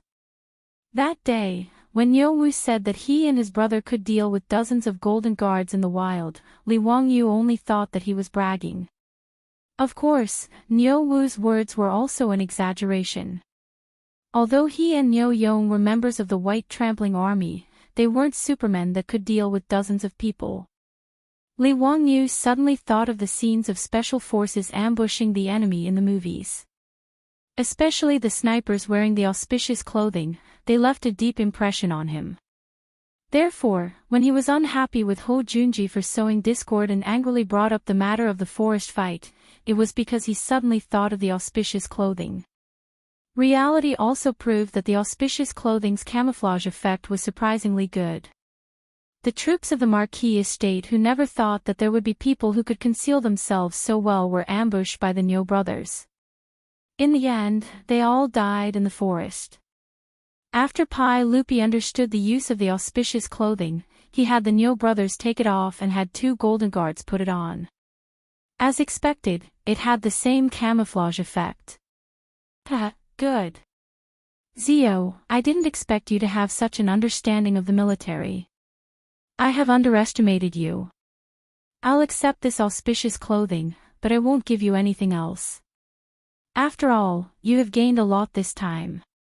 TSK, the 3 gambling houses in Chang, and all belong to you now. Chapter 483. The 2 sets of ghillie clothes that the Niu brothers were wearing were naturally made in 2 days by their beautiful superior, the maids in the estate, Afro, and Perrin. The Niu brothers originally looked down on these tattered clothes, but after trying them on, they realized how terrifying they were. After the 2 brothers put on the ghillie clothes, they had already fought with the 73 golden guards several times, and the results were self-evident. Thus, when Wang Rinyu, Xing Yuanshou, and the others mocked the Niu brothers for running away without a fight, the 73 soldiers couldn't help but laugh. What kind of joke was this? If not for the fact that they had used wooden sabers and wooden arrows to fight with the Niu brothers, the 73 of them would have already been buried in the ground. Even the 73 of them had been killed by the Niu brothers in the forest. No matter how formidable Ho Junji's troops were, how strong could they be? After a few rounds of fighting to the death, these old ruffians were now full of admiration for the Niu brothers. Thus, no one was jealous of the fact that the Niu brothers could earn a monthly salary of 50 strings of gold. The 2 sets of ghillie clothes were carried on the backs of the Niu brothers for today's gambling match. After they entered the forest, they immediately changed their clothes and darkened their faces, palms, and other parts of their skin that were exposed. Then, they hid in the bushes of the forest. When the troops of the Marquis residents were searching for them, they didn't even notice them when they passed by. Only when the troops of the Marquis residents let down their guard did the Niu brothers decisively strike, using their daggers and bows to kill several of them. After understanding the details of the fight on the mountain from the Niu brothers, Qing Yaojin and the others could only shake their heads. Hou Junji's loss wasn't unjust. No one could do anything against such an opponent. Hee, Uncle Qing, Uncle Yuqi, are you guys interested in those 3 gambling houses?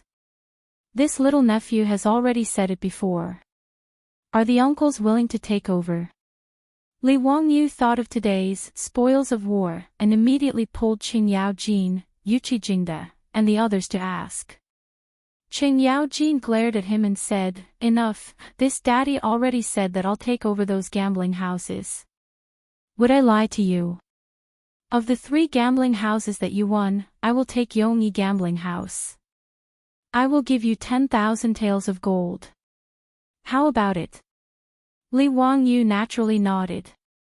Yongyi Gambling House was about the same as Hou Junji's Jingon Gambling House, with a monthly profit of around 5,000 strings of thread. Qing Yaojin bought it for 10,000 taels of gold, which was equivalent to 60,000 strings of coins. He was quite generous.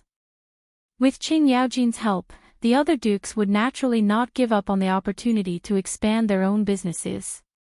In any case, they already had a gambling house in their residence, so it would be good to have another one. Pai Lupi wanted to ban gambling, but was unable to do so due to the pressure from the aristocratic families and nobles. However, Pai Lupi also made an agreement with the aristocratic families. In Chang'an, only the existing 72 gambling houses were allowed to exist. Other than that, no one else was allowed to open any gambling houses. This was somewhat similar to the gambling card system of the later generations.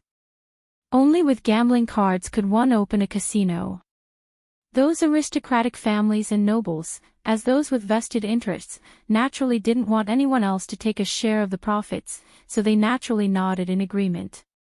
This was also why Hou Junji, Wang Renyu, and Zheng Yuanshou were so sad today. If they lost their gambling houses, they would lose the right to operate gambling houses.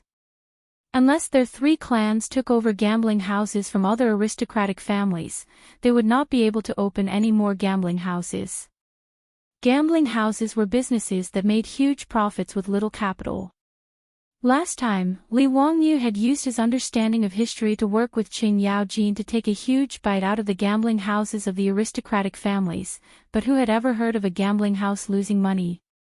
Yuqi Jingde and Chai Lingwu also expressed that they were willing to buy Hou Junji's and the Jing clan's gambling houses for the same price as Qing Yaojin, 10,000 taels of gold. This naturally made Li Wangyu grin so much that his eyes turned into slits, and he repeatedly bowed in thanks.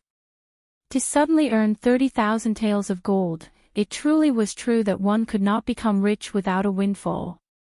After dividing up the loot, everyone was very satisfied with their harvest. Pai Lupi ordered his men to carefully put away the 2 evasive uniform. While these things didn't seem very eye-catching, their concealment ability had greatly tempted Pai Lupi and the other military bigwigs. As the Minister of War, Li Jing was naturally very concerned about military equipment. He looked at the evasive uniform that Pai Lupi had given its name to and shook his head. These evasive uniforms are not bad, but they have a flaw. These clothes are too trivial. The cloth, ropes, and branches on them hinder the soldiers from wielding their weapons. Pai Lupi and Qing Yaojin nodded in agreement, finding Li Jing's words reasonable. That's right, the evasive uniform is not suitable for ordinary soldiers. How can they fight when they're dressed like this? Qing Yaojin also shook his head. Hearing this, Li Wangyu couldn't help but burst into laughter. Duke Wei, Uncle Qing, this auspicious, oh, no, evasive uniform is used for special operations. It's used by special forces when they are in hiding. They are used for special operations, but normal soldiers don't need them. Pai Lupi couldn't help but frown when he heard this. ZU, what is special operations? What's the meaning of special forces? Li Wangyu was also stunned. It seemed that he had said too much. Special forces soldiers. They are soldiers who carry out special missions. Special operations are people who use special methods to complete their missions. Yes, it's like sneak attacking the enemy's camp, killing the enemy's chief, burning their provisions, spying for information, and so on. Li Wangyu's forehead was almost covered in sweat. It was so tiring to make this up. He was just a fan of the fake military in the future, so how could he know so much? He had only participated in military training in high school and university, and had only practiced target shooting twice. How could he know what a real special operations soldier did? But wasn't that how it was portrayed in movies? Hiding in the enemy's base, spying for information, sneak attacking the enemy, and so on. Li Wangyu's words attracted the interest of Pai Lupi, Li Jing, Qing Yaojin, and the other military bigwigs. Oh. ZU, tell me in detail about the special forces and special operations. Li Wangyu couldn't help but be dumbfounded. Details. How the hell would he know the details? But looking at the burning gazes of Pai Lupi and the other dukes, Li Wangyu didn't dare to tell the truth. If he were to say, I don't know, now, would he be beaten half to death by this group of violent bigwigs?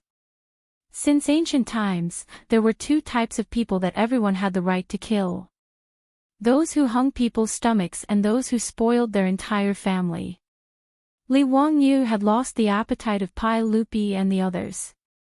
If he were to say that he didn't know anything else, Niu Yong and Niu Wu would probably have to lead the 73 troops and carry him back to Dingzhou village.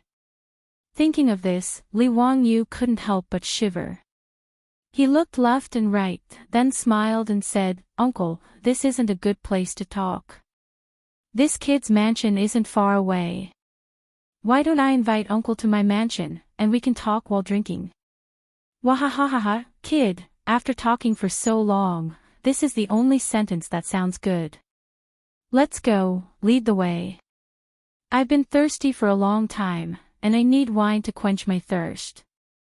Qing Yaojin's blood-stained and dirty hand finally landed on Li Wangyu's shoulder. Looking at the handprint on the shoulder of his white robe, Li Wangyu was about to cry. F***ck, this old hooligan, did he do it on purpose? Chapter 484. Today, because Li Wangyu and Hou Junji were having a gambling match, Qing Yaojin and the other Grand Dukes had also brought along quite a few of their own troops to watch the match at Jade Star Palace. In addition, Pai Lupi had the Golden Guards protecting him. A group of nearly 1,000 people followed Li Wangyu to Dingzhou village. With so many people, there was no way they could return to the Li family's old residence. Otherwise, they wouldn't even have a place to stay. Li Wangyu pondered for a moment. In any case, the manor had already been completed. The 100 servants and maids that the old steward Li Heng had bought had already made the manor ready to move in at any time. He might as well invite Pai Lupi, Qing Yaojin, and the others to the new manor. He gave an order to the troops behind him, and two of them immediately urged their horses forward to inform the magistrate that they were ready to welcome Pai Lupi and the other Grand Dukes. The large group slowly advanced. When they arrived at Dingzhou village, fortunately, the troops had come back to inform them in advance, so they didn't cause any commotion among the villagers. Under Li Wangyu's guidance, the group passed through Dingzhou village and headed toward the hillside outside the village. The walls surrounding the manor and Dingzhou village had already been completed. In order to get to Li Wangyu's residence, they had to first pass through the new village that Li Wangyu had built for the villagers. After the group passed through the gates of Dingzhou village, the scenery before them caused the eyes of Pai Lupi and the other Grand Dukes to brighten. Compared to the old village they had just passed through, this Dingzhou village was like a paradise on earth. The smooth winding roads in the village, the flowing water canals on both sides, the constantly rotating water wheels, and the trees and flowers that Li Wangyu had people transplant from the Qinling Mountains, it was a truly idyllic scene. After seeing the dilapidated yellow mud and thatched huts in the old village and then looking at the green-tiled and white-walled courtyards, Lupi didn't know what to say. Not to mention that he had never seen such a village before, even in the entire Tang dynasty. Lupi estimated that he would not be able to find another village that could be comparable to this brand new village in front of him. Zio, you're really generous. TSK, even we are a little envious of these farmers. Hee, uncle, you flatter me. This is what I should do. Lupi looked at the spinning water wheels beside the canals, constantly sending cool spring water to the roofs of the green-tiled houses, forming rain houses. One could imagine how comfortable it was to live in such a house on a hot summer day. Lupi was not in a hurry to move forward. He dismounted from his horse and casually walked to a small courtyard by the side of the road. He reached out and pushed open the courtyard door.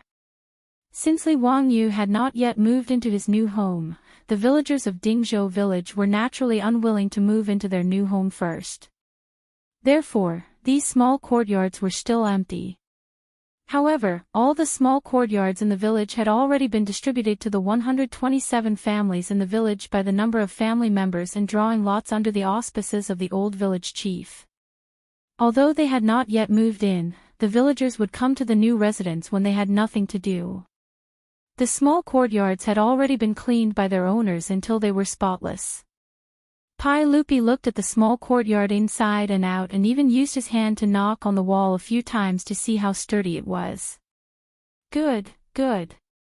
If the people of the Tang dynasty could live in such a residence, how prosperous would it be? Lupi reached out to catch the water droplets dripping from the eaves and muttered to himself. Uncle, you are skilled in civil and military affairs, wise and powerful, and you know how to make good use of people. You are kind and thrifty, and you rest and take care of the people. As the saying goes, with a wave of your hand, you flatten the world, and with your feet, you set the world. With Uncle's guidance, the prosperous Tang dynasty is right before our eyes. This is the fortune of all the people. The fortune of all the people. Li Wangyu's string of free flattery made the corners of Lupi's mouth curl up uncontrollably. After hearing Li Wangyu's words, Qing Yaojin blinked a few times and pondered for a while.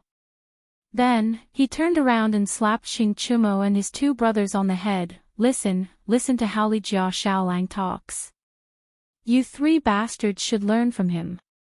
Hearing Qing Yaojin's flattery, even Lupi couldn't help but blush, and Li Wangyu almost spat out a mouthful of blood. Old Qing, you bastard, you must be doing this on purpose. However, Qing Yaojin's words made Yuqi Jingde, Chai Lingwu, and the others nod their heads repeatedly. They also turned around and slapped their sons on the head. You guys should learn from him too. Li Wangyu was so angry that his teeth creaked. Lupi also coughed awkwardly. He pretended that he didn't hear this group of old bastards and turned around to walk out of the courtyard. Lupi was very interested in all the places in the newly designated Zhou village. He simply didn't ride a horse and walked leisurely like a carriage. Under the guidance of Li Wangyu, they walked around the village and looked around. Li Wangyu felt that he was just short of raising a small red flag. Lupi, Qing Yaojin, and Little Red Riding Hood could form a tour group. Zio, you're really generous. This road is actually built with mirage mud and cobblestones. Li Jing finally found the difference in the road under his feet. He curiously squatted down and touched the road. When he said this, Lupi and the others were also curious. They all squatted down and touched the road with their hands. Li Wangyu was speechless again. This group of tour group members had a lot of questions. Was it strange that the road was paved with cement and cobblestones? However, he didn't know that ever since the Ministry of Work started to make mirage mud, it was used to make bricks and walls. No one had ever used it to pave the road. Moreover, the production of mirage mud wasn't high now. Who would be willing to use such precious mirage mud to pave the road? Duke Wei, this mirage mud is a good thing to pave the road. Not only is it flat, but it's also sturdy and won't be washed by the rain. If the roads of the Tang Dynasty were all paved with mirage mud, then it would be called a natural moat changing the road. Li Jing couldn't help but shake his head. How is that possible? How much mirage mud is needed to do that? Although mirage mud is a good thing, it's not easy to make. It's a waste to pave the road. What a waste. Pai Lupi and the others also shook their heads. They looked at Li Wangyu as if they were looking at a prodigal. Li Wangyu was so angry that he cursed this group of country bumpkins in his heart. He was too lazy to explain. If I'm a prodigal, then I'm a prodigal. I'm rich, so what? Everyone continued to move forward. They were like a group of curious babies who kept asking questions. The tour guide, Li Wangyu, was almost dry from talking. Finally, he led Li Er and the others to the entrance of his mansion. The beautiful boss and the old butler, Li Heng, were already waiting in front of the mansion. When they saw Pai Lupi and the others arrive, they quickly went forward to greet them. All right, there's no need to be so polite. Today, I'm here to visit Zio's new mansion. I didn't send any congratulatory gifts today. In a few days, when Zio moves in, I'll send a congratulatory gift. Pai Lupi smiled and gestured for everyone to stand up. He then turned his head and looked at Li Wangyu. Zio, lead the way. Show me and everyone else your new mansion. Duke Duan has complained to me a lot about your mansion. He said that your mansion doesn't conform to the rules of the Tang Dynasty. Duan Luan was the Minister of Works. Li Wangyu's mansion was built by the Ministry of Works. Naturally, this European-style mansion didn't conform to the rules.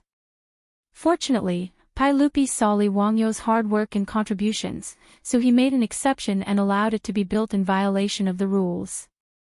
Hee, I thank Uncle for your kindness. Uncle, everyone, please. Li Wangyu didn't waste any time and led everyone into the mansion. Chapter 485. Li Wangyu's manor covered an area of nearly 1,000 mu, making it extremely huge.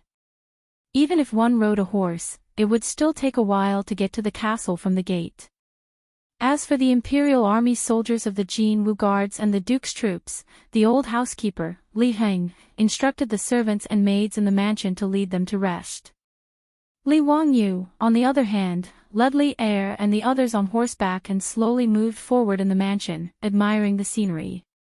Unlike the mansions of the nobles of the Tang Dynasty, Li Wangyu's manor did not have many courtyards. On the hillside of Noda, other than the main castle, there were many small buildings scattered around.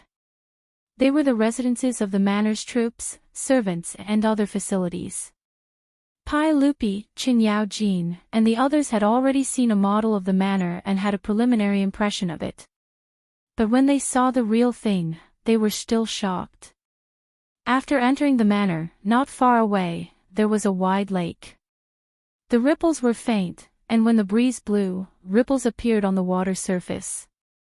It was almost dusk. The setting sun sprinkled mottled dots on the surface of the lake, making it look like a dream. Li Er and the others couldn't help but stare in a daze.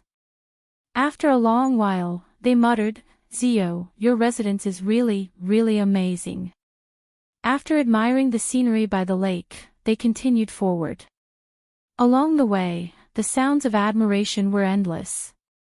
Whether it was the European-style gardens that they had never seen before, or the pavilions and waterside pavilions, they all made Qin Yao Jin and the other big shots dazzled. Qin Yao Jin pulled Li Wangyu over and said, "Kid, what's going on in your head? How did you figure out so many things? These pavilions and waterside pavilions aren't anything special, but how come other people's mansions aren't as exquisite as yours?" Hee, I figured it out blindly. Uncle Qing, you flatter me. Li Wangyu replied very humbly. What else could he say? Could he say that he had copied the garden designs of the later generations? After visiting the manor, Qin Yao Jin, Yuqi Jingda, and the others thought about their own mansions in Chang and City and couldn't help but feel a little stifled. The mansion of the founding duke was not even as big as the lake in Li Wangyu's mansion, not to mention the beautiful pavilions in the mansion that would make anyone's eyes green with envy. Of course, Qing Yaojin and the others knew that although Li Wangyu's manor was big, the Ministry of Works did not spend much on it. At the very least, it was far from the upper limit of the cost of the founding duke's manor. First of all, almost all of the land was Li Wangyu's own land. And the land price of their mansions in Chang and City was sky-high.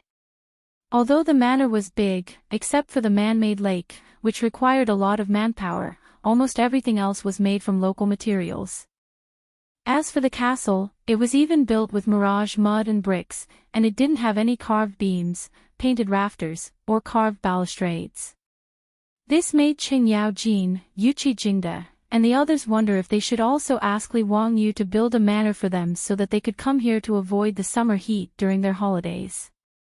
If Li Wangyu knew what these big shots were thinking, he would probably be overjoyed. There was no other reason than the fact that the real estate business could be developed in the Tang Dynasty. It was a profitable business with little capital. Everyone looked around and finally arrived at the main building of the manor, the castle made of bricks.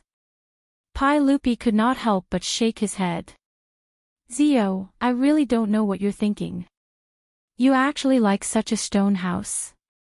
Yes, nephew, everything about this manor is good, but this manor is really outrageous.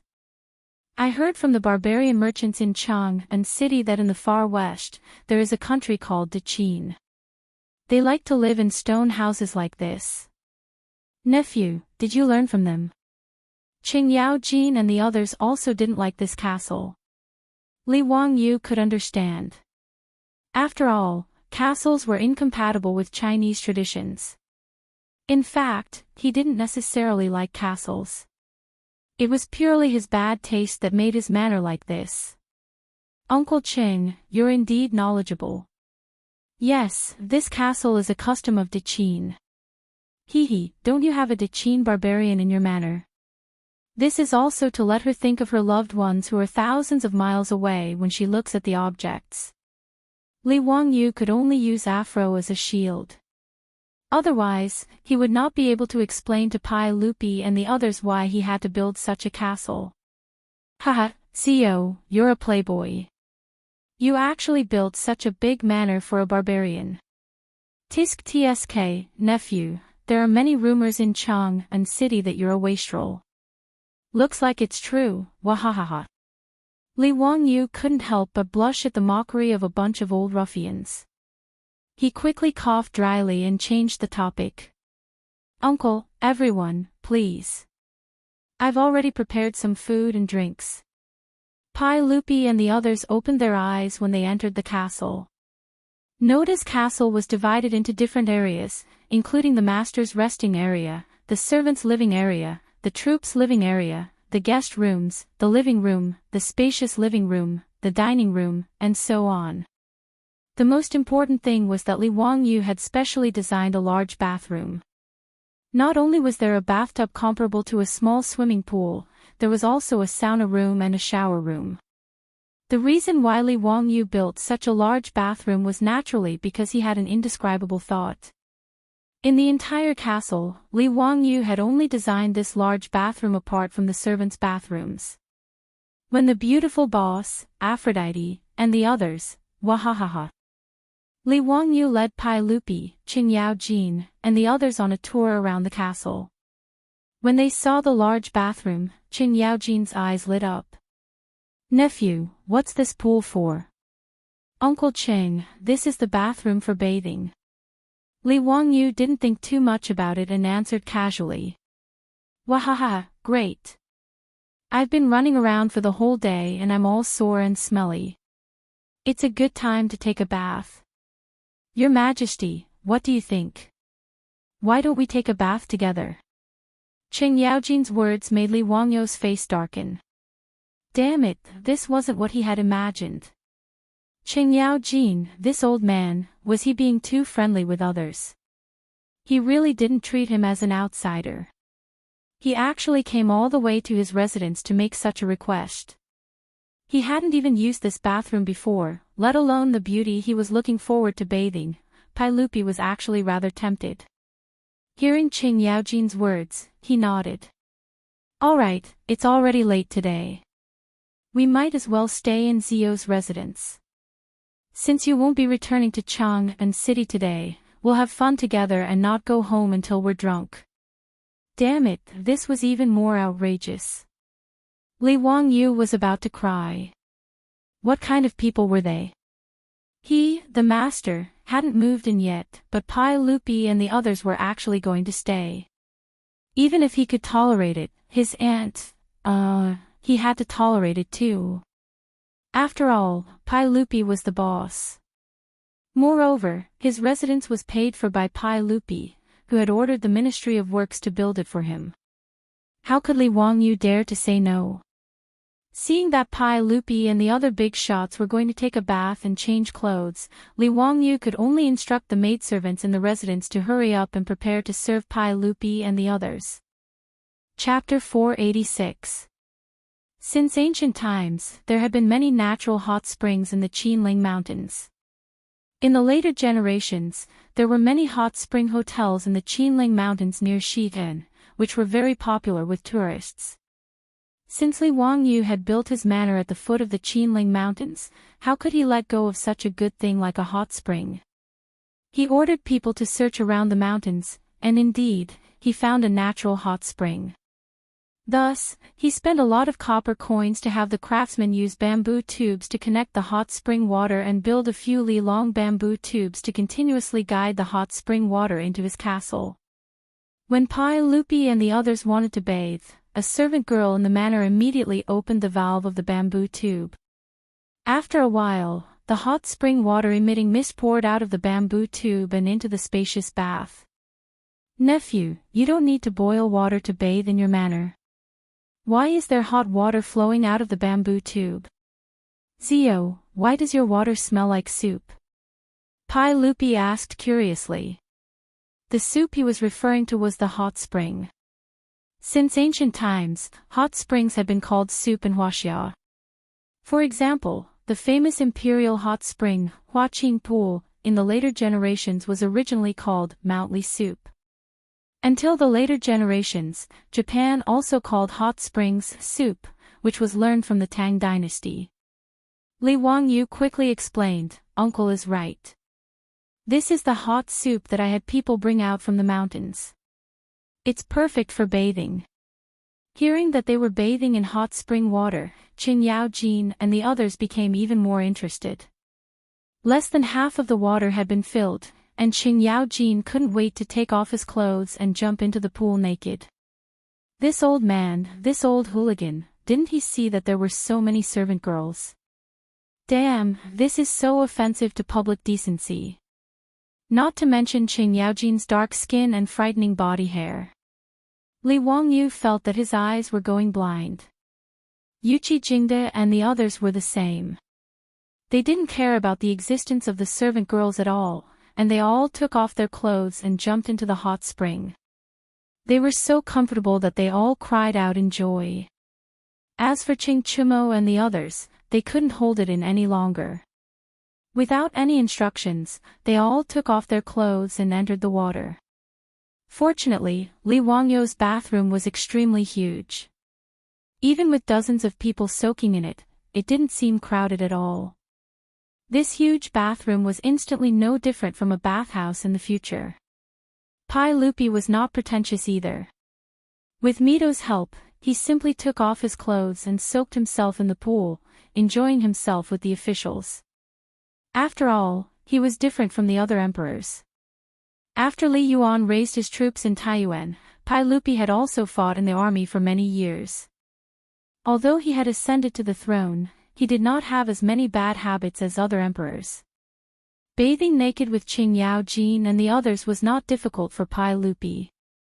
The Tangs liked bathing, especially hot springs. To be able to soak in the hot spring water in Li Wangyu's residence surprised all the officials. Qing Yaojin very shamelessly stretched out his hand to summon a servant girl whose face was already red from embarrassment to rub his back. At the same time, he shouted at Li Wangyu, "Virtuous nephew, quickly have someone bring wine, and also find some dancers to liven things up." "Damn it, stinky bastard."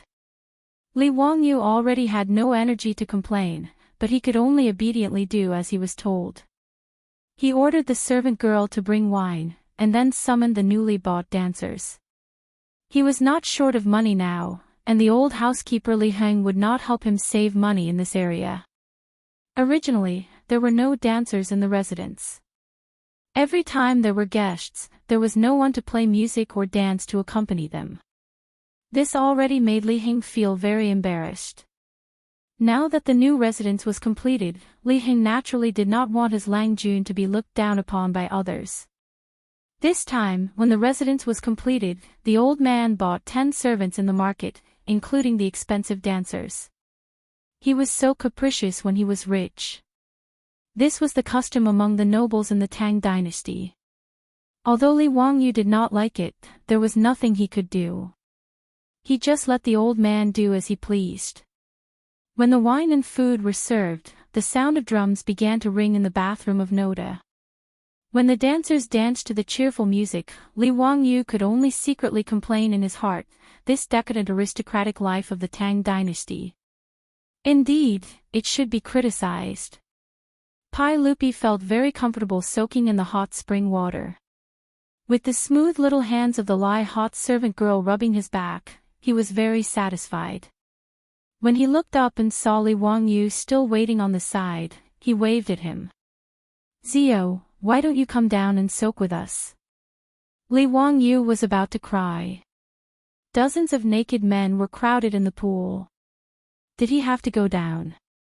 Although he was not obsessed with cleanliness, he did not find this comfortable.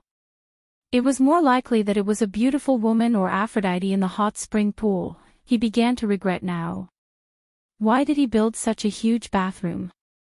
At this moment, in the bathroom, there were more than 20 maids serving everyone. Including the dancers and dancers, there were more than 20 people. Li Wangyu really did not have the habit of being stared at by so many young and beautiful girls and being asked to strip naked. However, Pai Lupi had already spoken, so what could he do? F***ck, let them look. I'm a man, what's there to be afraid of? Li Wangyu gritted his teeth, quickly took off his clothes, and jumped into the pool. It was his first time soaking in this hot spring water. The hot spring water, which he had spent a lot of money to get from the hot springs on the mountain, was indeed very comfortable. Li Wangyu silently gave himself a thumbs up. Comfortable. Qing Yaojin also noticed that there was a wooden hut in the bathroom. Nephew, what's the use of that wooden hut? Uncle Qing, that's a sauna. It's used for a sauna. What's a sauna? Why do you have such strange names? Li Wangyu was speechless. He was just used to it. The word sauna was indeed a transliteration. The original meaning seemed to be a small wooden hut with no windows. When he thought about it this way, it was indeed not a fancy name. Uncle Qing, it's a steam house. There are heated stones in the wooden hut. Pouring water on the stones with a ladle will generate a lot of steam, raising the temperature in the wooden hut very high. After a while, you come out and soak in the cold pool. It's quite comfortable. Li Wangyu saw that everyone was curious, so he explained in detail. Wahaha, it sounds quite interesting. Your Majesty, why don't we go to that sauna and have a steam bath? Pai Lupi nodded. Sure. Therefore, a group of big shots climbed out of the bathtub naked and rushed into the sauna room. Li Wangyu could only shake his head with a wry smile. He asked the maid to bring him a bath towel to wrap around his lower body and followed in. Knowing that the big shots were going to take a bath, the mansion's maids had already heated up the stones in the sauna. As soon as Qing Yaojin came in, he picked up a ladle and poured water on the stones. With a sizzling sound, the water vapor rose, and the sauna room was instantly filled with smoke. The people who were going to a sauna for the first time were so happy that they made a big fuss. The foppish lords even fought over the ladle and poured water on the stones. They were having a lot of fun. Li Wangyu was already speechless. This group of country bumpkins. How could they have the nerve to call themselves the nobles of the Tang Dynasty? After steaming for more than 10 minutes, the group of dukes finally couldn't stand the heat anymore. Even Qing Yaojin and Yuqi Jingda's dark skin had turned red and black, looking like steamed crabs. Li Wangyu hurriedly led everyone out of the sauna and took the lead to jump into another cold pool. The stimulation of the hot and cold made Qing Yaojin burst out with vulgarities. Bastard, so addictive, so king addictive. This cold and hot, I actually feel all the bones in my body go soft. Nephew, you king know how to enjoy yourself. What kind of sauna is this? Later, I'll ask someone to build one for my mansion. Li Wangyu had no reason to refuse and quickly nodded. Yuqi Jingda and the others also spoke up and asked Li Wangyu to build one for them in their mansions. Even Pai Lupi was the same. Taiji Palace didn't have such a comfortable bath. Li Wangyu looked at Pai Lupi and then at the sauna. He suddenly thought of something. Chapter 487. Li Wangyu remembered that Pai Lupi's family seemed to have some cardiovascular, cerebrovascular, and respiratory diseases. Empress Xiangsun passed away at the age of 36. Historians researched that she died of qi disease, which was respiratory diseases like asthma and bronchitis. And the children she had with Pai Lupi didn't seem to live long. Li Qingqian lived for 26 years, Li Tai was 32, and Princess Royal Li Lizzie only lived for 23 years. Princess Jinyang died of illness at a young age, and Princess Xinqing only lived for 30 years. Only Pai Lupi lived for 52 years, and Li Ji lived for 55 years. They could be considered the oldest people in the family. Later historians analyzed that Empress Xiangsuan's qi disease might have been passed down to her children, so the family didn't live long. Thinking of the sauna and the inherited diseases of Pai Lupi's family, Li Wangyu felt that he should persuade Pai Lupi to use the sauna more to prevent diseases. Everyone knew that the sauna could increase blood circulation and prevent hardening of the blood vessels. It had a certain effect on asthma and bronchitis. Li Wangyu now didn't want Empress Xiangsun and his disciples to have short lives. He also had feelings for this family. Uncle, this sauna is very good for qi disease. Why don't you let me build one for you and Aunt in Taiji Palace? Normally, you, Aunt, Qingqian, Qingke, and the others can all use the sauna. It's very good for your health. Pai Lupi originally liked his sauna very much. Hearing him say this, how could he not refuse? Since Xiao is so filial, I thank you on behalf of Maid Guanyin. It would be impolite of me to refuse this sauna. Everyone went to the sauna a few more times. Their bones were all limp. Only then did they feel comfortable and soak in the hot spring water again. Pai Lupi took a sip of wine from the maidservant and asked Li Wangyu, Xiao, you can tell me about the special forces now. Qing Yaojin and the others also came over when they heard this. They were naturally very interested in these big shots in the military and the special forces. The reason why Li Wangyu invited everyone to his residence was to stall for time and think about how to answer. Along the way, he racked his brains and finally came up with an answer. Uncle, the special forces, as the name suggests, are naturally soldiers of the special forces. Li Wangyu also took a cup of wine with ice cubes in it. After taking a sip, he continued, in little nephew's vision, our Tang dynasty can select 1 in 10,000 elite soldiers from the government troops and the imperial army, and train them strictly. These soldiers must have superhuman physical strength and courage, and they must be able to survive alone and complete the mission. Moreover, they must be able to survive in extremely harsh conditions, such as the snowy highlands, the Gobi Desert, or the deep mountains and forests. They must learn how to survive without supplies. Hearing his words, Pai Lupi and the group of big shots began to bite their teeth.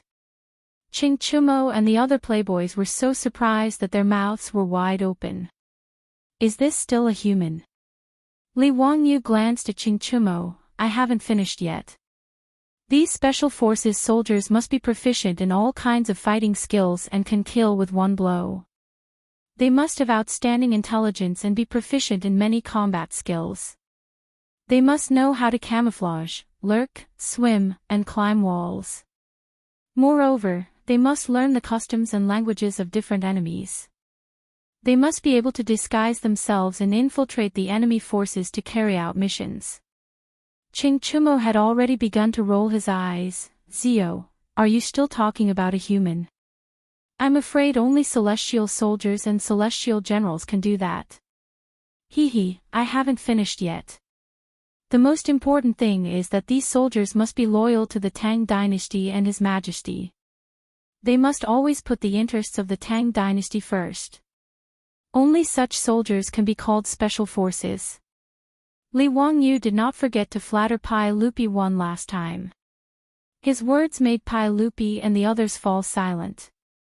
In the eyes of the Tang people, special forces soldiers were simply unrealistic. Nephew, according to what you said, even if we can train such soldiers, how many of them can there be? Based on my experience, I can conclude that there are hundreds of thousands of government soldiers and imperial guards in the Tang Dynasty.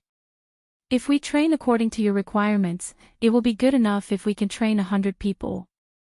No matter how powerful these special forces soldiers are, they can only fight 100 people at most, right? But with so few people, what's the use of being powerful? On the battlefield, facing thousands of soldiers and horses, these special forces soldiers won't be able to make any waves. After listening to Li Wangyu's words, Qing Yaojin could not help but shake his head. Li Wangyu was amused. Uncle Qing, you are wrong.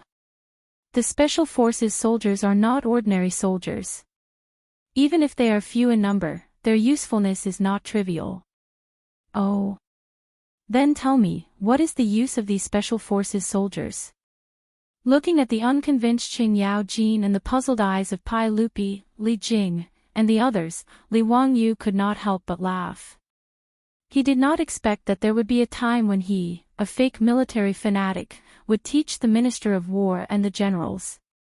Li Jing, the Minister of War, was basically the Minister of Defense in the future. Qing Yaojin and Yuqi Jingde, these big shots, were at least equivalent to military commanders, right?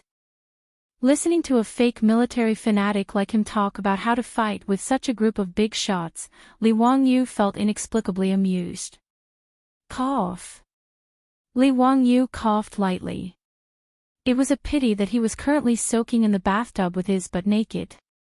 He did not have any glorious image to speak of and could not pose as a great and wise person. During the Three Kingdoms period, Cao Cao and Liu Bei discussed heroes while drinking wine. Today, Li Wangyu and a group of big shots were going to talk about soldiers without soup. And, at least everyone was honest with each other. They were all naked. Uncle Qing, this nephew would like to ask, what is the most important thing in a battle? Of course it is the provisions. As the saying goes, before the troops and horses move, the provisions move first. If you lack soldiers and generals, you can still fight, but without provisions, you will lose without a doubt. Then this nephew would like to ask, if when Uncle Qing is leading the troops into battle, this nephew sends out the special forces to burn Uncle's provisions. Can you still continue to fight? Qing Yaojin could not help but stare. The military supplies are naturally guarded by a large army. How can they be so easily burned? You bastard, do you think it is as simple as what is written in the Three Kingdoms? Uncle Qing, don't forget, the special forces that I mentioned know how to hide and disguise themselves. How can they not burn your provisions? If they wear evasive uniforms and sneak into the camp at night, can Uncle Cheng's soldiers find out? Or if they disguise themselves as soldiers in your camp and sneak into the main camp, can Uncle Qing really defend against them? This. Qing Yaojin thought about how everyone had gone to search the small mountain today, but they still couldn't find the Niu brothers. If there was really a sneak attack by the special forces that Li Wangyu mentioned, he really might not be able to do anything.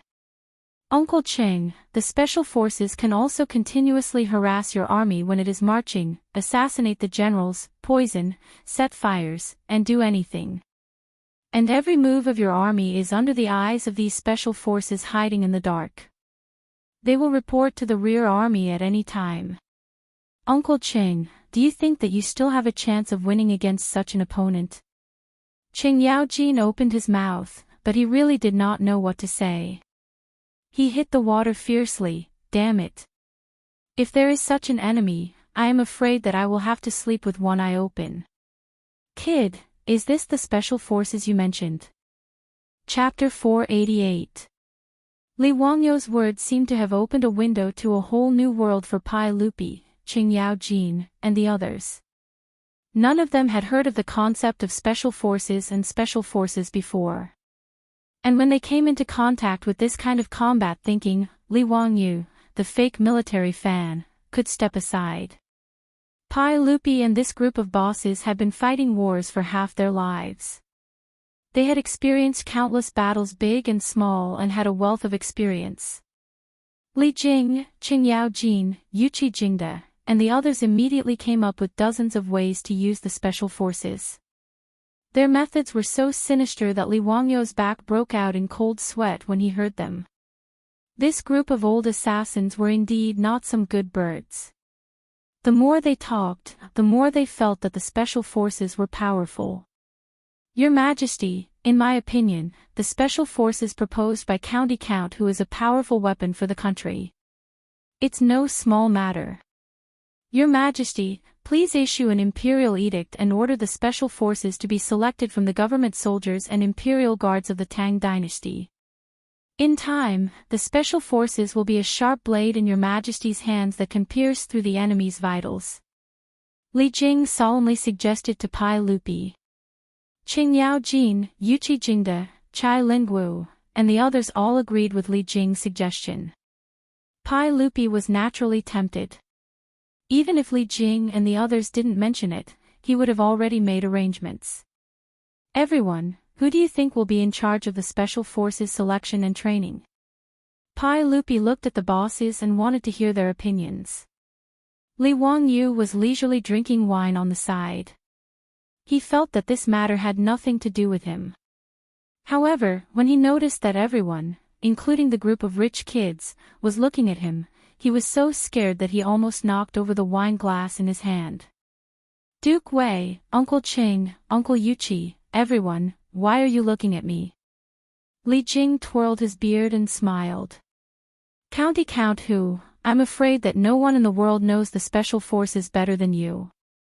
Since you propose this, why don't you build this army? What the hell do I know? Li Wangyu felt wronged in his heart. He was just a fan of the military. Other than watching movies, participating in military training, and standing in a military posture, he knew nothing about the military. Not to mention the special forces, he didn't even know how to train a normal army. What he had said just now was purely based on the movies he had seen and the military forums he had browsed in his previous life. He knew the facts, but he didn't know the reasons. He was absolutely unwilling to take over this kind of thing. Li Wangyu rolled his eyes, and the same old excuse came out of his mouth, hee, thank you for your kindness, Duke Wei. However, I am still in the middle of cutting off my late father's decline, and I am truly unable to help. Well, the Tang Dynasty ruled the world by filial piety. Li Wangyu had to observe mourning for his father for 3 years. During this period, he could not get married, nor could he enter the imperial court as an official. Therefore, when he used this excuse, Pai Lupi and the others were at their wits' end. Zio, you were the one who proposed this. At the very least, you should give us some details on how to operate it. Pai Lupi glared at him with dissatisfaction and settled for the next best thing. Li Wangyu didn't have any objections to this. Wasn't it just writing a standard for the selection and training of the special forces? He could just make it up and exaggerate it as much as he could. As for whether Qing Yao Jin and the others could do it or not, it had nothing to do with him. After soaking in the hot spring for almost 2 hours, Li Wangyu felt that his bones were soft. Pai Lupi and the other bosses, as well as the rich kids, finally climbed out of the hot spring in satisfaction. With the help of the hot maids, everyone changed their clothes and went to the dining hall to eat. Without a doubt, Qing Yao Jin and the other bosses drank until they were drunk again. Fortunately, Li Wangyu had the foresight and ordered the servants and maids to put away all the decorations in the dining hall. In addition, there were many troops and guards in the residence, so the group of old ruffians who caused trouble after drinking didn't suffer any losses.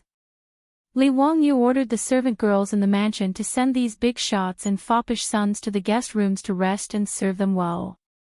Then, he rode on the horse dizzily, leading Niu Yong and Niu Wu back to the old mansion. When he returned to the residence, it was already late at night. His beautiful superior was still awake and was waiting for him in the central room. However, when Li Wangyu saw his beautiful superior's cold face, he knew that something was wrong. He prepared to pretend to be drunk and sneak away. If there was anything, he could talk about it tomorrow. Perhaps his beautiful superior's anger would dissipate then. Chongqing, you haven't slept yet. I'm very sleepy, I'm going to sleep first. Li Wangyu's words were slurred. He greeted his beautiful superior and prepared to sneak away. Stop. His beautiful superior's voice was cold. Don't think about pretending to be drunk to get away. Why did you agree to let the Niu brothers fight with Ho Junji's troops? As expected, it was because of this matter. Li Wangyu couldn't help but bitterly smile. He stopped pretending to be drunk and sighed deeply. Sitting beside his beautiful superior, he picked up the cold tea on the table and gulped down a few mouthfuls. Chongqing, it's not that I want them to fight, but I have no other choice. Li Wangyu didn't hide anything from her and honestly recounted what had happened in front of the Jade Star Palace.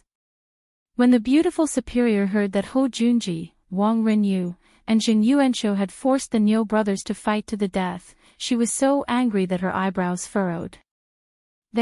How can they do this? This was a living human life. Are human lives so worthless in their eyes? The beautiful superior said angrily.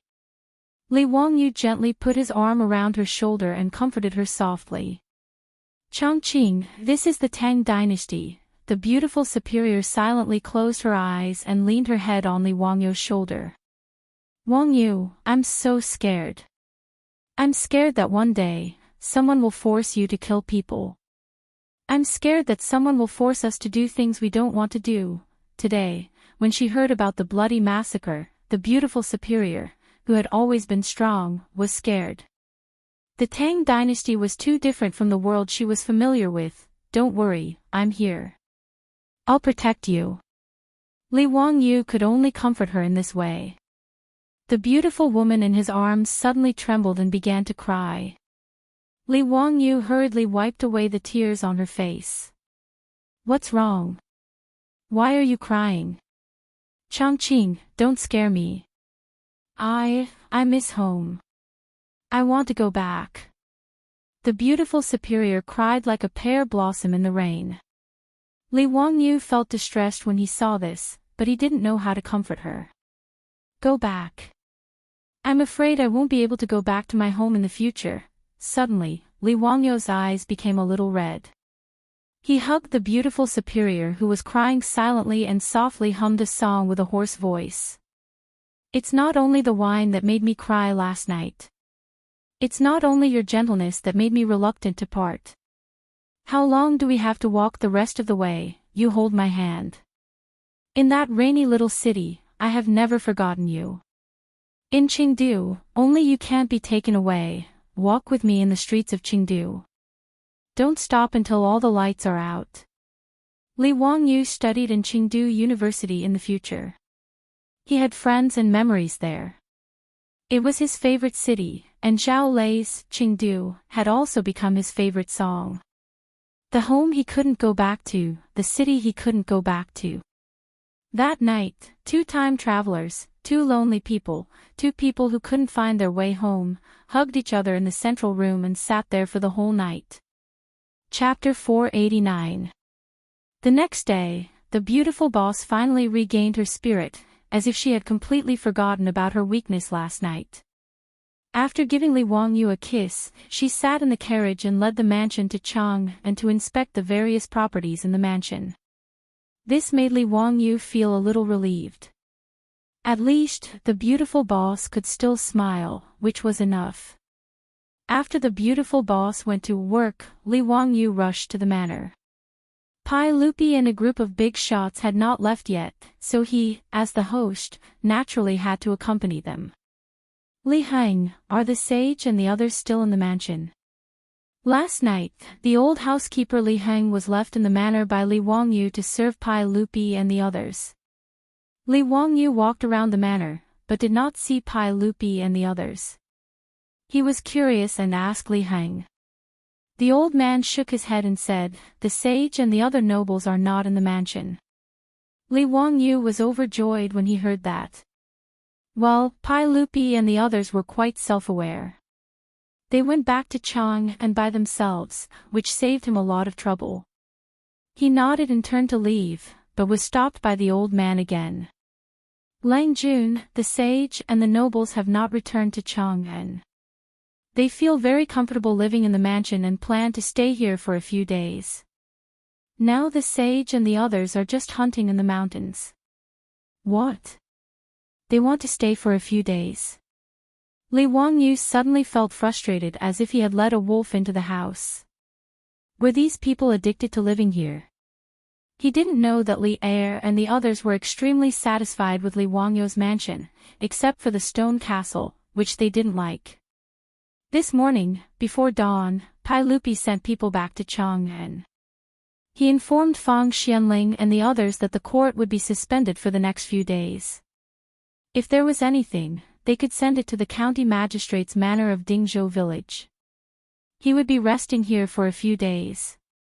At this time, Pai Lupi, Qing Yao Jin, Yuqi Jingde, Qin Qiong, and the others had already led a large group of people to the Qinling Mountains to hunt. After Li Wangyu figured it out, he couldn't help but look up at the sky and sigh. *CK, the mansion that his master had never lived in had actually become Pai Lupi's temporary residence. The Jade Star Palace was not far away. Why didn't Pai Lupi go to his palace? Although he was cursing in his heart, he still had to continue receiving Pai Lupi and the others.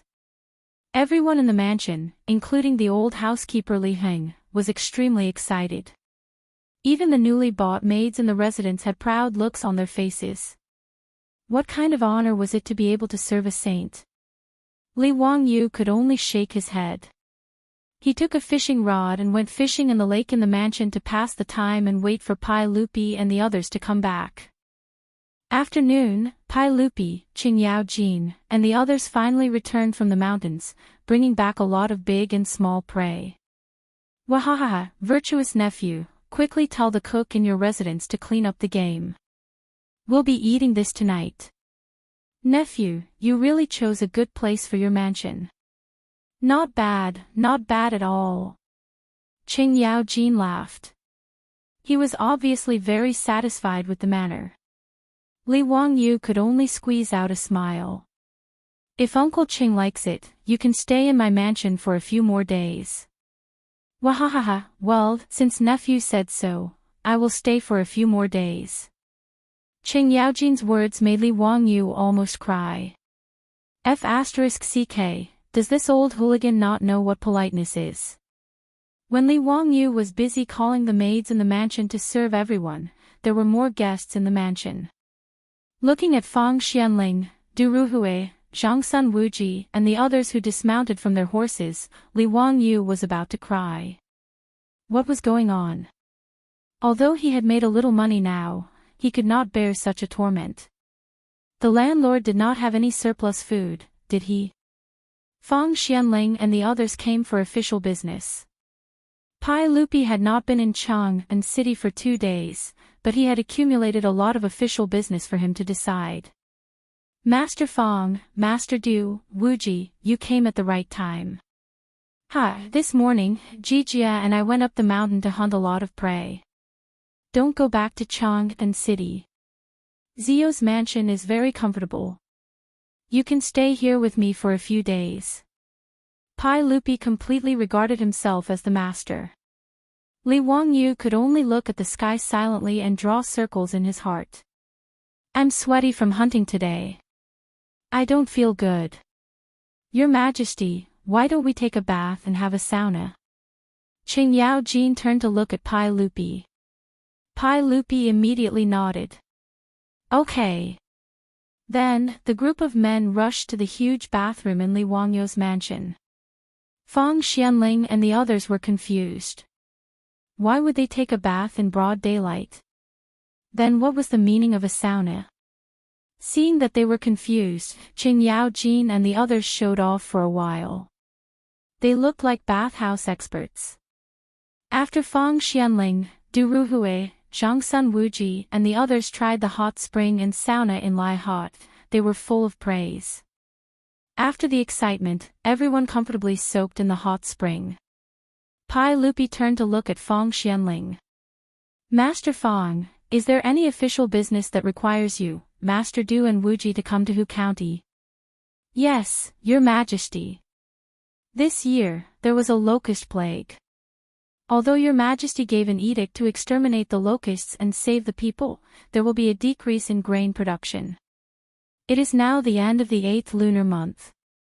There will be a shortage of food and resources everywhere.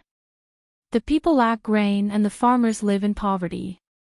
I'm afraid it will be difficult for them to survive. After discussing with Prime Minister Du and Master Dai, we feel that the local government should release grain to help the people. Therefore, Your Majesty, please make a decision. Fang Xuanling's words made Pai Lupi silent. After a while, he slowly nodded. Okay. In the 2nd year of the locust plague, although the locusts were exterminated in time and the people didn't sell their children, the lack of grain production this year was certain. The people had a difficult life. Pai Lupi was discussing with Fang Xianling and the others how to release grain when Li Wangyu suddenly said, Uncle, in Guanzhong Road, especially around Chang'an, we can encourage the planting of rice. The maturity period of rice is shorter than that of wheat. Moreover, I estimate that with the current weather, it is possible to plant 2 crops of rice a year in Guanzhong Road. It is now the end of the 8th lunar month.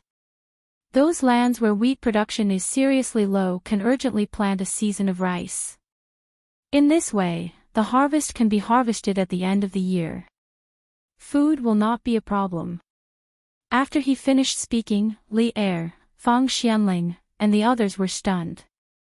After a while, they suddenly burst into laughter. Qing Yao Jin laughed so hard that tears came out of his eyes. He pointed at Li Wangyu and laughed, Wahahaha, nephew, I really thought that you knew everything from the heavens to the earth, but I didn't expect that you would also talk nonsense. Since ancient times, wheat has been cultivated in Guanzhong Road. How can we change it to rice? Moreover, in the Tang Dynasty, except for a few provinces, other places ripen only once a year. How can we plant 2 crops of rice a year? How can we change the wheat fields to rice fields? Nephew, don't be ridiculous. Although Fang Xianling and the others didn't speak, the smile on their faces was undoubtedly the same attitude as Qing Yao Jin. Pai Lupi couldn't help laughing. He coughed softly and helped Li Wangyu out. Well, Zio is still young. It's normal that he doesn't know about farming. Li Wangyu was speechless. He was a child who grew up in the countryside. How could he not know about farming? Are you kidding? And what he said was not nonsense. Naturally, there was a reason behind it. Chapter 490. In the future, Guanzhong Road was the Guanzhong area with Shifan as the center. Even after thousands of years, soil erosion and vegetation destruction, the Zhouzhi and Lantian counties near Xi'an could still grow rice in large quantities. But now, the Guanzhong Road of the Tang Dynasty had better conditions for growing rice. First of all, it had abundant water sources. Unlike the yellow hills of northern Shaanxi, which gave people the impression of drought, the Guanzhong Road of the Tang Dynasty had abundant water sources. Since the Han Dynasty, there was a saying that Chang and was surrounded by 8 rivers. The 8 rivers, Wei, Jing, Feng, Watershed, Bai, and Mu, flowed around Chang and city. The 8 rivers diverged into different directions, opposite each other. With abundant water sources and Li Wangyou's water wheel, rice could naturally be grown in large quantities. Now, the Tang Dynasty was in a warm period. Even in the Guanzhong Road north of the Yangtze River, the temperature was not inferior to the areas in the future where rice could be grown 2 crops a year. At least, Li Wangyou felt that Chang'an was much hotter than Chengdu in the future. If Chengdu could grow 2 crops a year, why couldn't the Guanzhong Road? Switching to rice was much better than wheat. High yield and short maturity period. Other than needing a lot of water and not being able to withstand the cold, there were no other shortcomings. And these 2 points were not a problem in the present Guanzhong Road. It was now the end of August. They could still plant rice to recover the losses caused by the locust plague. Li Wangyou just thought of this. He couldn't help but secretly blame himself for forgetting such an important thing. Li Wangyou couldn't help but feel a little annoyed at the mockery of Pai Lupi and the other big shots. Although they didn't mean any harm, the feeling of being looked down upon made even Li Wangyou feel very depressed. What made him even more depressed was that what he proposed was obviously the right way, but it was not accepted by others and even criticized. Including Pai Lupi, they still held on to the century-old farming tradition and felt that the Guanzhong Road was only suitable for large-scale wheat and sorghum planting. They also didn't consider the possibility of growing 2 crops of rice a year in the Guanzhong Road. Li Wangyou silently rolled his eyes. Sure enough, the truth was only in the hands of a few people. He couldn't help but raise his voice. "Uncle, I'm not joking. Guanzhong Dao can really switch to planting rice on a large scale." "Alright, Zio, stop messing around. If you were talking about other skills, I would believe you. But when it comes to farming, hee." Pai Lupi laughed and said, "I still remember how you made people sow the rice fields." "Nanny? What did that mean?" Li Wangyou was confused by Pai Lupi's words. "What's wrong with me? What do you mean by letting people sow paddy fields?" Seeing Li Wangyou's puzzled look, Fang Xianling also smiled. "Zio, did you plant rice in the 300 mu of saline alkalized soil that you improved?" "Yeah, what's wrong?" Li Wangyou asked blankly. This old man remembers that you had people dig up those paddy fields in a mess and wasted a lot of land. There were also 2 mu of paddy fields that were sowed in a mess. I heard that you also had people do that." Fang Xianling twirled his beard and laughed. Regarding Li Wangyou's talent, even Fang Xianling was very impressed. Fang Xianling loved the 3 Kingdoms book so much that he couldn't put it down. As for the poems that Li Wangyou copied, Fang Xianling loved them even more. But when it came to Li Wangyou's actions in farming, he could only shake his head and smile bitterly. However, in the eyes of Fang Xianling and Pai Lupi and the others, it was normal that Li Wangyou didn't understand. For his words just now, everyone naturally just laughed, as if it was a joke from the younger generation. No one took it to heart. Li Wangyou had long forgotten about his 300 mu of paddy fields. Now that he was earning a lot of money every day, how could he take care of those paddy fields? He had already left them to the old villager to help him take care of them. Now that he was reminded by Pai Lupi and Fang Xianling, he suddenly realized. The messily sowed paddy fields that Fang Xianling was talking about were the 2 mu of paddy fields that he had people use the seedling throwing method to plant them. Fuck, what do you mean by messily sowing? That is the seedling throwing method, which can increase the rice yield by 10%. Li Wangyu was completely speechless. He was too lazy to explain. As for the actual situation, it was better to let Pai Lupi and the others see it for themselves. Uncle, Duke Wei, if you didn't mention it, I would have forgotten. Hee, the paddy fields you were talking about, why don't we go take a look today?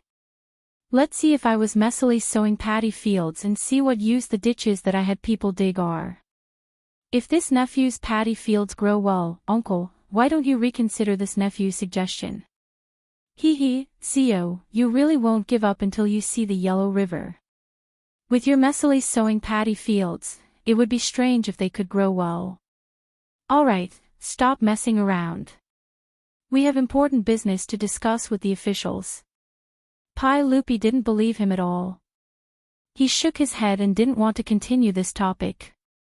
Li Wangyu was choked by Pai Lupi's words and almost died from anger. This country bumpkin Pai Lupi doesn't even know how to raise rice. Fuck. When he wanted to say something, he saw Li Heng hastily walk into the bathroom. Lang Jun, the village chief is here. He has good news to report. Li Wangyu was depressed and casually asked, what good news? Is his family getting married or what? The paddy fields and the estate have ripened. He came to ask when Lang Jun will start harvesting so that he can arrange people. Although the estate didn't care about the income from the 300 mu of paddy fields, since ancient China, no matter what time it was, harvesting was a major event. Naturally, they couldn't be careless. In the entire Guangzhou Road, because rice was only grown on a small amount of land, the government didn't pay much attention to the harvest. When the wheat ripened and was ready to be harvested, that was the most important event for the government. Not only did they need to worship the heavens, but they also needed to hold various ceremonies to celebrate the harvest. Even Li Heir would have to personally head down to the fields to harvest the first bunch of wheat in the imperial family farmland during the spring plowing. This was an important ceremony that wasn't inferior to the imperial family's plowing ceremony. Not only did Pai Lupi have to personally go to the fields to harvest, but Empress Zhangsun and the crown prince also had to follow behind to pick up the wheat. After harvesting, they had to worship the heavens to show their gratitude for the gift. Therefore, in the old village chief's opinion, his lord's paddy fields ripening was naturally a major event, so he hurriedly came to report. When Li Wangyu heard this, he couldn't help but raise his head and laugh. This was really like someone giving him a pillow when he was sleepy. He was depressed about how to convince Pai Lupi and the others. Now was the perfect time to let them see with their own eyes whether or not he knew anything about farming. Li Heng, go tell the old village chief to immediately prepare for the harvest. Arrange for people to start harvesting today. I'll go to the paddy fields in a bit and preside over the harvest. Yes. After Li Heng left, Li Wangyu turned to look at Pai Lupi and the others. Uncle, the village chief just came to report that the 300 mu of paddy fields have ripened and are ready to be harvested today. I wonder if Uncle is interested in seeing how my paddy fields are doing. When Pai Lupi heard him mention the paddy fields again, he couldn't help but shake his head. Haha, Zio, you are really stubborn. Do you really want me to see your paddy fields? Well, since there is nothing to do today, why don't you all follow me to see how Zio's paddy fields are doing this year? Since your majesty is interested, we naturally have to go and see. I am also very curious to see how much Zio's paddy fields have produced.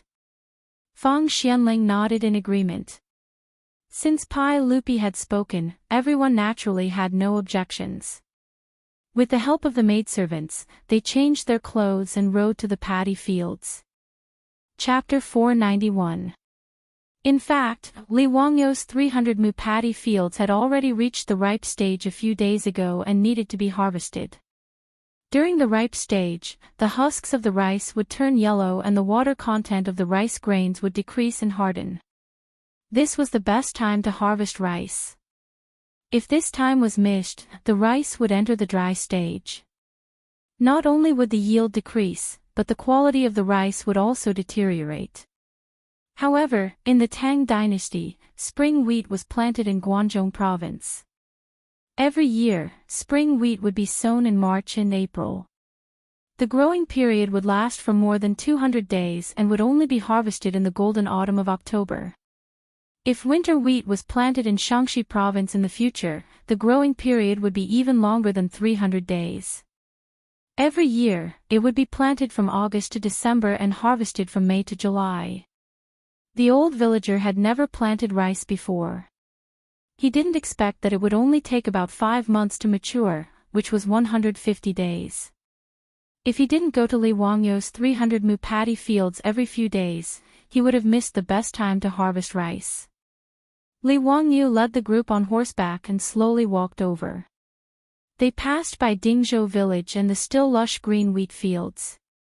When they arrived at the 300 mu rice fields by the Gan River, everyone was shocked by the field of golden rice in front of them. As far as the eye could see, there was a heart-wrenching golden wave. Under the sunlight, it was even more dazzling. Pai Lupi didn't care about the filth of the paddy fields. He directly jumped down from his horse and pulled out a bunch of wheat ears. He used his palm to crush the husks and threw the rice grains into his mouth. He chewed a few times. Zio, you didn't lie to me.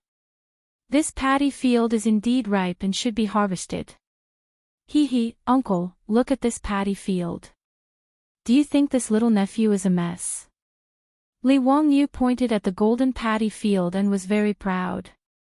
This group of country bumpkins, they actually dared to not believe this lord's words. Are they dumbfounded now? Li Wangyu was very proud. He happily waited for Pai Lupi and the others to worship him. However, he didn't expect Pai Lupi to coldly snort, "Humph, you little bastard. Look at what you've done to the paddy fields. Only 90% of the land can be used to plant rice. Aren't you wasting it? Using paddy fields to raise fish was ridiculous. Remember not to mess around like this in the future. Farming concerns the people of the world. You can't treat it carelessly." Li Wangyu was stunned by Pai Lupi's lecture. What the hell was going on? Fang Xianling, Du Ruhui, and the other bigwigs were also trying their best to persuade him. Zio, agriculture is the great cause of the world. The foundation of agriculture was important, and the outline of the country was important. Don't underestimate them, and don't treat them like child's play. County count who, agriculture, the foundation of the world, your duty is the greatest. The most important thing for the people is agriculture. You must remember, you must remember. Cheng Yaojin grinned and laughed. A kid, this is the first time I've seen someone dig a paddy field like this. I heard that you even had people raise fish in it. Wahahaha, I've really opened my eyes today. Li Wangyu was completely dumbfounded. Who were these people? He was too lazy to continue talking nonsense. It was better to speak with facts and let Pai Lupi and the others know what the law of good smell was. Old village chief, get people to prepare a fishing net. First, dig the ditch of this few mu of land. I want to collect fish. By the way, bring me a big scale. Later, I'll measure how many fish can be produced in 1 mu of land. The old village chief immediately responded. He found the farmers and laid the fishing net at the drainage of the paddy field canal according to Li Wangyu's instructions. Then, they dug the canal to release the water. Pai Lupi was too lazy to continue teaching Li Wangyu a lesson. In his opinion, a young man would be fine after a little setback. When he knew that he couldn't raise fish in the paddy field, he naturally wouldn't do it in the future. When Li Wangyu ordered people to dig the canal to release the fish, he, Fang Xianling, and the others stood aside and watched. Everyone was talking and laughing, waiting to see Li Wangyu make a fool of himself. Even Pai Lupi thought about how to educate this kid later and let him know that farming was not something to mess around with. After the canal was dug, the water in the canal immediately spewed out of the gap and into the Gan River. Qing Yaojin stood beside the drainage hole and talked and laughed with Qin Qiong about Li Wangyou's whimsical ideas. Suddenly, he saw a school of fish swimming out of the water and was suddenly shocked. Fish, fish, so many fish. With Qing Yaojin's shout, the drainage hole of the canal was immediately surrounded by Pai Lupi and a group of dukes. The group of playboys wanted to squeeze through to see what was going on, but there was no place for them to stand. Ha, there are actually so many fish in this canal. TSK TSK, it's really fat. Are my eyes playing tricks on me? Such a big fish, I'm afraid it's 3 or 4 gene. There are really fish. This fish can be raised like this. As the water in the canal continued to be discharged from the rice field, more and more fish were caught in the fishing net. Catfish, spotted silver carp, white carp, cushion carp, carp. There were all kinds of fish, and they were all quite big. They were constantly jumping and struggling in the fishing net. The old villager has long been shocked by the catch of fish. He has never seen so many fish caught in a net at one time. The old housekeeper Li Heng was even more anxious and kept shouting at the villagers who were holding the fishing net, "Be careful, pull it. Don't let the fish escape." Li Wangyu saw that there were too many fish in the fishing net. He was afraid that the villagers couldn't hold the net, so he quickly called the troops behind him to help.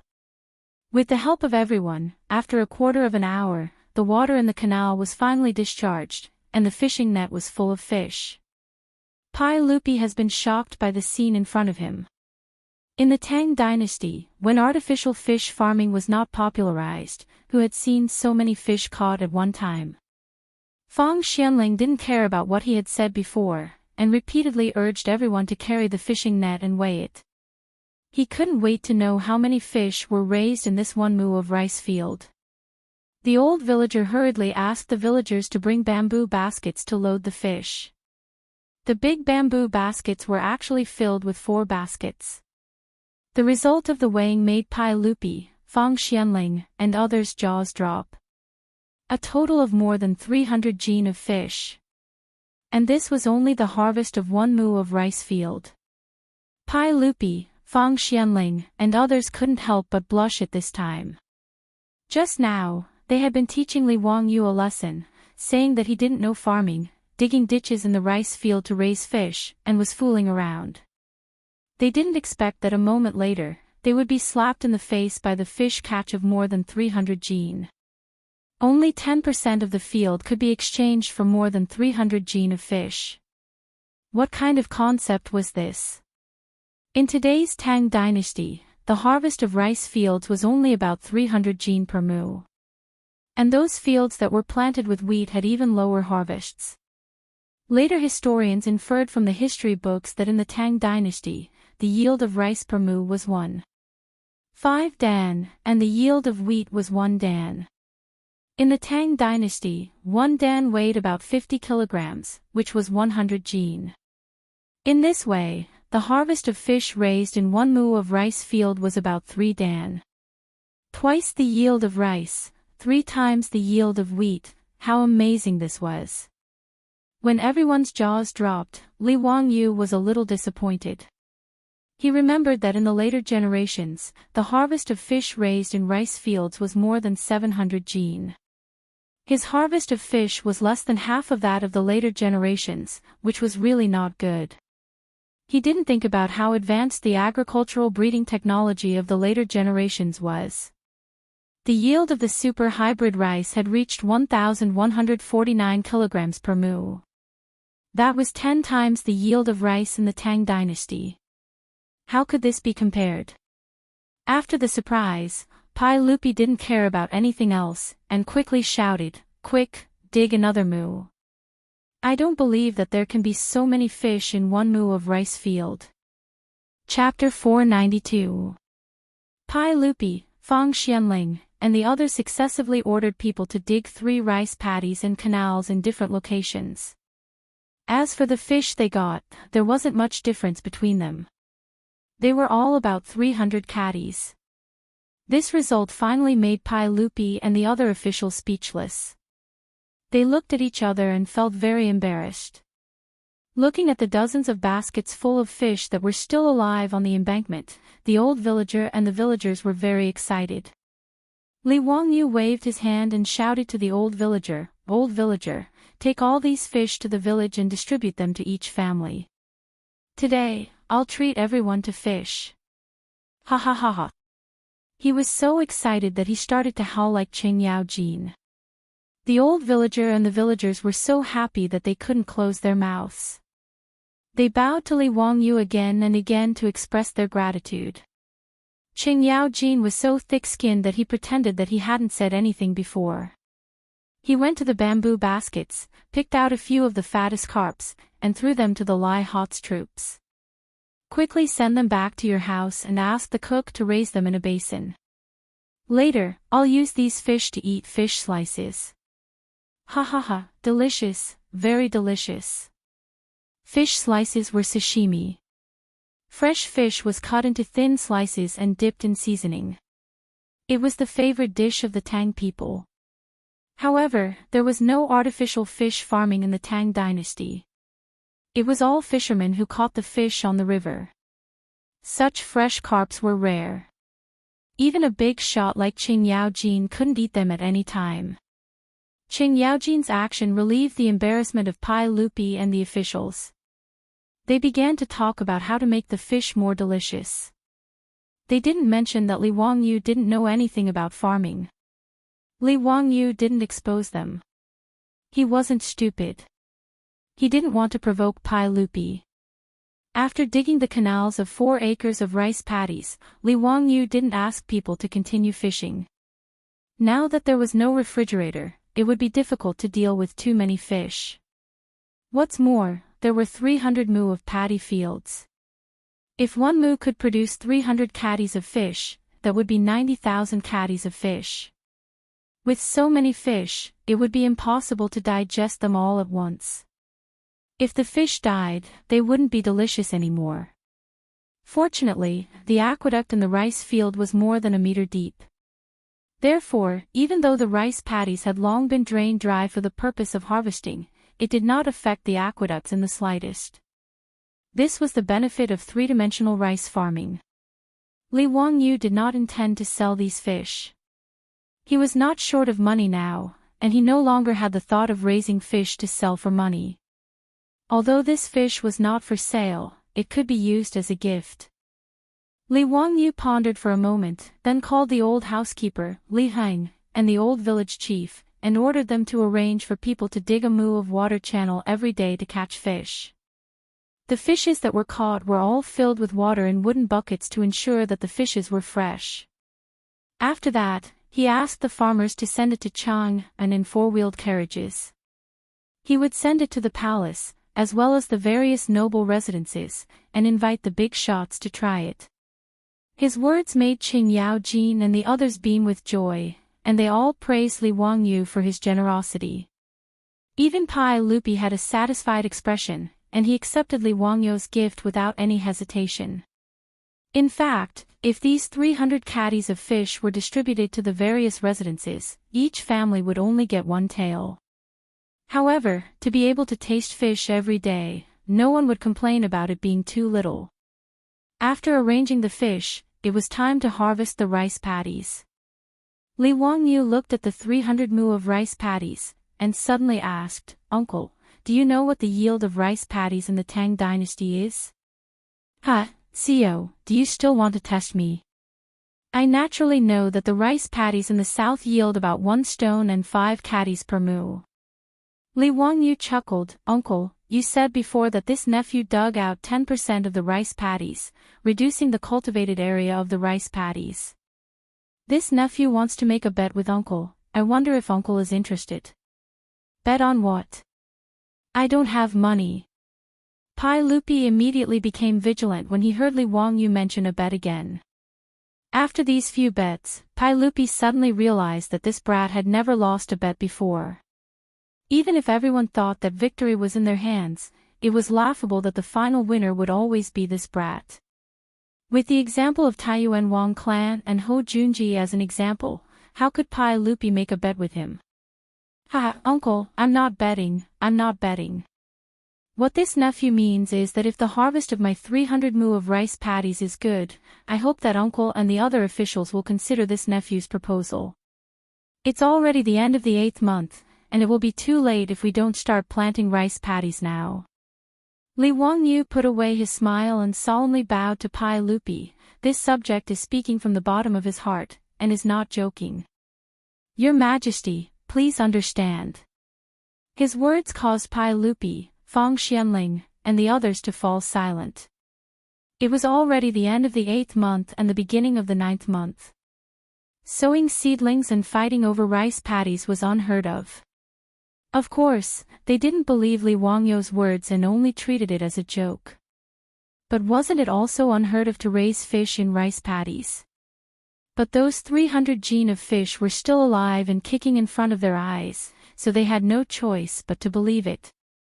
In truth, Li Wangyu wasn't very confident when he brought up this matter. After all, although his hometown in the past had 2 seasons of rice paddies, it was usually 1 season of rice and 1 season of rape. There had never been 2 seasons of rice paddies.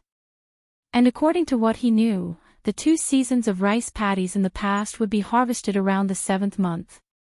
Then, they would immediately rush to plant the late rice paddies and harvest the late rice paddies in the 10th or 11th month. But now, it was already the end of the 8th month. By the time the rice was ready to be planted, it would be at the end of the 9th month. Thus, it would be December or January of the following year before it could be harvested. Whether this kind of rice paddies could survive the winter was a fatal problem. If the winter this year was too cold, the seedlings would all freeze to death in the field before they could mature. It would be a waste of effort. He was gambling. He was gambling that the temperature in the Tang Dynasty would still be hot and it would be a warm winter. Li Wangyu remembered that during the Tang Dynasty, the earth was in a warm period and the temperature was unusually high. Chang'an and Luoyang had no snow all year round. Because of the high temperature, even Sichuan could grow lychees. It wasn't until the end of the Tang Dynasty and the beginning of the 5 dynasties that the climate began to become cold. In Chang'an and Luoyang, it often snowed heavily in winter. If the temperature was high enough in the 2nd year of Xingguan, it wasn't impossible to harvest the rice paddies at the end of the year. In response to Li Wangyu's words, Pai Lupi was silent for a long time before he said, Ziyu, arrange for people to harvest the rice paddies first. We'll discuss this matter later. In response to Pai Lupi's reply, Li Wangyu was helpless. He couldn't come up with any more words to persuade Pai Lupi and the officials. He could only give up and order the old village chief to start harvesting the rice paddies. After the old village chief received the order from the old housekeeper Li Heng, he had already started to arrange for people to harvest the rice paddies. However, most of the farmers in Dingzhou village were now working as drivers for the 4-wheeled carriage in Chang'an City. They couldn't find enough young men in such a short time. Pai Lupi saw that there weren't many farmers harvesting the rice paddies, so he ordered the accompanying Jinwu guards to take off their armor and weapons and go to the fields to help harvest the rice paddies. These Imperial Army soldiers were all mansion soldiers. They were used to farming, so they naturally didn't slack off when it came to farm work. As the saying goes, there is strength in numbers. With the help of a few hundred Imperial Army soldiers, they finished harvesting 2 to 3 mu of rice paddies in less than half an hour. The rice paddies were piled up in bundles on the ridges of the fields, looking very pleasing. Fang Xianling immediately summoned a few soldiers and asked them to bring bamboo mats and wooden sticks. Li Wangyu was confused. Why would they need bamboo mats and wooden sticks to harvest the rice paddies? Chapter 493. Li Wangyu was confused. He watched as the soldiers took out a bamboo mat and spread the harvested wheat on it. Then, they held a wooden stick in their hands and continuously beat the wheat. Only then did he realize what was going on. Then, he was speechless. So they were shedding grains. He had forgotten that there was no threshing machine in the Tang Dynasty. Shedding grains seemed to be done by manually beating the wheat to make the grains fall off. Even in the future, Li Wangyu remembered that he had seen a video taken by a travel blogger. In the mountains of India, farmers were still using this method to shedding grains. However, if they were to use this method to shedding grains, how long would it take? The efficiency was really too low. Li Wangyu did not talk nonsense. He excused himself from Pai Lupi and immediately led Niu Wu onto the horse's back. Then, he turned around and galloped towards the village. His destination was naturally Carpenter Lu's house. When Li Wangyu was young, his family used a wooden threshing machine. When shedding grains, they had to use their feet to step on the transmission pedal. Then, they had to grab the rice with their hands and stuff it into the rapidly rolling threshing machine to knock the grains off. It was not until the mechanical threshing machine was gradually popularized in the village that these old-fashioned manual threshing machines were slowly phased out. They became decorations and were placed in the corner of the yard to collect dust. In fact, it was quite tiring to constantly step on the pedal. However, Li Wangyu never got tired of it when he was young. Although he was so tired that his legs would constantly tremble and cramp, during the busy farming season, he would still rush to help step on the threshing machine. After working on the threshing machine for a long time, it was inevitable that he would need to do maintenance on the threshing machine. He would need to apply oil, change the belt, and so on.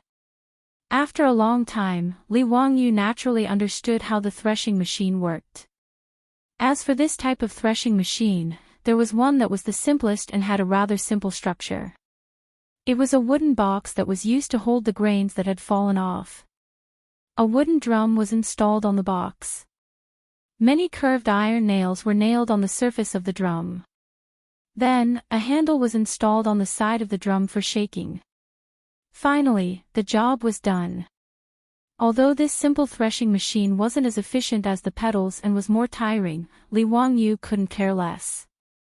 After all, he wasn't the one doing the work. Moreover, even if it was more tiring to shake than to pedal, it was still better than using a stick to beat the grain. Whether it was in terms of manpower or efficiency, it was much more efficient. It wasn't that Li Wangyu couldn't make a foot-powered threshing machine. The main thing was that a foot-powered threshing machine needed a transmission device. Obviously, it was much more complicated and couldn't be built in a short time. As for the hand threshing machine, Li Wangyu thought that with the craftsmanship of the Lu family's father and son, it wouldn't take much effort to build one. The truth was just as he had expected. He simply used a tree branch to draw a sketch for Carpenter Lu on the ground. Carpenter Lu led his 3 sons and used only an hour to build a hand-cranked threshing machine. Although it was very rough, and even the wooden planks had not been shaved off, it was enough. Li Wangyu asked Niu Wu and the troops to carry the threshing machine. Then, he asked Carpenter Lu and his family to build a few more threshing machines. He would get someone to move them later. It was obvious that a hand-cranked threshing machine wasn't enough to fill 300 mu of land with rice. Carpenter Lu naturally agreed happily. After Li Wangyu left, Lu Dalong picked up the saw and prepared to cut the wooden planks. However, Carpenter Lu slapped him on the head. "Father, why did you hit me? Bastard, why aren't you going to burn incense to your ancestral master and thank him and Lord Ju for their kindness?" Carpenter Lu glared at his son and scolded him. After being scolded by Carpenter Lu, Lu Dalong quickly led his 2 younger brothers to wash their hands and ran to the central room to burn incense to their ancestral master. The ancestral master of carpentry was, of course, Lu Ban. In the central room of Carpenter Lu's house, there was also a statue of Lu Ban enshrined in the shrine. The 4 of them kowtowed respectfully to the statue and burned incense to thank their ancestral master for his blessings and Lord Ju for his kindness. Thanks to him, the Lu family was able to learn how to make a divine weapon. However, the statue of Lu Ban in the shrine looked very familiar. If someone else saw it, they would definitely exclaim in surprise. Wasn't this the face of Li Wangyu? Anyway, Lu Daolong knew that the ancestral master statue that he used to enshrine in his house didn't look like this. However, ever since Lord Ju taught his father how to make water wheels, four-wheeled carriages, and other things, he realized that the ancestral master statue in the shrine at home had changed. He wondered what Li Wangyu would think if he knew that Carpenter Lu had turned him into a statue and placed it in the shrine. When he led Niu Wu and the others to carry the freshly made threshing machine to the rice field, the soldiers were still working hard to beat the rice with wooden sticks. When Li Wangyu saw their results, he couldn't help but feel happy. After more than an hour, more than a dozen soldiers had only beaten 1 grain of rice. The efficiency was really terrible. Pai Lupi and the others were still waiting for the soldiers to remove the rice ears so that they could weigh the rice and see the output of Li Wangyu's field. Just when they were getting impatient from waiting, they saw Li Wangyu and the others carrying a strange thing back.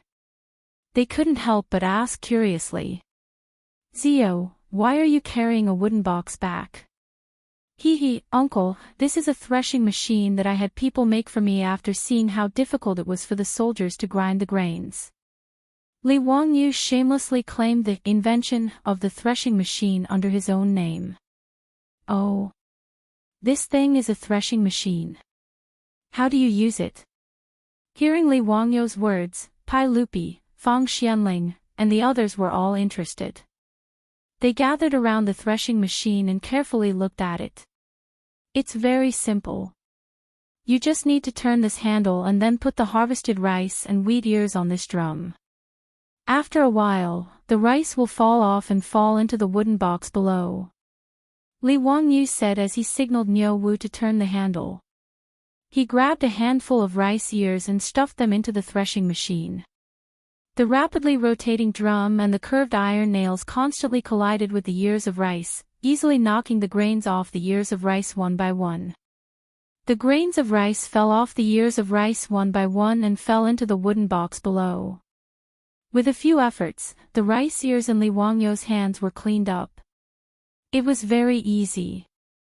Li Wangyu also found the feeling of helping his grandfather when he was a child. He quickly grabbed a bundle of rice ears and stuffed it into the threshing machine. It didn't take long for the rice to be completely threshed. The golden rice grains covered the bottom of the threshing machine.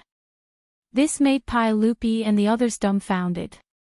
They felt that this thing was too magical. It was only 2 people, and it took them at most 30 minutes.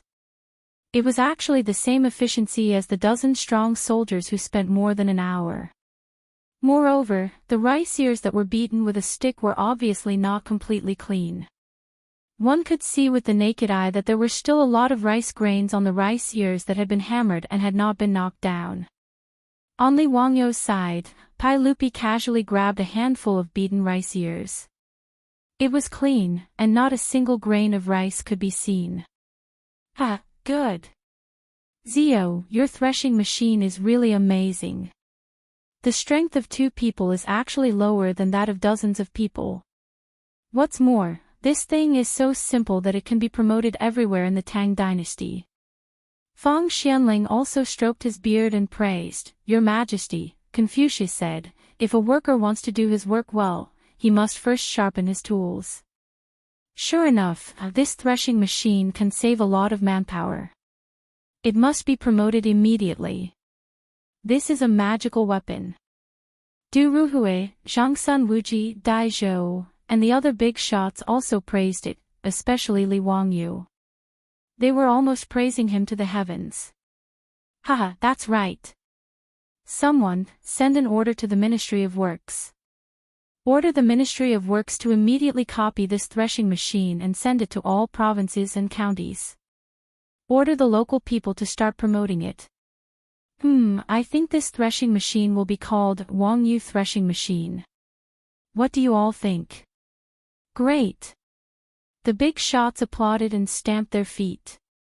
Only Li Wangyu's face was full of black lines.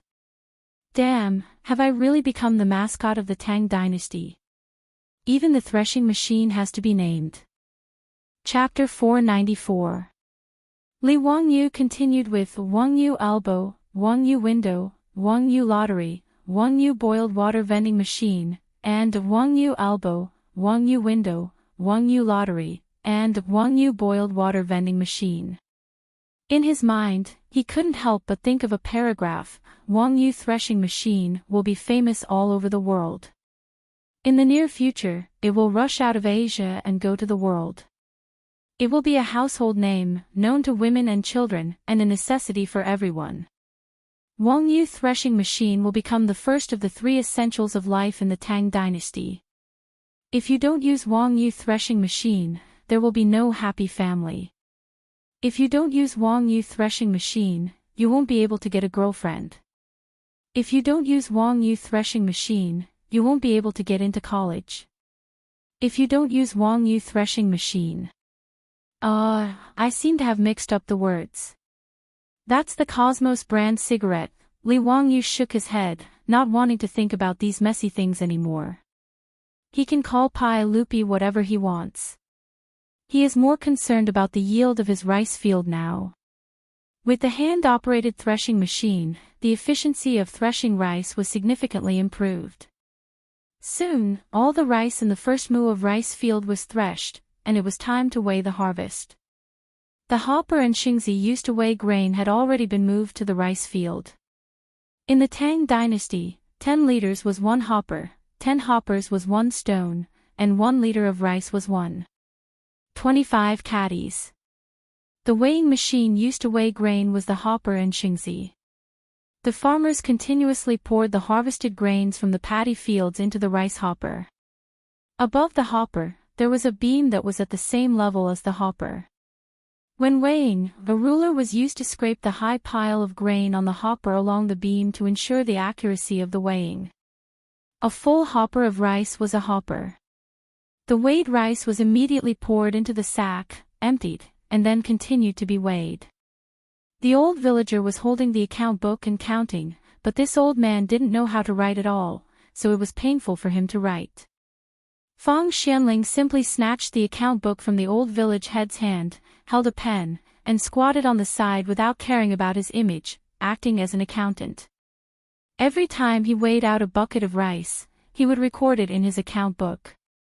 Pai Lupi asked Du Ruhui, "Old man Du, what do you think Zio's paddy field can produce?"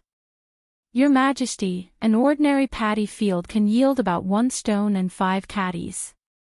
However, Count Huxian's land was dug up to raise fish. In addition, there was a locust plague this year. This subject estimates that the yield should be around 1 dan. But it was worth it. Just the 300 caddies of fresh fish was beyond my imagination.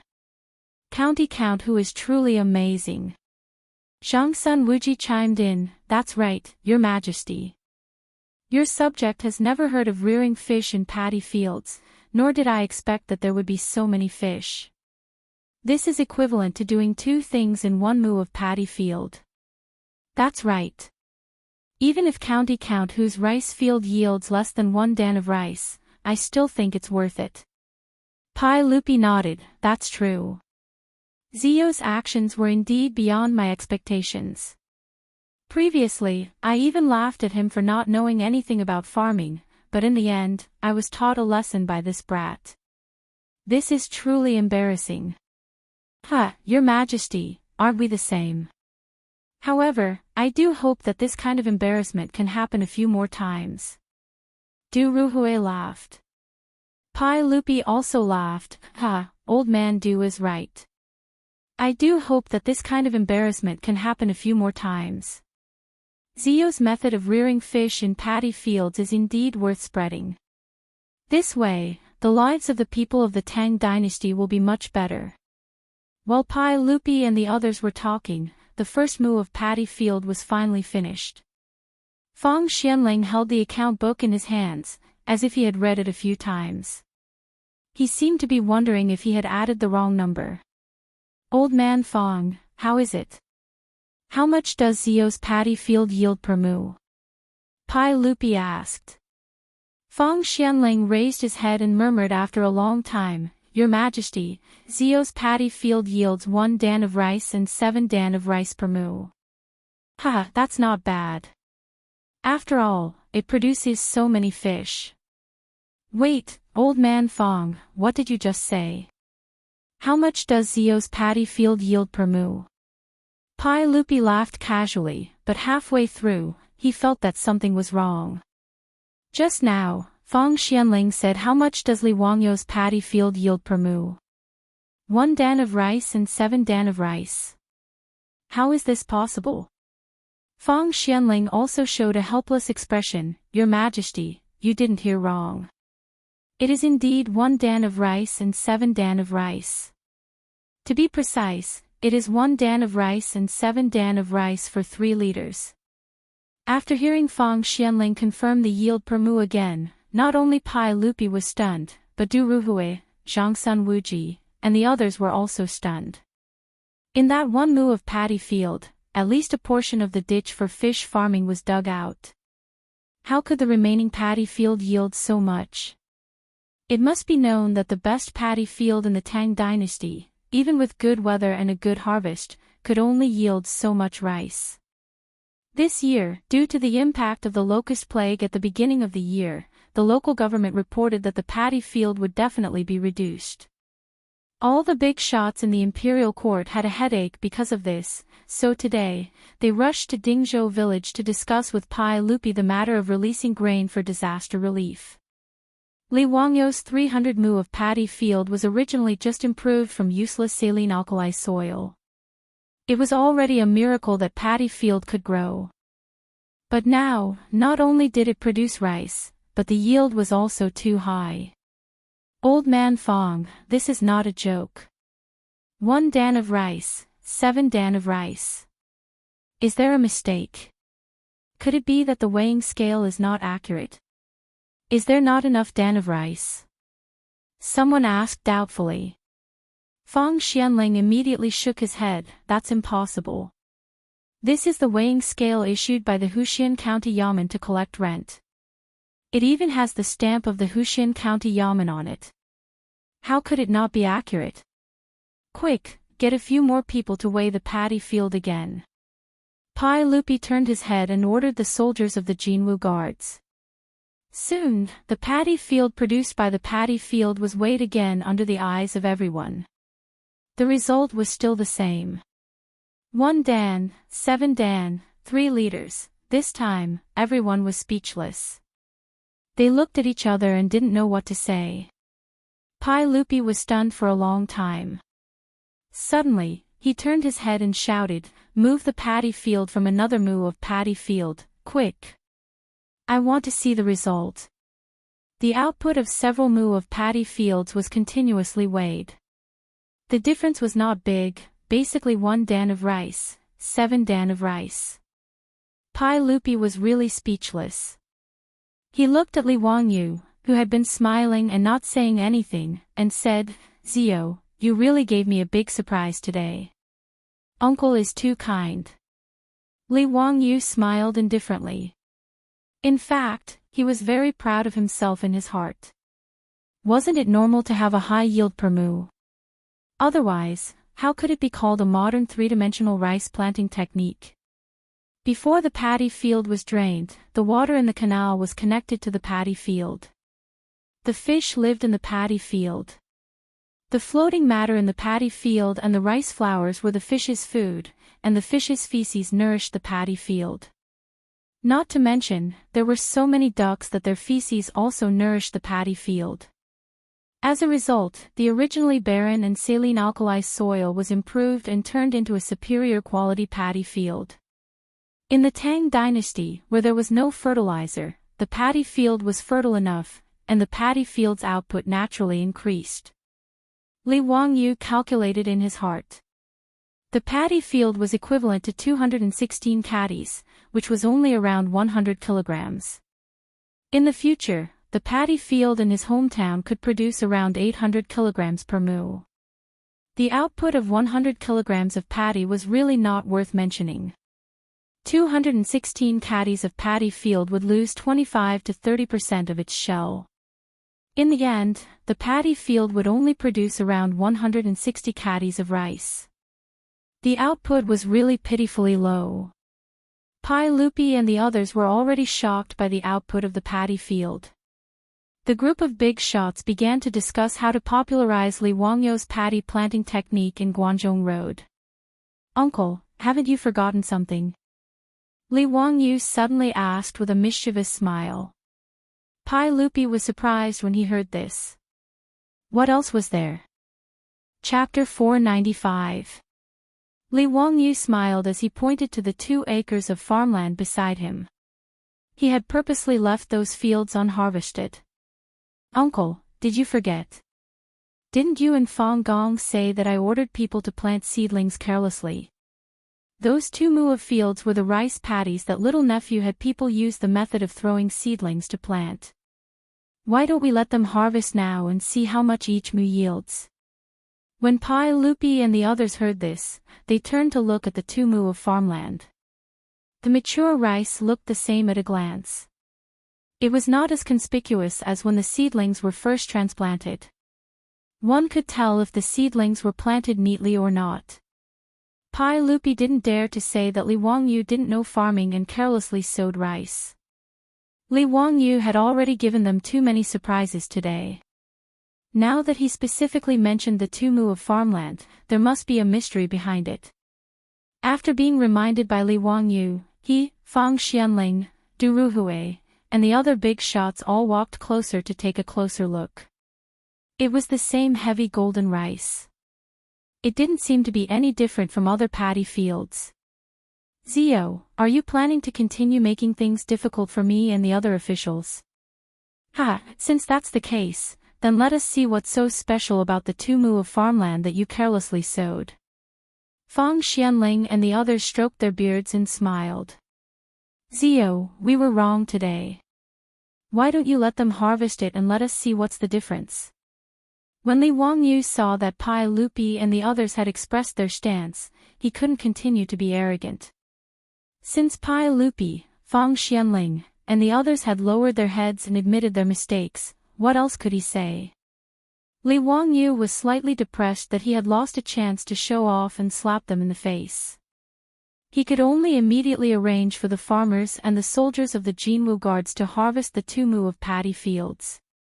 The ears of rice were cut and stacked neatly on the ridge of the field.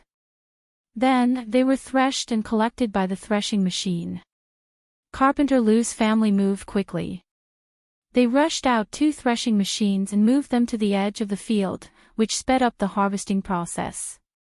Very quickly, the 2 mu of rice paddies were harvested, and the weight of the rice paddies could be weighed. This time, Pai Lupi, Fang Xianling, and the others all came over and stared at the farmers weighing the rice. In fact, in the hearts of Pai Lupi, Fang Xianling and the others, they still didn't believe that the yield of these 2 acres of paddy fields would be any surprise. After all, the scene of the seedling being planted was still vivid in everyone's mind. There was a huge difference between the crooked seedlings and the neat seedlings in other paddy fields. Hasn't rice been like this for thousands of years? Horizontal and vertical, orderly spacing, maximizing the use of the land. As for Li Wangyou's 2 mu of paddy fields, the seedlings had no rules to speak of. Although it was said that they were planting with some seedling throwing method, in fact, they were just randomly throwing the seedlings and then straightening them up. It seemed very perfunctory. Even the laziest farmer would not dare to plant rice fields like this. Wasting the land was punishable by being struck by lightning. Because of this seedling throwing method, the old villager almost went to the county government of Hu County to complain. One could imagine how the Tangs viewed this planting method.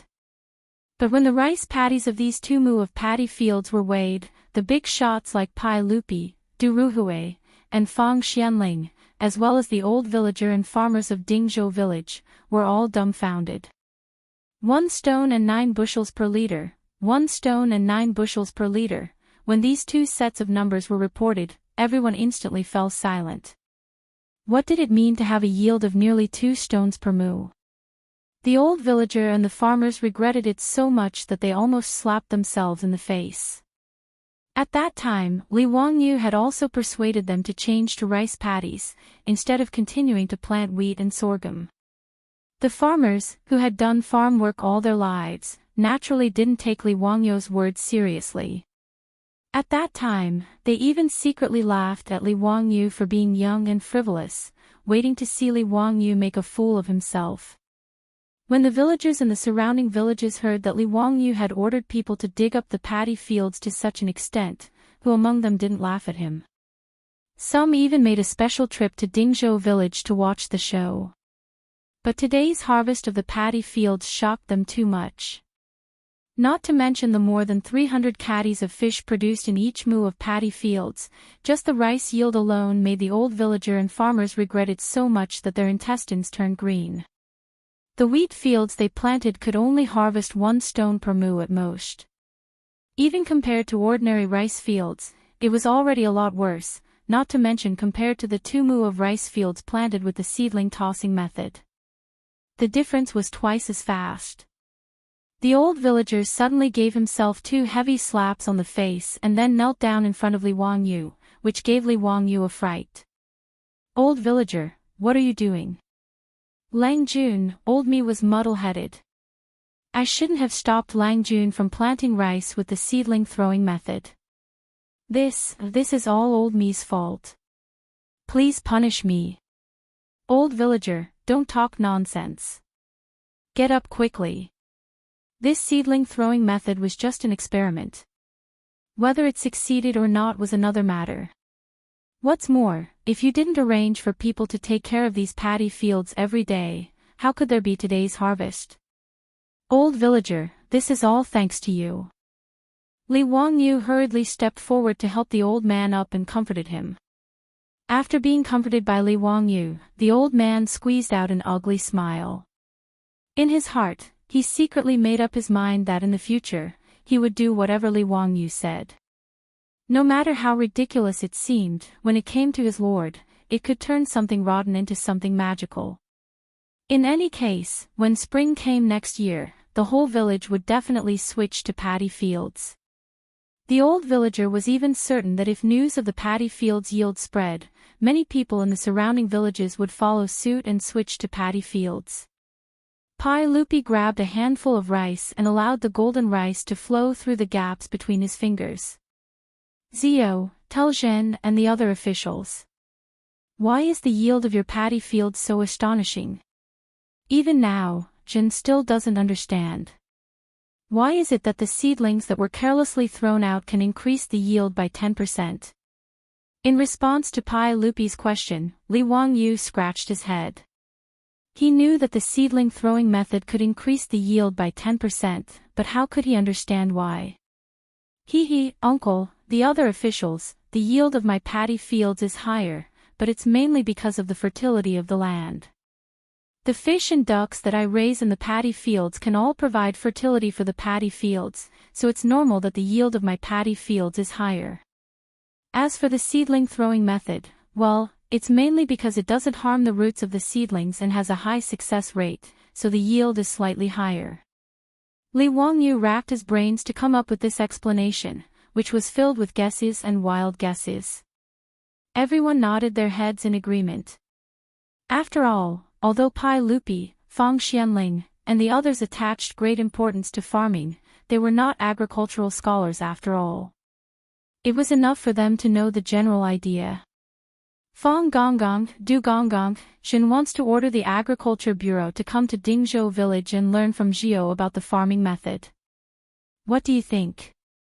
If the fields of the Tang Dynasty can be farmed like this, it will be a blessing. Your Majesty's words are reasonable. If the yield of the paddy fields of the Tang Dynasty can increase by 10%, it will be amazing." Fang Xianling and the others naturally had no reason to object. Today's trip to Dingzhou village was an eye-opener for them. No one had ever thought that rice could be grown like this. "Uncle, as I said before, let the wheat fields in Guanzhong Road that have severely reduced their yield change to paddy fields. I don't know what you and the other officials think." Li Wangyu also struck while the iron was hot and mentioned this matter again. Chapter 496. Li Wangyu's words made Pai Lupi, Fang Xianling, and the others silent for a long time. If they had not seen the rice yield today, they would have scoffed at Li Wangyu's words and would not have considered it. But with a living example in front of them, how could they treat Li Wangyu's words as a joke? However, it wasn't easy to make the decision to change the wheat fields that had suffered from severe yield reductions to rice. If the rice could not mature in winter, it would be equivalent to no harvest, and the result would be worse than the locust plague. Zio, how sure are you that you can plant a season of rice at this time? You know, this is a serious matter, and you can't joke about it. If there is no harvest at the end of the year, have you thought about the consequences? Pai Lupi pondered for a long time and asked. Li Wangyu did not know how to answer his question. It was hard to say how sure he was. It was his idea to let Guanzhong Dao plant rice. He had no confidence at all, and there was no precedent to follow. Guanzhong Dao had always been short of food because of the concentration of people. Especially since the Tang Dynasty was founded, the population began to recuperate, causing the population of Guanzhong Dao to soar. Almost all the prefectures in Guanzhong Dao had doubled in population. In the second year of Xinguan, the population of Chang had reached more than 900,000, and there were tens of thousands of floating people, mainly merchants, tributes, and students from other countries. In history, during the Tianbao period, the population of Chang had soared to 1.96 million, which was a shocking increase of 1 million people. With such a large population, the amount of food and vegetables needed was naturally astronomical. Pai Lupi, Fang Xianling, and the others attached great importance to farming because of the huge population pressure. Just in Chang'an, there were more than 100,000 families, and the amount of firewood, rice, oil, salt, soy sauce, vinegar, and tea was enormous. Every day, countless merchants shuttled in and out of Chang'an, transporting enough materials for this huge city.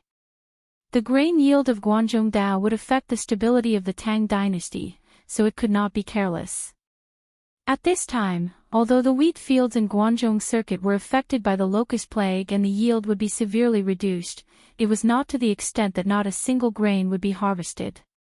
One mu would still yield 3 to 5 bushels of grain.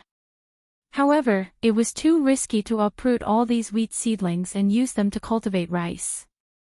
Pai Lupi couldn't take this risk, and neither could Li Wangyu. When Li Wangyu understood this, he also felt that his previous suggestion had been taken for granted. If Pai Lupi did as he said and ordered all the prefectures in the Guanzhong circuit to switch to planting rice and failed, Li Wangyu didn't dare to imagine the consequences. Uncle, I wasn't completely confident in this matter. I didn't think it through. However, I have an idea, and I hope Uncle will allow it. Tell me about it. Li Wangyu silently calculated in his mind, then seriously stared into Pai Lupi's eyes and said, If Uncle allows it, I hope to try planting rice in Hu County. Yes, it can be considered an experimental field. As far as I know, there are more than 27,000 households in Hu County, and more than 108,000 people. If we can't plant rice and the fields don't yield a single grain, I'm willing to use all my wealth to feed these 100,000 people for a year. When Li Wangyu said this, he was also confident. The Tang Dynasty practiced an equal field system. Men of middle age and women of middle age were given 100 mu of land. However, in a densely populated area like Guanzhong Dao, the average person was only given about 20 mu of land.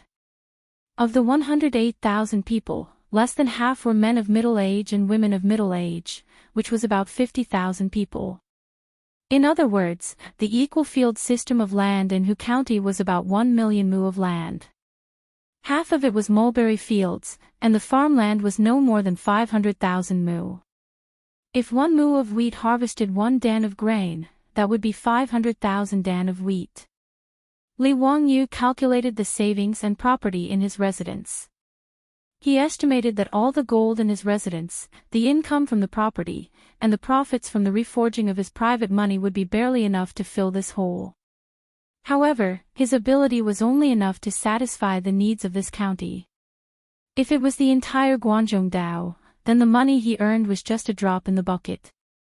Li Wangyou's words shocked Pai Lupi, Fang Xianling, Du Ruhui, and the others. They all stared at him, dumbfounded. Zio, what did you just say? You want to feed an entire county of people with your own strength? County count who? Don't be ridiculous. This is 100,000 people. Even if the government provides disaster relief, it will be very difficult. How can you feed so many people with your own strength? No, Your Majesty, you can't do this. Zio, what nonsense are you talking about? Do you think you can afford to feed the people of this county? If your family's lord was still alive, he would be angered to death by a wastrel like you. Your Majesty, how can the Tang Dynasty let a young man like County Count who use up all his wealth to feed the people of the county? You can't do this. In the face of Pai Lupi and the others' persuasion, Li Wangyou stubbornly shook his head. Uncle, everyone, a few months ago, I was just an insignificant commoner. Some of the properties that my lord left behind were forcibly taken away by the clan. When I moved to Dingzhou village, I only had an old servant with me and 7 or 8 strings of copper coins. The reason why I have today's title and wealth is all because of Uncle's love. Now that the people are affected by the locust plague, their lives are difficult.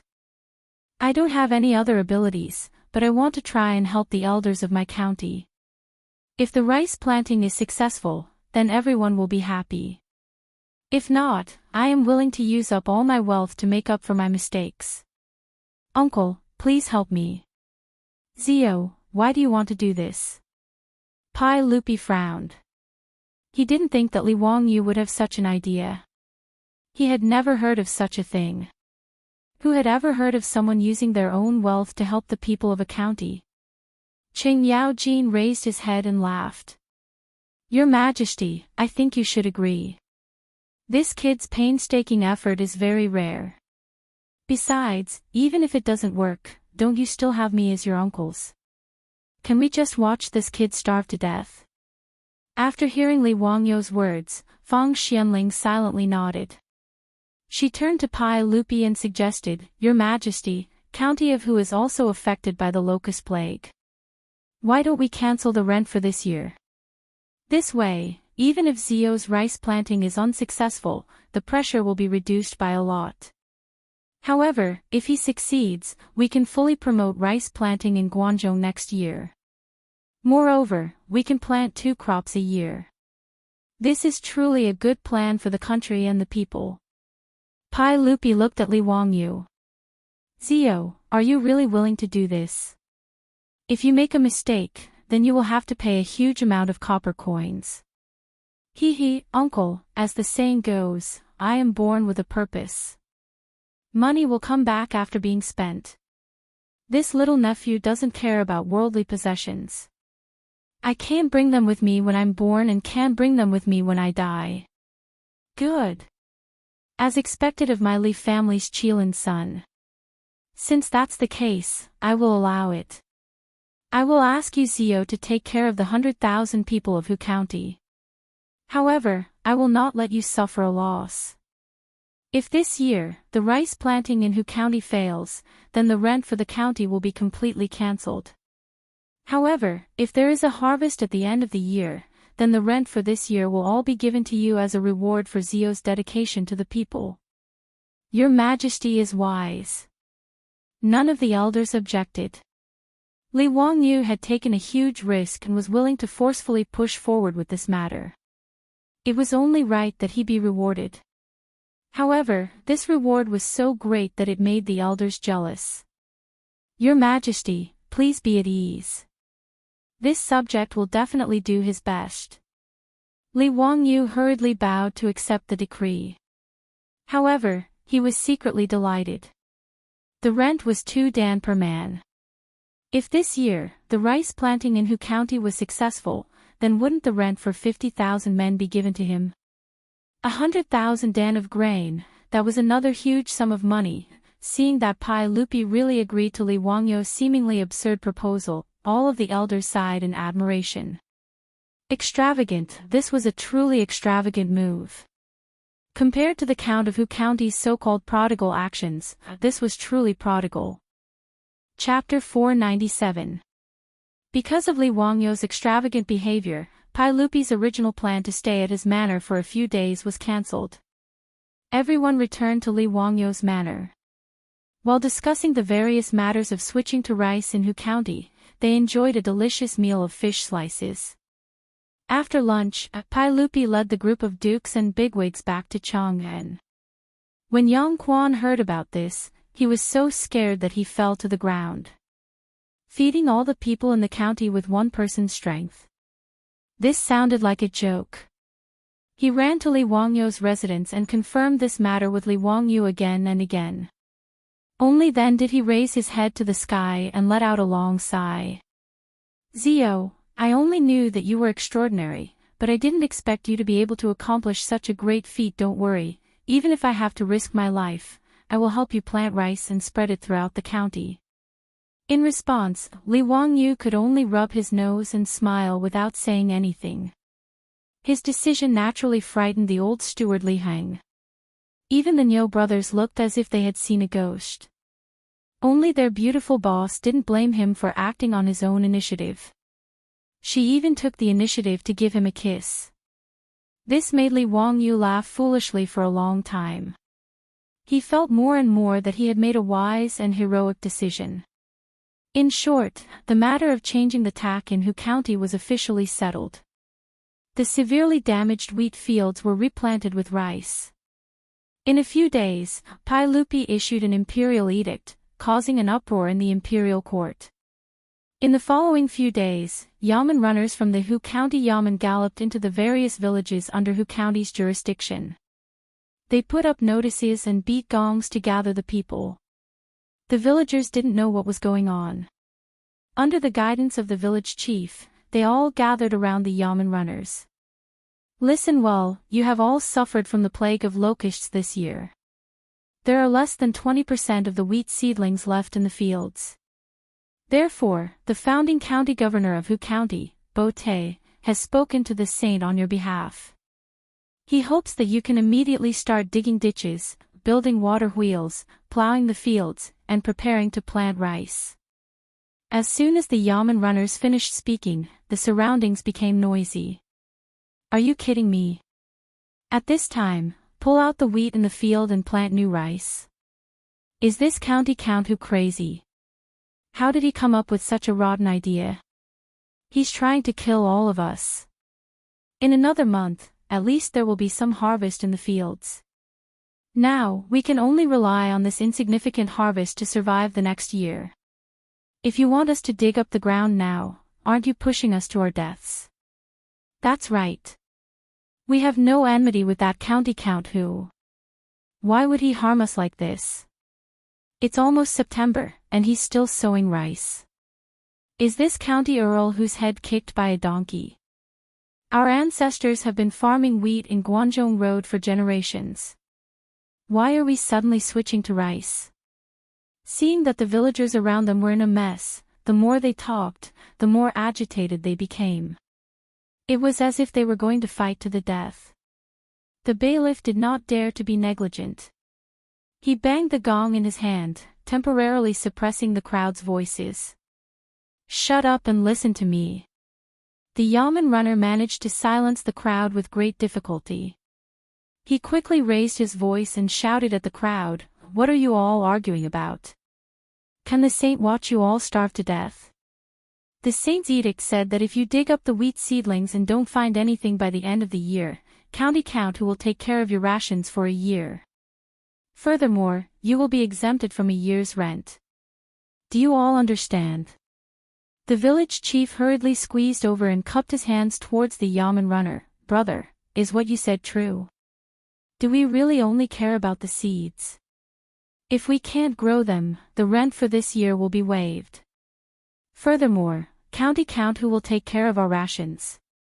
Will he only take care of the middle-aged and middle-aged men, or will he take care of the entire family for a year? Will he take care of the new rations next year? The Yamen runner nodded. Of course it's true. The saint's edict is written clearly. How could it lie to you? He will take care of your entire family's rations, no matter how many people there are. However, there is one condition. This rice must be planted seriously. If anyone tries to cheat, don't blame yourself for starving. There will be yamen runners and scribes coming to inspect at any time. Don't try to fool them. These words suppressed the anger of the crowd, and they began to discuss in low voices. If that county count who really took care of their entire family's rations for a year, they would naturally be willing. Because of the locust plague this year, the villagers were all worried. They didn't know how they would survive with the meager harvest in October.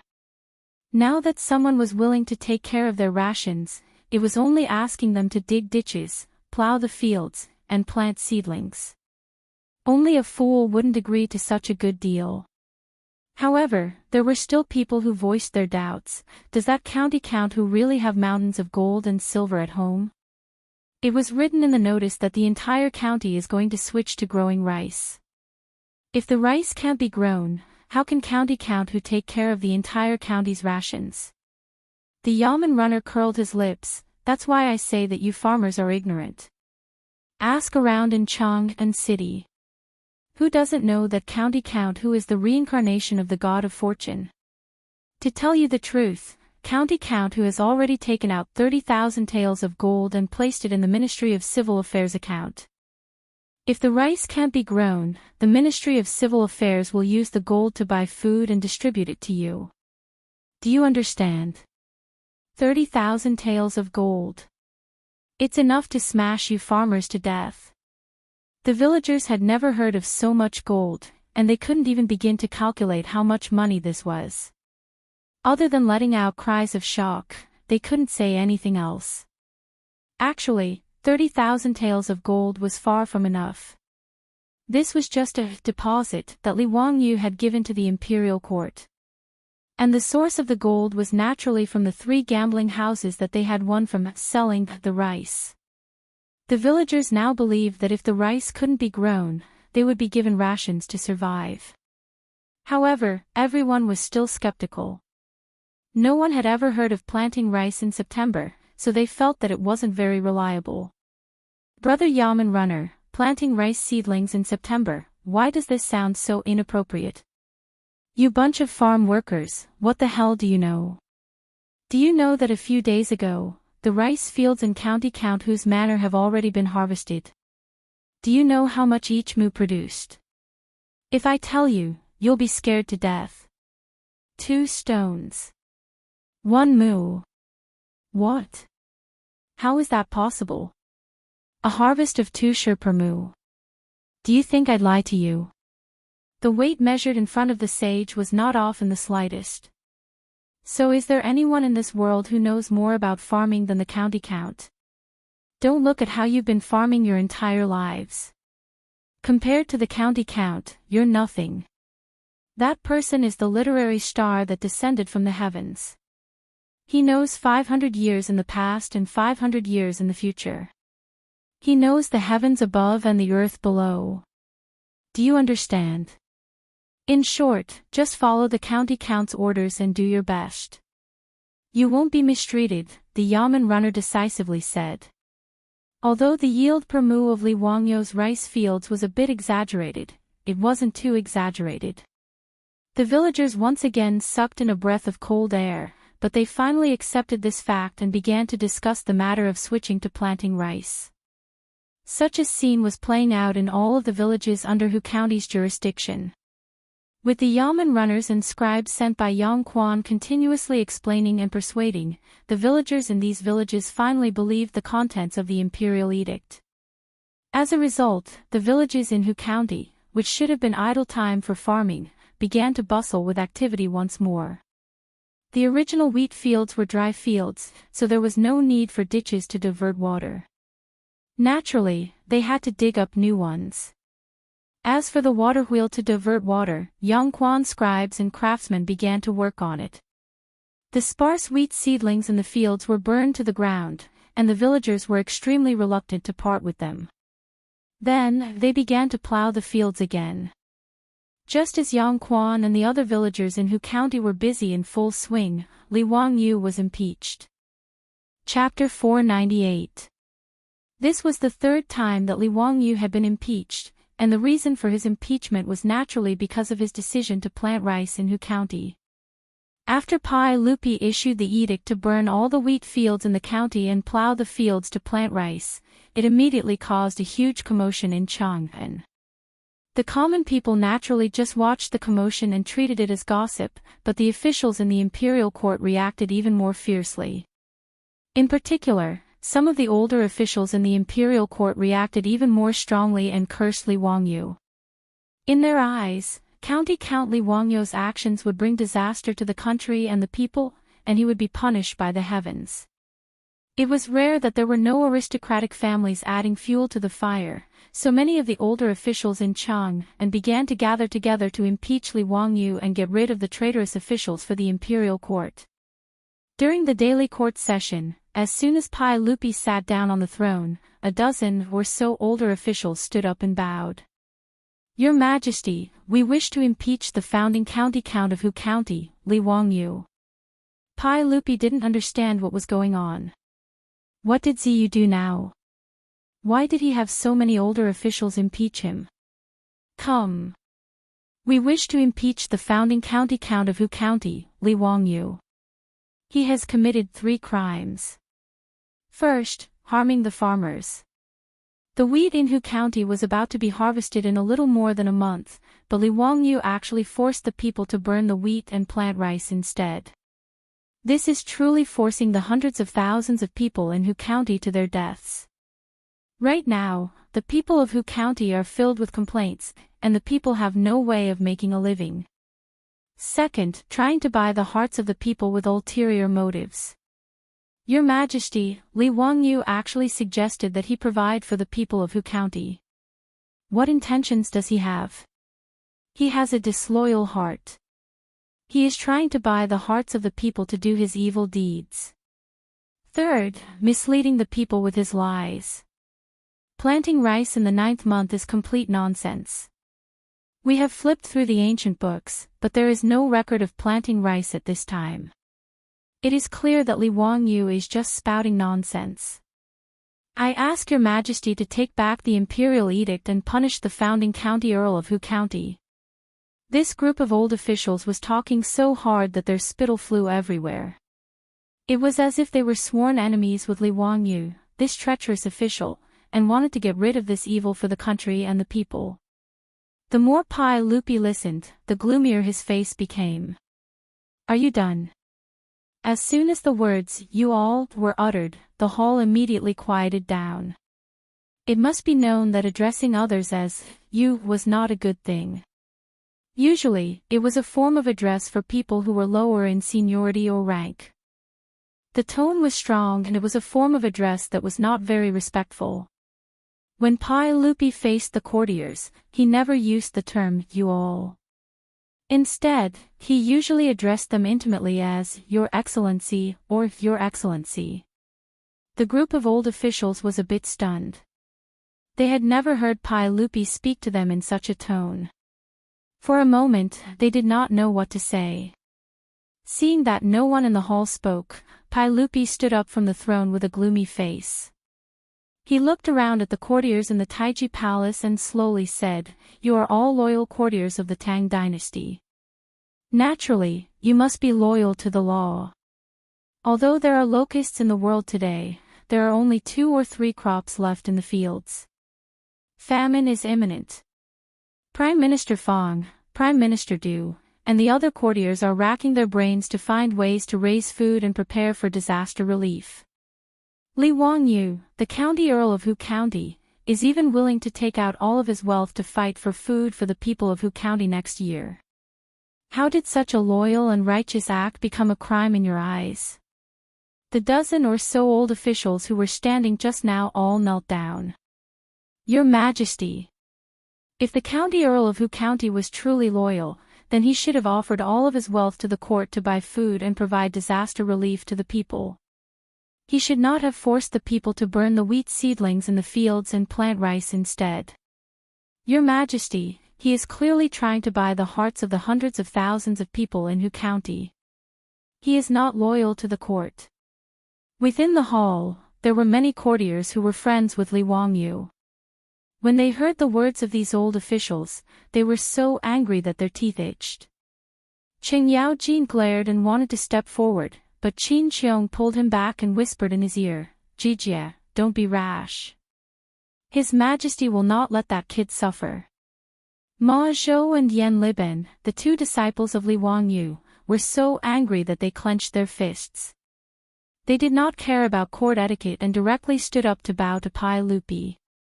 "Your Majesty, since these courtiers are so patriotic, why don't you issue a decree for them to donate all of their wealth to the court for disaster relief?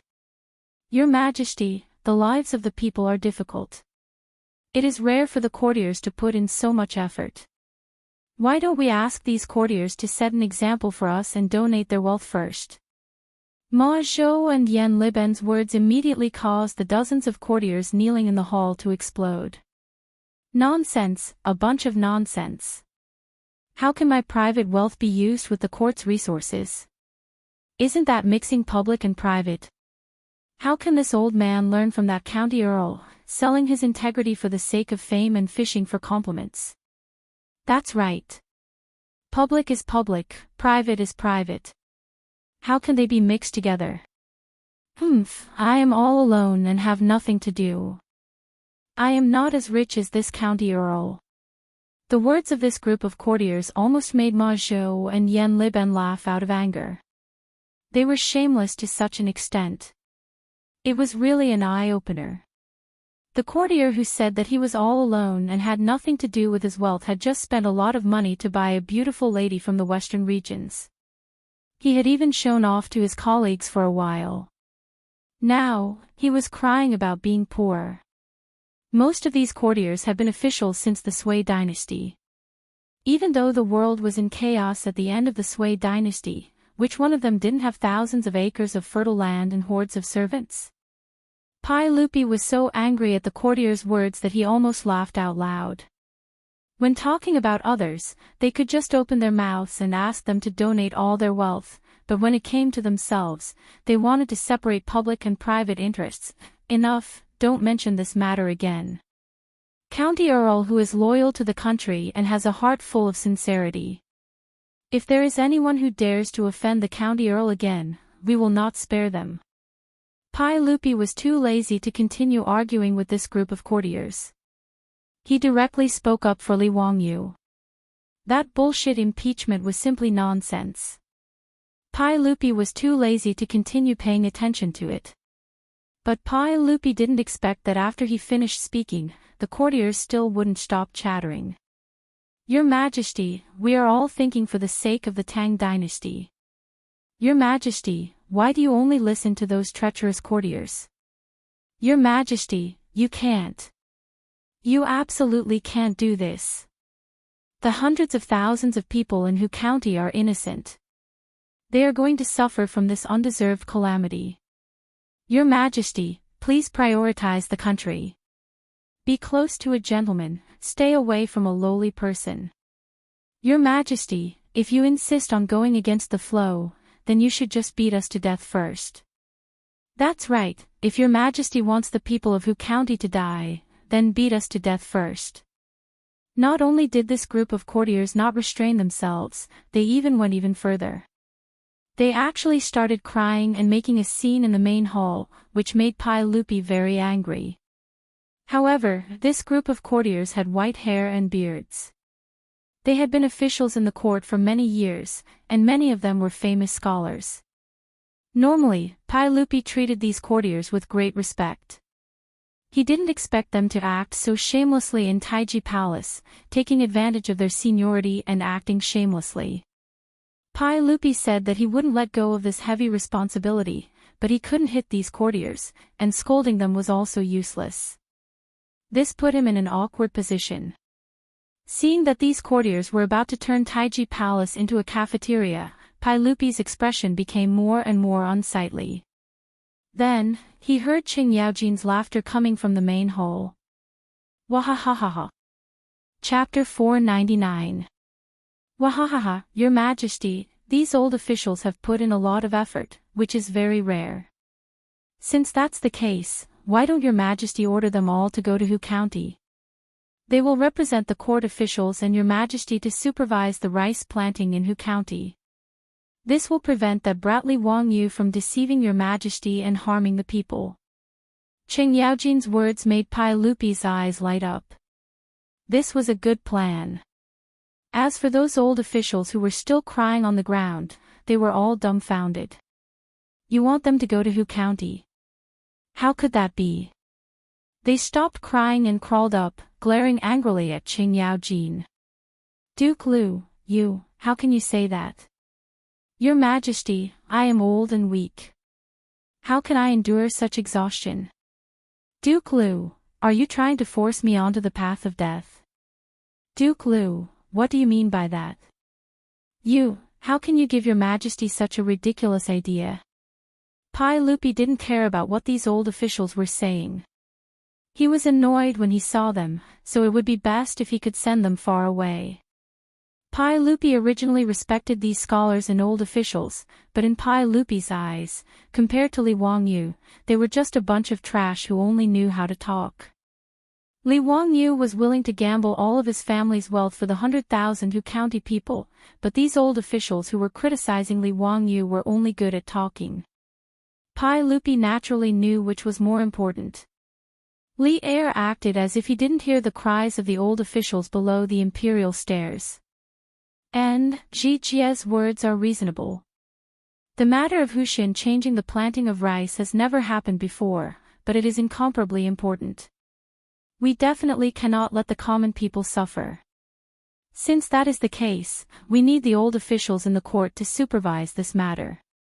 All of you are my trusted aides, so I naturally trust all of you. Therefore, I will have to ask you all to help me with this matter. He didn't wait for the old officials to react and immediately ordered Zhangsun Wuji, the Ministry of Personnel will handle the documents for the officials today. Tomorrow, these officials will head to Hu County to supervise the rice planting. Planting the seedlings is urgent and cannot be delayed. The dozen or so old officials were completely dumbfounded. They didn't know what had happened. As the Minister of Personnel, Zhangsun Wuji naturally wouldn't have any objections. He immediately stood up and said, Yes, Your Majesty. Although all of you are going to Hu County to supervise the planting of rice, we naturally will not let all of you work for nothing. Grandpa Dai, while the officials are supervising the rice plantation in Hu County, everyone's monthly salary will be increased by 1 grade. Yes, Your Majesty. How could the Minister of Civil Affairs, Dai Zhou, not understand Pai Lupi's intentions? Without hesitation, he nodded and agreed. That's enough. Everyone, there's no need for you to participate in today's court meeting. Return to your offices and hand over your tasks. Go back to your residence and pack up. Tomorrow you will go to Hu County to take up your post. Pai Lupi cut the Gordian knot and directly drove the dozen or so old officials who wanted to impeach Li Wangyu out of the court. These dozen or so old officials were completely dumbfounded. None of them had expected Pai Lupi to do something like this. Pai Lupi directly drove them out of the court and said that they were going to Hu County to supervise the planting of rice. What kind of task was this? Moreover, Pai Lupi didn't even say what kind of official position they were going to hold in Hu County. In other words, the so-called supervision was just an empty position. The officials of the Tang Dynasty couldn't just be judged by their official rank, but also their official position. Take Li Wangyu for example. Although he was a county earl, which was equivalent to a grade 4 official, he didn't hold any official position. However, he did not hold any official position. He only received a salary and had no real power. Although Pai Lupi made it sound nice to have these old officials go to Hu County to supervise the planting of rice, he didn't give them any official positions. In other words, although these old officials didn't lose their official positions, they had already left their posts and became people who didn't need to do any work. Not only did Pai Lupi give them a salary for free, but he also raised their salary by 1 level. If ordinary office workers in the future encountered such a good thing, they would laugh until their teeth fell out. However, these old officials looked as if their parents had died. Their expressions were extremely ugly, as if their parents had died. Did they lack that little bit of salary? To these old officials, losing their official positions was worse than being killed. Speaking of which, the old officials who stood out to impeach Li Wangyu with righteous indignation were basically all high-ranking officials of 4th rank and above. However, according to what Pai Lupi said, after they were sent to Hu County, they wouldn't be able to command Yang Quan, the county magistrate. Even if the Yamen runners and scribes listened to them, it would depend on their mood. A group of grade 3 and grade 4 officials sounded nice, but if they didn't have any official positions, the Yamen runners and scribes might not listen to them. This was why it was said that a county magistrate was not as good as a person in charge. Supervising the planting of rice was just an excuse to drive them out of Chang'an. Your Majesty, these old officials, the group of old officials knelt down again. This time, they were really crying. Tears streamed down their faces as they sobbed, hoping that Pai Lupi would retract his orders. Pai Lupi didn't care about them. He impatiently waved his hand and said, "That's enough. Everyone, stop acting like a child. It is urgent that Hu County change the planting of rice. I hope that everyone won't disappoint my expectations. Go, go." After saying this much, the old officials had nothing else to say. They could only look back and wipe their tears as they walked out of Taiji Palace. Today's farce of impeaching Li Wangyu had come to an end. However, in the hearts of the officials, their impression of Li Wangyu had deepened. This kind of favor was simply unbearable to look at. A group of grade 3 and grade 4 officials and Confucian scholars had been reprimanded by the saint for impeaching the county magistrate and had even lost their official positions. Of all the civil and military officials in the court, not a single one had stood up to plead for them. Pai Lupi, Fang Xianling, and Du Ruhue, these big shots of the court, hadn't taken today's matter seriously. However, they hadn't expected that not long after, they would also attract a sizable amount of trouble. This was all for later, so let's not talk about it for now. After leaving the court, Ma Zhou and Yan Liben both asked for leave from their superiors and rode to Dingzhou village to explain to Li Wangyu what had happened in Taiji Palace. Li Wangyu only laughed in response. He didn't think that this kind of so-called impeachment could do anything to him. As for those old officials who had been chased to Hu County, Li Wangyu didn't care at all. After all, he wasn't the one who was going to farm. What did those people do to him have to do with him? Bin Wang, Liben, you came at the right time. Come, help me write these invitations. When you return to Chang'an, help me send the invitations. Thank you. Seeing that his disciples had come, Li Wangyu immediately grabbed some able-bodied men to help him. In a few days, it would be August 31st, his housewarming celebration. He was burying his head in writing the invitations and felt impatient. Ma Zhou and Yan Liben happened to be here, so how could he not be lazy? There were hundreds of big and small nobles, of aristocratic families, and hundreds of officials in Chang'an. These invitations had to be personally written, which was really troublesome. A few days ago, he had asked Qing Chumo to help him send out only a small portion of the invitations. Today, he had to send out the rest of the invitations. Ma Zhou and Yan Liben looked at each other helplessly. They could only shake their heads and take over Li Wangyu's pen and paper, and began to work. Chapter 500. The 31st day of the 8th lunar month of the 2nd year of Jingguan Temple was an auspicious day for visiting relatives and friends. Today, not only was Li Wangyu moving into his new residence, all 127 families in Dingzhou village were moving as well. Originally, the old village chief had wanted to move a few days later so as not to disturb Li Wangyu's banquet. However, Li Wangyu and his beautiful boss would not agree to it no matter what. Thus, they decided to move today. The traditional housewarming banquets of the Tang Dynasty were all held in the evening. However, Li Wangyou's residence was in Dingzhou village in Hu County, which was about 100 kilometers away from Chang'an City. In order to take care of his guests, Li Wangyou could only arrange for the banquet to be held at noon. Early in the morning, the sky had just brightened when the old steward, Li Heng, knocked on Li Wangyou's door. "Lang Jun, village chief Qian is here. They're waiting for you to preside over the relocation." "Got it, I'll get up right away," Li Wangyou answered drowsily. Just as he finished speaking, the door was pushed open. The little girl, Perrin, and Avro, entered with a brand new set of county official robes in their hands. It was still midsummer, and Li Wangyou was used to sleeping in only his underwear in the future, so he only had a thin brocade quilt draped over his body. Seeing the two beauties suddenly enter without invitation, Li Wangyou couldn't help but jump up in fright. He sat up on the bed and pulled the quilt in front of him to shield himself. He had to shield himself. It was early in the morning, and all men had a flag-raising ceremony.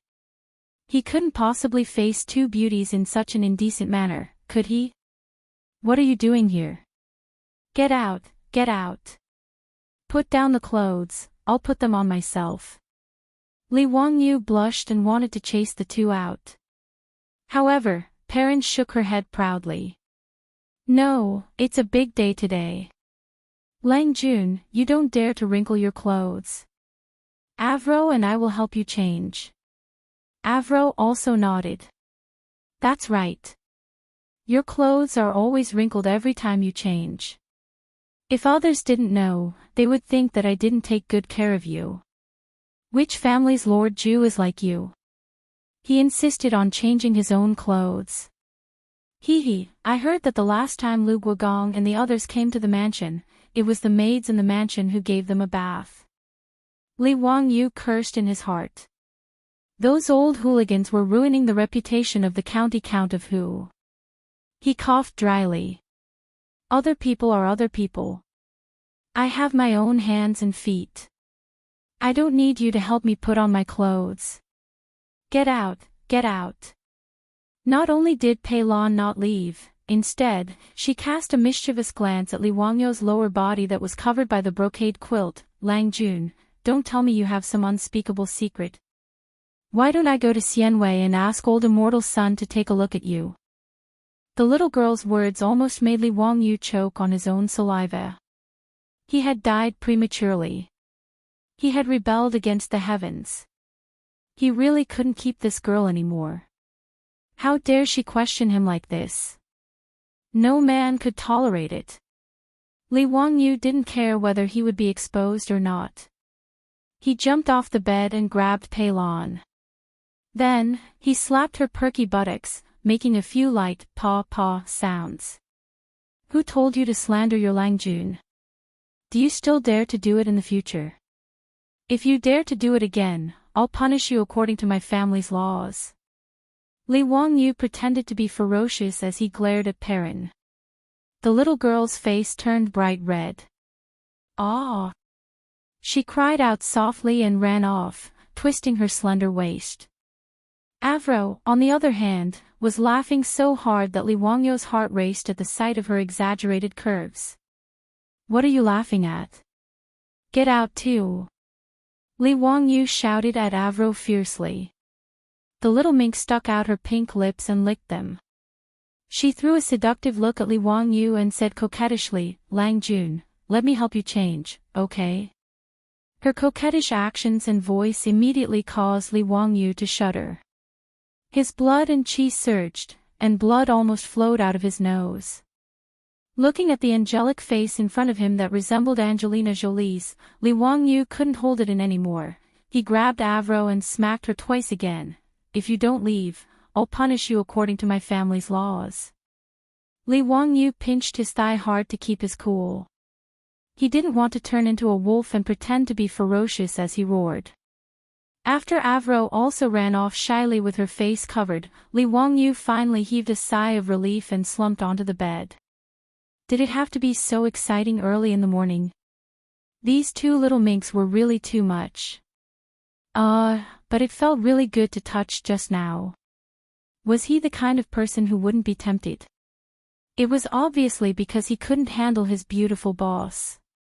But which man didn't have a playboy heart?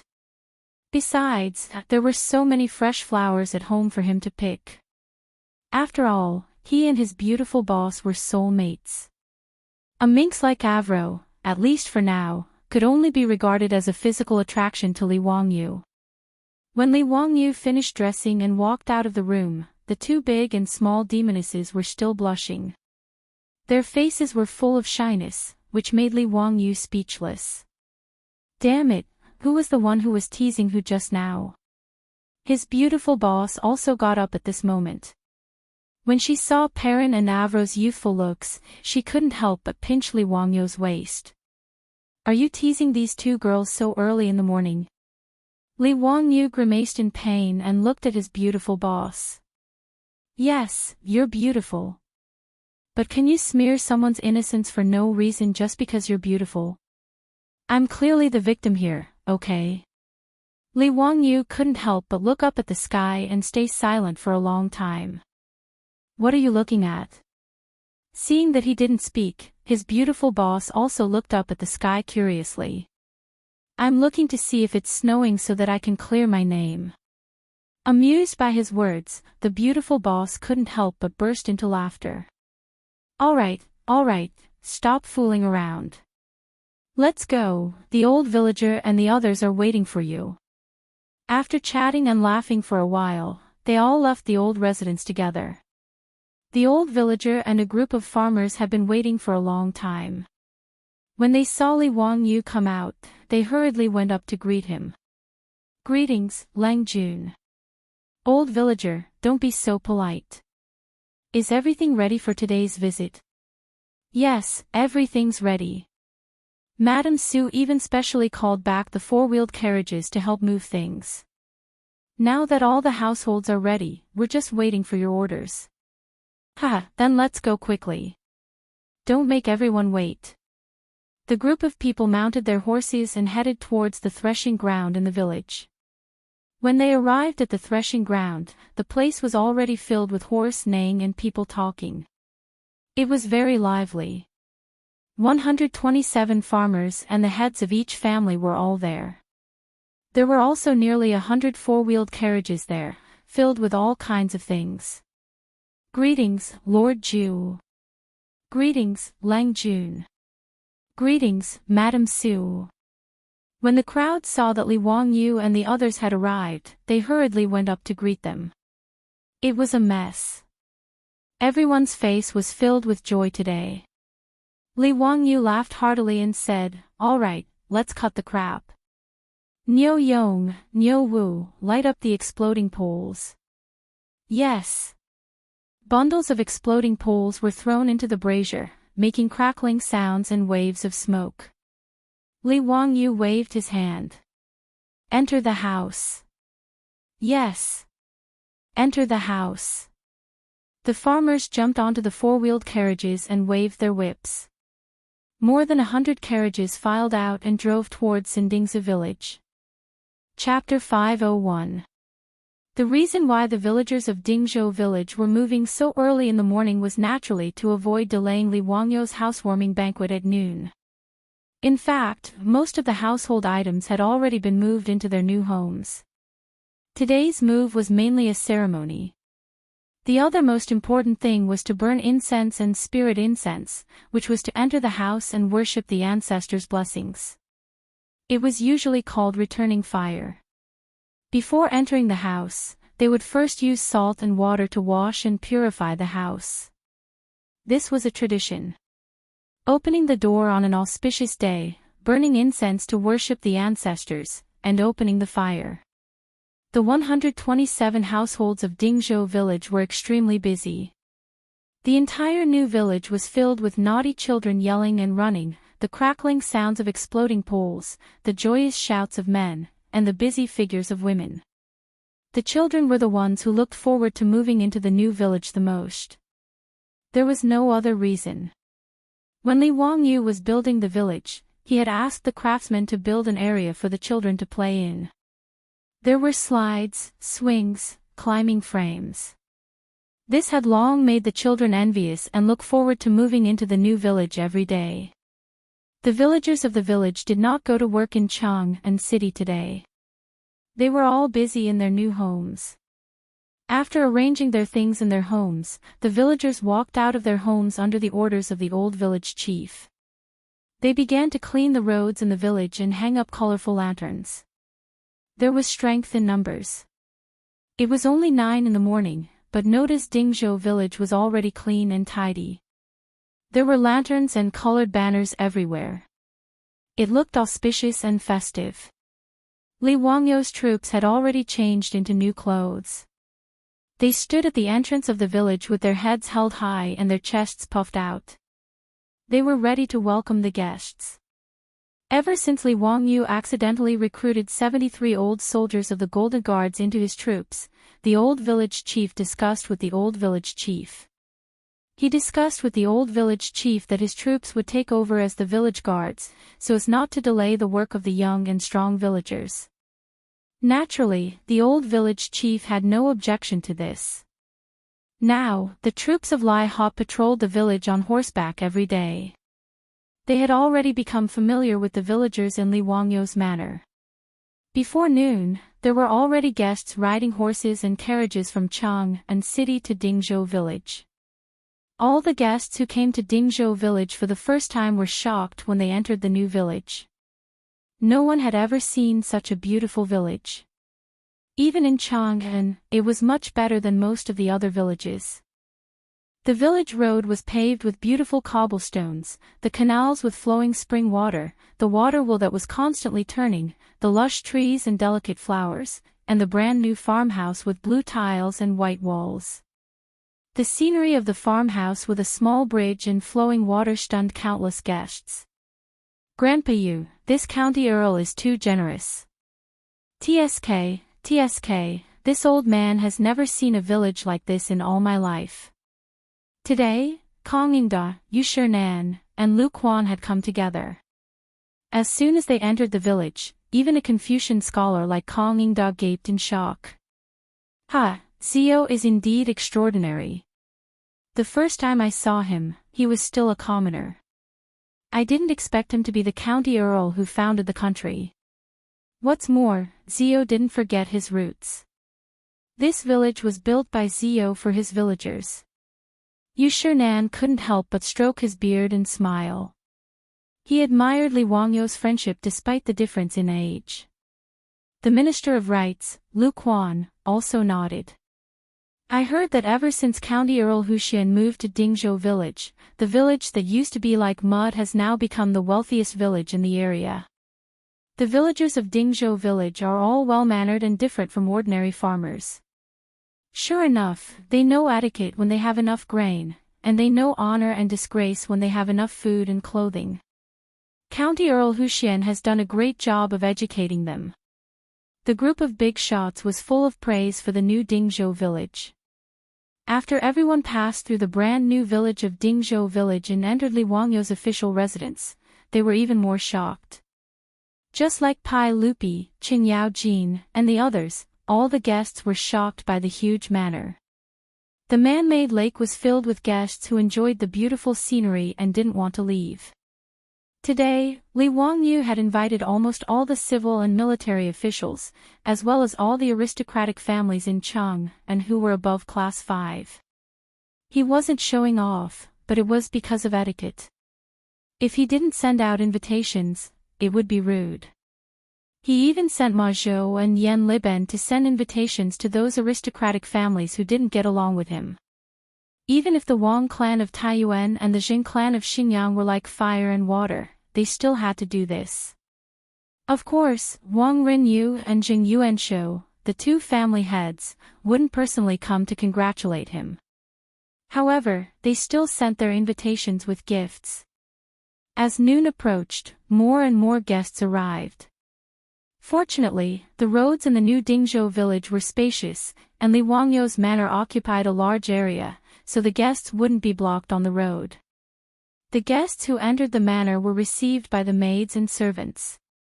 They respectfully led the guests to a lawn in front of the castle.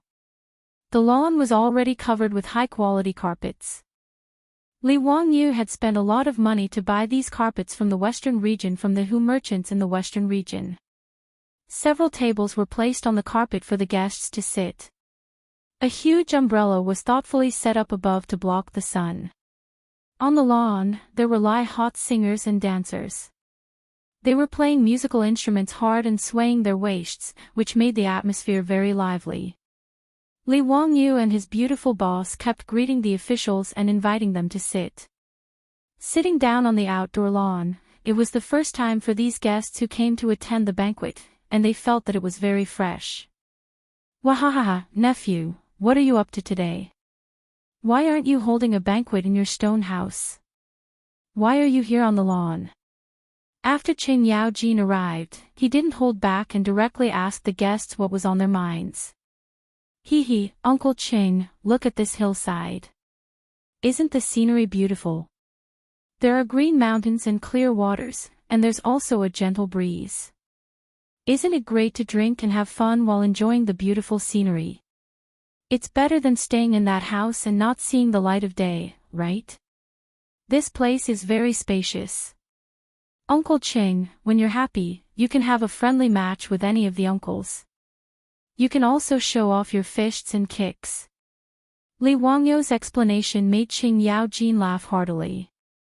He couldn't help but use his large palms to rub Li Wangyu's shoulders. The other guests also felt that Li Wangyu's arrangement was pretty good. The Tang people originally liked to go on excursions. They had a few friends, and bringing along singers to eat and drink in the wilderness. It was also an elegant thing to do. Moreover, Li Wangyu's mansion, whether it was the lawn or the scenery, were all carefully polished.